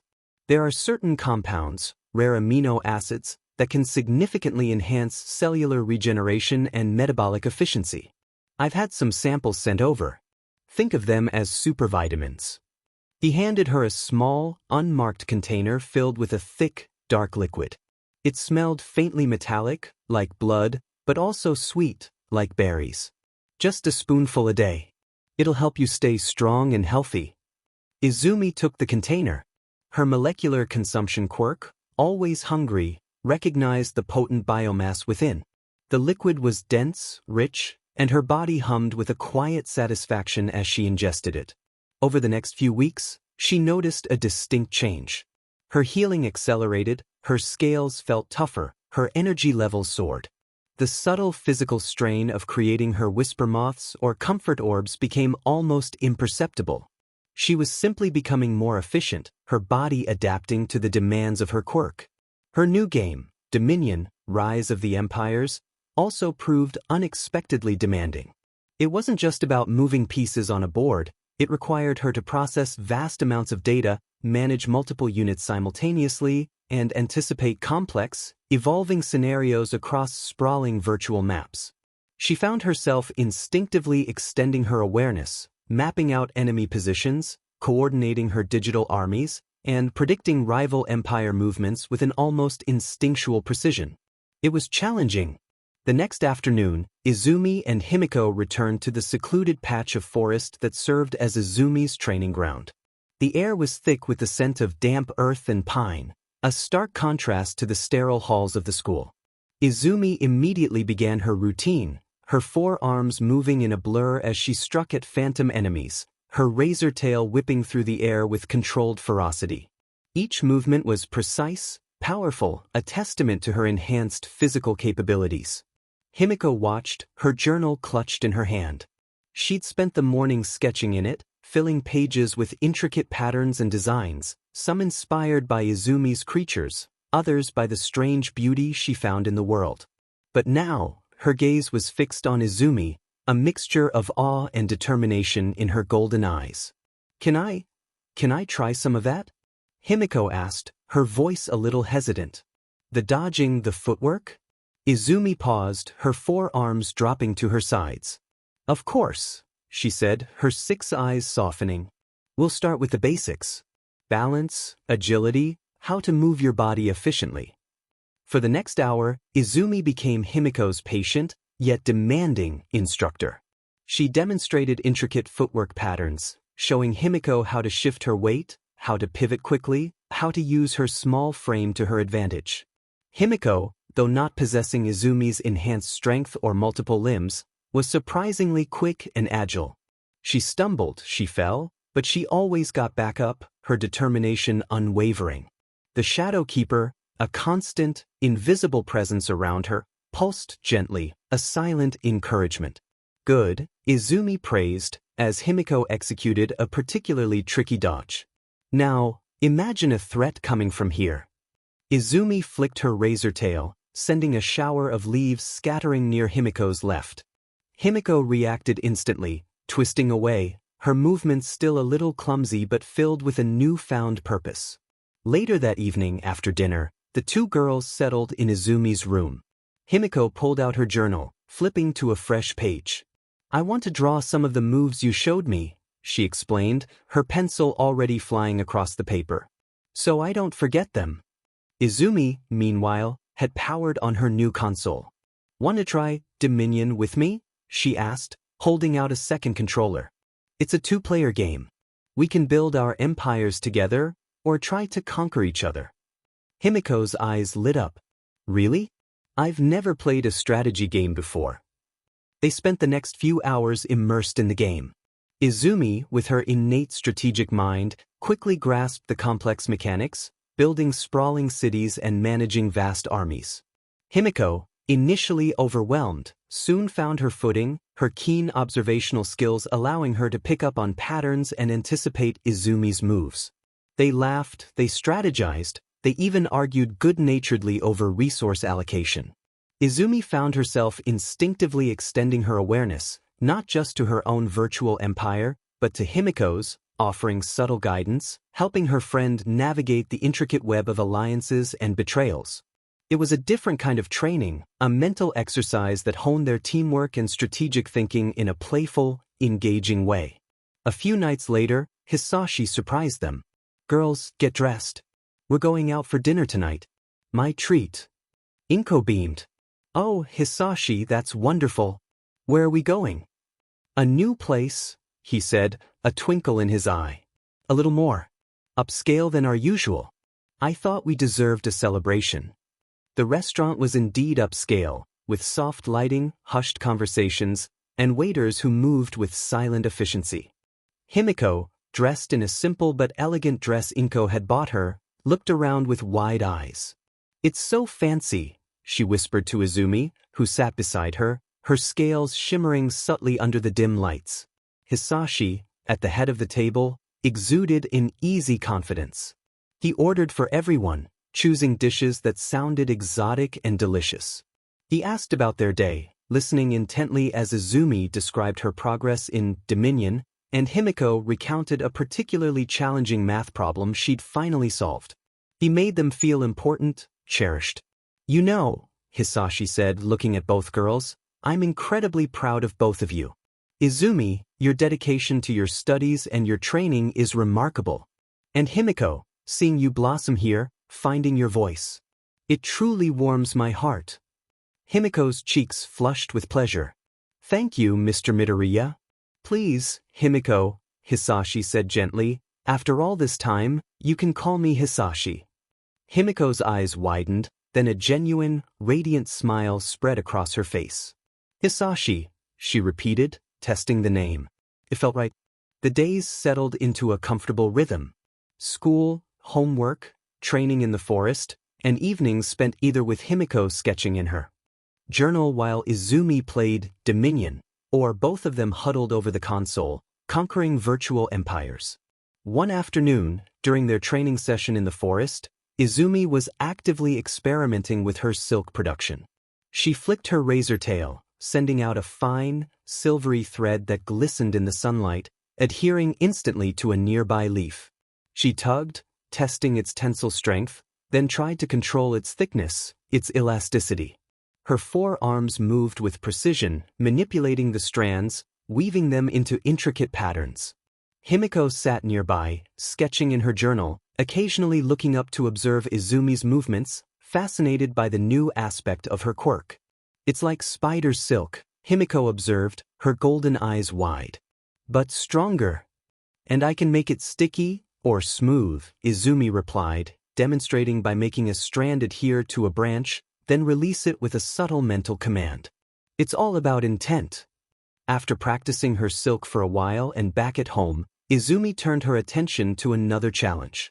She had been thinking about the Shadow Keeper, about how much energy it had taken to create, and the physical toll it had exacted. She wanted to be able to create more, faster, and to control them with greater precision. She wanted to see how many she could manage at once. She focused, drawing on the deep well of biomass within her. Her abdomen began to distend, a familiar pressure building, but this time she was a little more ready for it. She gritted her teeth, her 6 eyes squeezing shut in concentration. The stretching sensation intensified, her skin pulling taut, the faint metallic scent of her quirk filling the air. A low groan escaped her lips as her body strained. Her scales rippled, and a faint bioluminescent glow pulsed beneath her skin. The pressure became almost unbearable, a tearing sensation deep within her. She felt a wet, visceral expulsion, not one, but several, then more. Her body convulsed, a ragged cry escaping her throat as the process continued, her abdomen expanding and contracting with violent force. Her eyes snapped open. Her abdomen was a mess of torn, stretched flesh, but it was already knitting itself back together, the accelerated healing working furiously. Around her, the room was filled with dozens of shadow keepers. They pulsed with soft golden light, swirling around her like a living constellation, their forms shifting and flowing. Izumi? What was that noise? Inko's voice came from the hallway, laced with concern. Before Izumi could respond, the door burst open. Inko stood there, her eyes wide with alarm, then her gaze fell upon the swirling mass of glowing creatures. Hisashi was right behind her, his expression unreadable, but his eyes immediately took in Izumi's still healing abdomen and the sheer number of creatures. Himiko pushed past them, her golden eyes fixed on the spectacle. Izumi, are you okay? Himiko cried, rushing to her side. What happened? I made them, Izumi gasped, her voice strained. Her body felt drained, exhausted, but a strange exhilaration coursed through her. Inko, seeing the raw, healing flesh on Izumi's stomach, gasped. Izumi! Your stomach! What have you done? She rushed forward, her hands hovering, unsure how to help. Hisashi, however, remained calm. He stepped into the room, his gaze sweeping over the multitude of creatures. Incredible, he murmured, a hint of awe in his voice. Such a rapid generation. But you've overexerted yourself, my dear. Izumi tried to focus on the creatures. All right, all of you, she commanded, her voice weak. Form a line. Over there. She pointed to the far wall. This time, the Shadow Keepers obeyed. With a collective ripple, they flowed towards the wall, arranging themselves into a neat, glowing line. But as they complied, an overwhelming flood of sensory input crashed into Izumi's mind. She was seeing her room from a dozen different angles at once. The dust motes dancing in the sunlight, the intricate patterns on the wallpaper, the subtle imperfections in the ceiling. Every detail, every shadow, every shift in air current, all simultaneously. The sheer volume of information was deafening, blinding. A sharp, searing pain lanced through her head. Her 6 eyes, already wide, began to bleed, thin trickles of crimson running down her scaled cheeks, mingling with the faint bioluminescent glow. She screamed, clutching her head with 2 of her 4 arms, the other 2 flailing wildly. Too many, she shrieked, the words tearing from her throat. I can't process it all. Hisashi's eyes widened at the sight of her bleeding eyes. He moved quickly, his voice sharp. Izumi, release them. Focus on yourself. As her concentration shattered, the Shadow Keepers, sensing her distress, immediately broke formation. Instead of dissipating, they flowed back towards her, their forms swirling around her like a protective cocoon. Their golden lights pulsed faster, and Izumi felt a strange sensation as they seemed to press against her, their incorporeal forms offering a bizarre, comforting pressure. The overwhelming sensory input receded, replaced by a dull throb behind her eyes. The bleeding slowed, then stopped, her accelerated healing already working to repair the damage. Inko, still pale, helped Izumi to her bed. You need to rest, sweetie. That was quite a display. She gently wiped the blood from Izumi's face, her hands trembling. Himiko, however, was fascinated. They're so cool, Izumi. Even if they made your eyes bleed, they were amazing. She looked at the remaining Shadow Keepers, which were now gently swirling around Izumi, their golden lights dimming to a soft, reassuring glow. Can I try to talk to them? Izumi, exhausted but already planning her next training session, managed a weak smile. Go ahead. They might listen to you better than me right now. Hisashi watched the scene unfold, a subtle, knowing glint in his eyes.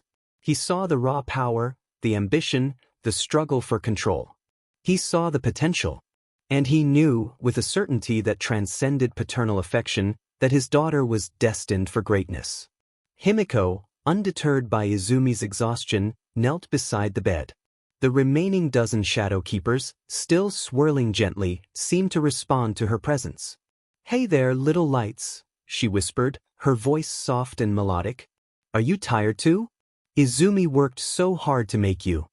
As she spoke, a strange phenomenon occurred.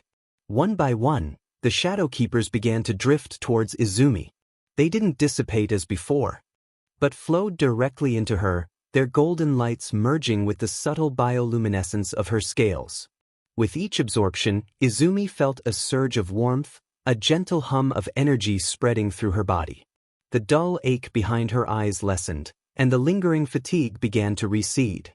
The torn flesh on her abdomen, already mostly healed, smoothed over completely, leaving no trace of the recent trauma.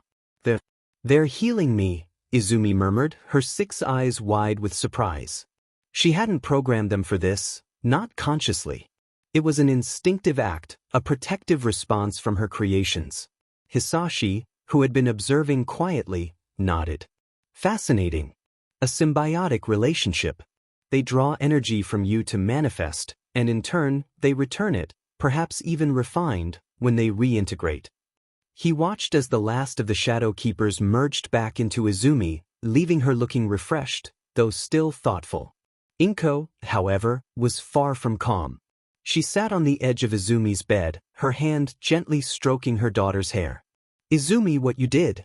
It scared me so much," she began, her voice trembling slightly. "Your stomach. It was bleeding so much. You could have seriously hurt yourself." Hisashi sat beside Inko, his expression serious. "Your mother is right, sweetie. Power is a wonderful thing, but it comes with immense responsibility. You must learn to understand your limits, and to respect the toll your quirk takes on your body. Pushing yourself to that extreme, especially without full control, is dangerous." Izumi looked down, her scales dimming slightly. "I know, Papa. Mama. I wanted to see how many I could make. I thought I could control them." "Wanting to understand your quirk is good, Izumi," Inko said, her voice softening. "But not at the cost of your own safety. We love you, and seeing you hurt like that, it's unbearable." "I won't do it again without understanding it better," Izumi promised, her 6 eyes filled with a new resolve. The memory of the overwhelming sensory flood, the searing pain behind her eyes, was a stark reminder of her lack of control. She needed to find a way to manage that, to process the information without being drowned by it. Over the next few days, Izumi pored over the advanced biology textbooks Hisashi had given her, searching for answers. Himiko often sat beside her, sketching in her journal, occasionally glancing at the complex diagrams. "What are you looking for, Izumi?" Himiko asked one afternoon, seeing Izumi frown at a page filled with intricate neural pathways. "I'm trying to understand how my quirk works," Izumi explained, tapping the page. "When I made all those Shadow Keepers, I could see through their eyes, but it was too much. Like trying to listen to 100 people talking at once, all inside my head." Himiko's brow furrowed in thought. "So you want to make them talk one at a time? Or maybe make them whisper?" Izumi smiled faintly. "Something like that. I need to figure out how to organize all that information so my brain doesn't break." Hisashi, passing by the open door, paused. "Ah, the complexities of information processing," he mused, stepping into the room. "A common challenge in many fields, from business logistics to military strategy. Sometimes the solution isn't to silence the voices, but to build a better filter." He tapped a finger thoughtfully on one of Izumi's textbooks. "Have you considered distributed processing? Letting smaller units handle the initial filtering before sending the refined data to the central command."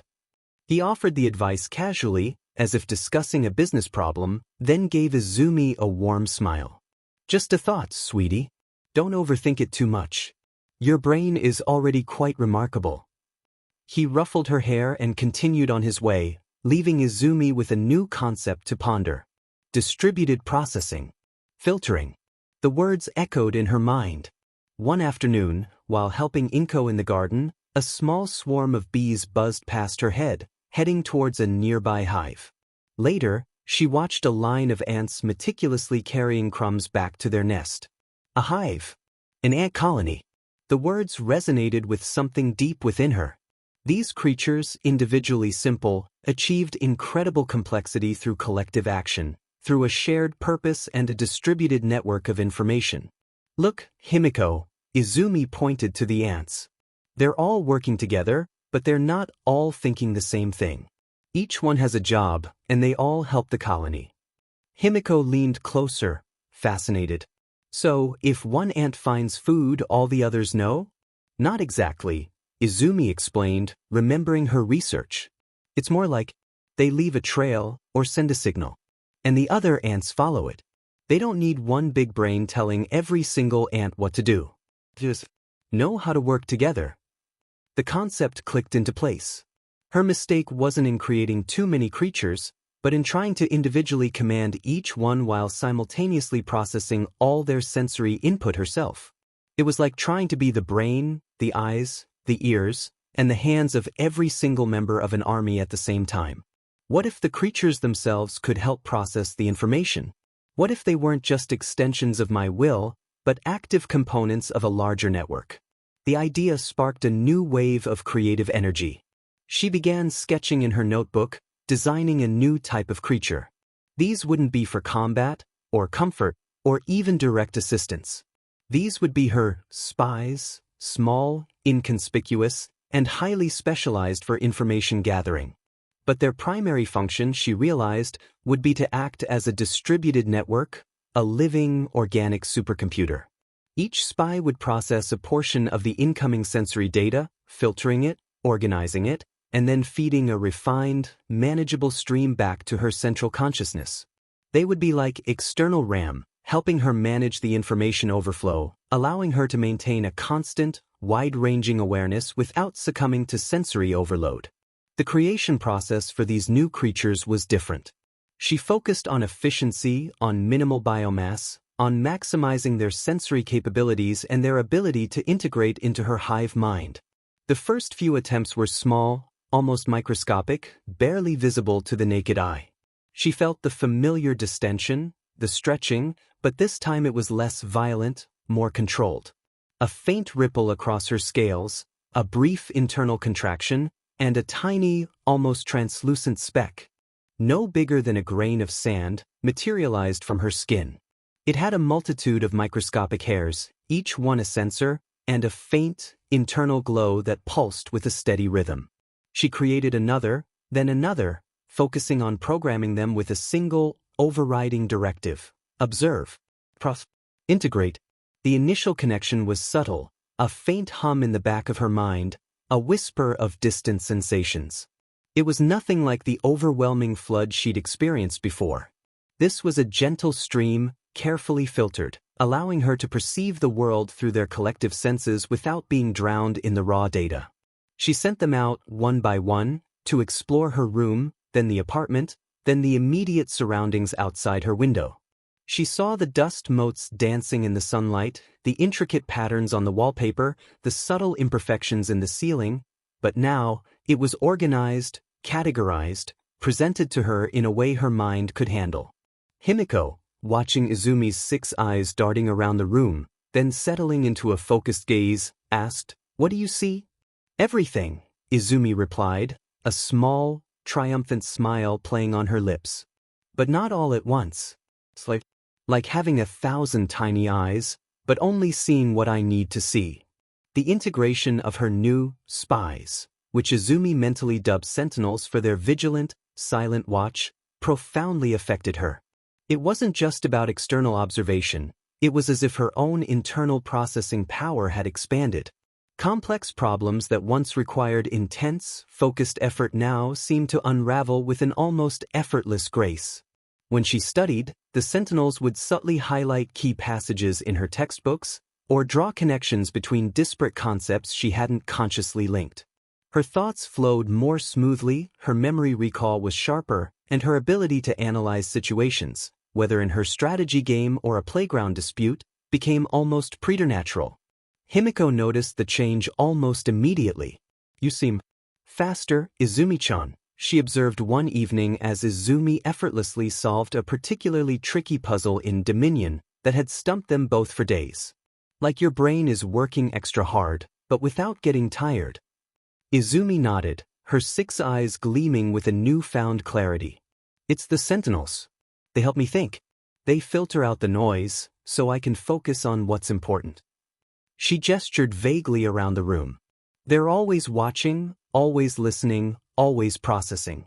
It's like having a super smart assistant for my brain." "That's amazing!" Himiko exclaimed, her own golden eyes wide with wonder. "So, if I'm trying to figure out how to draw something, could they help me see it better?" "Maybe," Izumi mused, a new idea sparking in her mind. "We could try. We could program some to focus on visual details, on light and shadow, on the subtle curves of things." The possibilities seemed endless.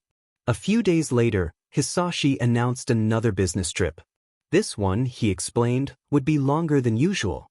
He would be gone for several months, perhaps even a year. Inko tried to put on a brave face, but Izumi could see the subtle tension in her mother's shoulders, the way her smile didn't quite reach her eyes.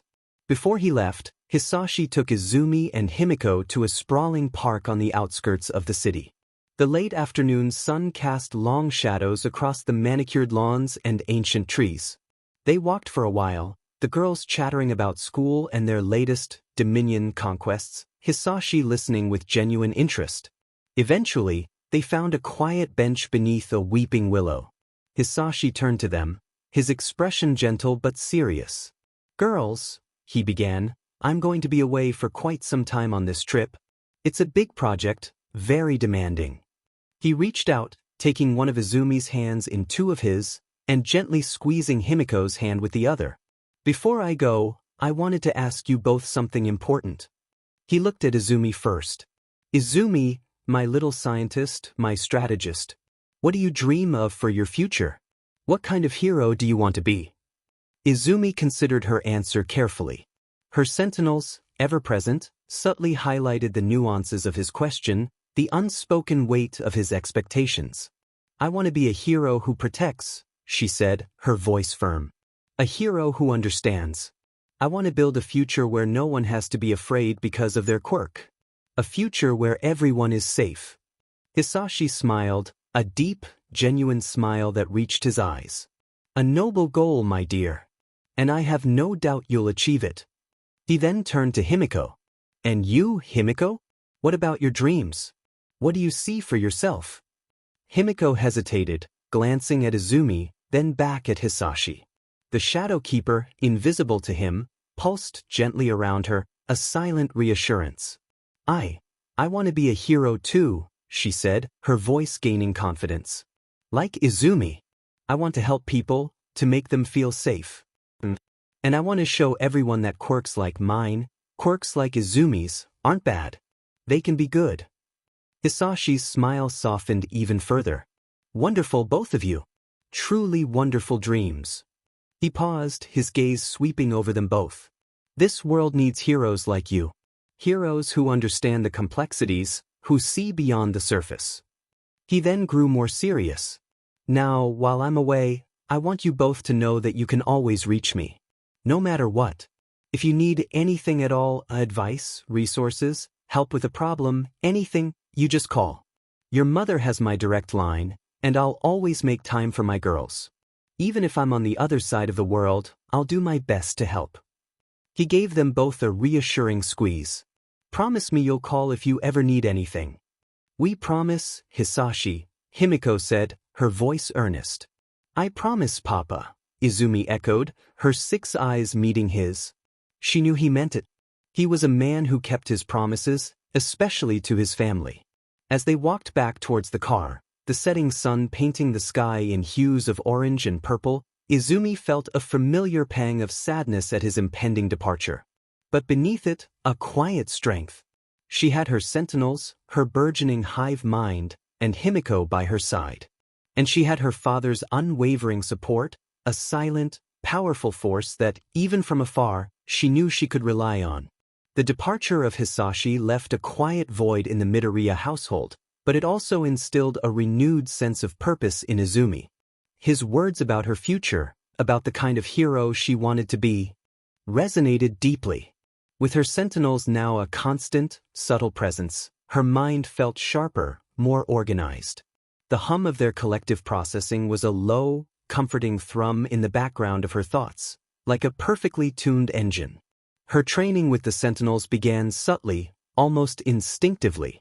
She started by sending them on reconnaissance missions within the apartment. A tiny, translucent speck would detach from her skin, almost invisible, and drift silently into the kitchen.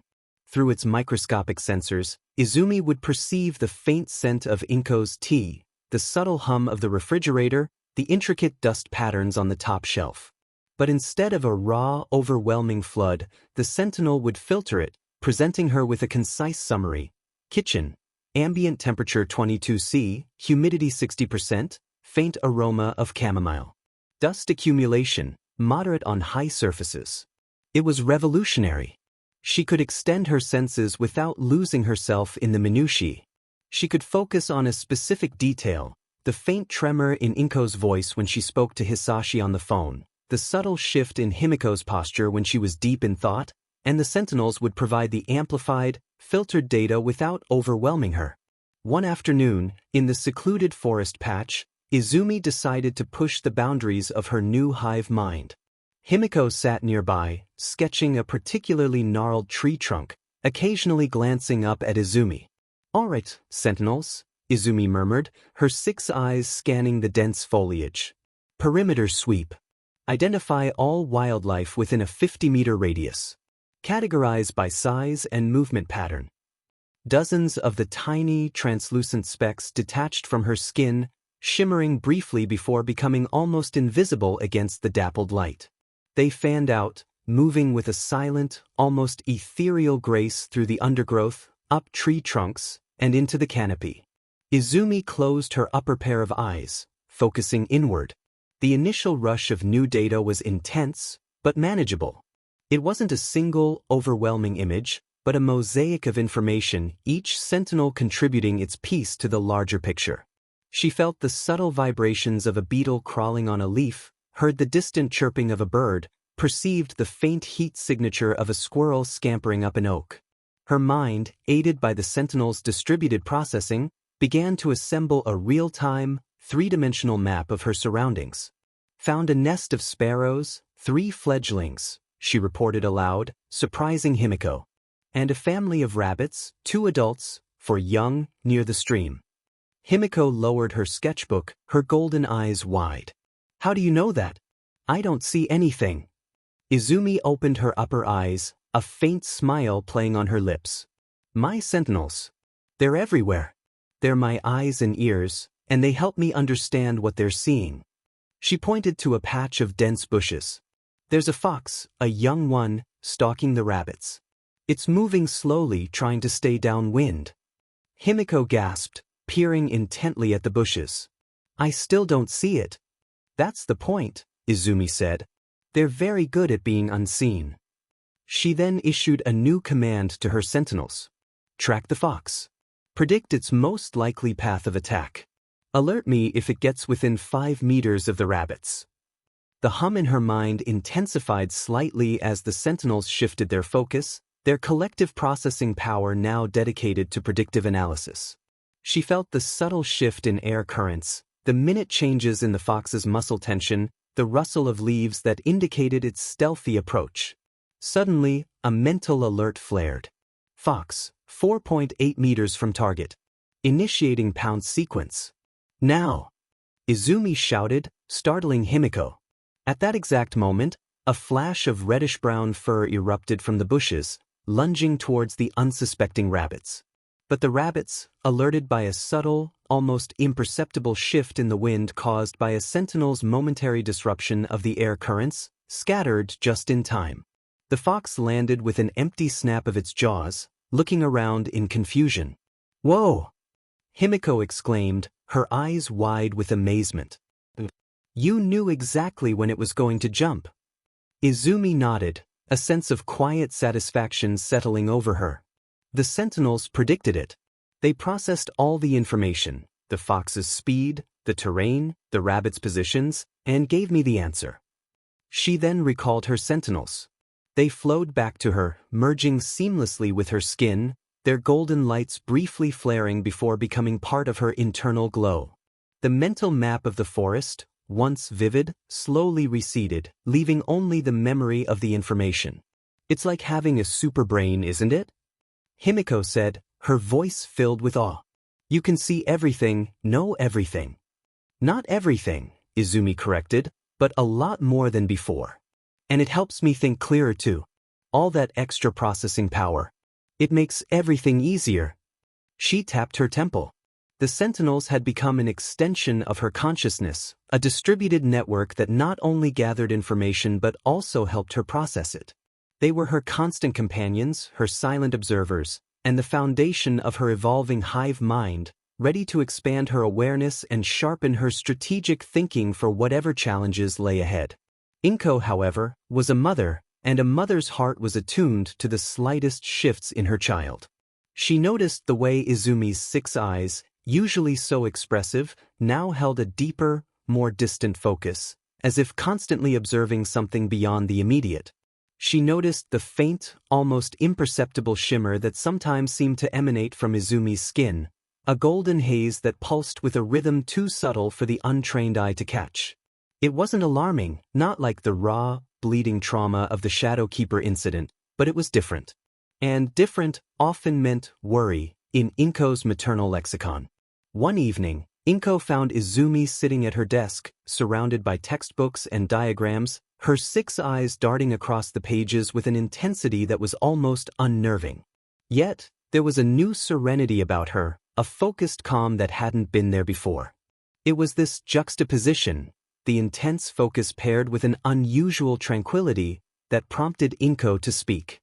"Izumi, dear?" Inko asked gently, stepping into the room, her voice soft enough not to startle. "Are you feeling all right? You've been so quiet lately, but also so incredibly busy. You're always reading, always thinking." Izumi looked up, her 6 eyes blinking, and the faint shimmer around her seemed to recede slightly, as if she were consciously dampening her quirk's ambient presence. "I'm fine, Mama. Better than fine, actually. I'm just working. There's so much to learn, so much to understand." Inko approached, her gaze lingering on the textbooks, which were filled with complex biological diagrams and intricate scientific notations that made her head spin. "You're studying so hard. I'm proud of you, truly. But please don't overdo it. After what happened with the Shadowkeepers." Her voice trailed off, a familiar knot of anxiety tightening in her stomach. The memory of Izumi's bleeding eyes and torn abdomen was still fresh and painful, a stark reminder of the dangers of her daughter's immense power. "I worry about you pushing yourself too far again, sweetie." Izumi reached out, taking her mother's hand with one of her forearms, her scaled skin surprisingly soft against Inko's. "I understand, Mama. And I promise, I'm being careful. This is different." She paused, choosing her words with the precision of a seasoned diplomat, trying to simplify concepts that were still new even to her. "Remember how I told you it was too much information, like too many voices in my head when I made all those creatures?" Inko nodded, her brow furrowed with concern, her thumb gently stroking Izumi's hand. "Yes, I remember. It sounded terrifying, Izumi."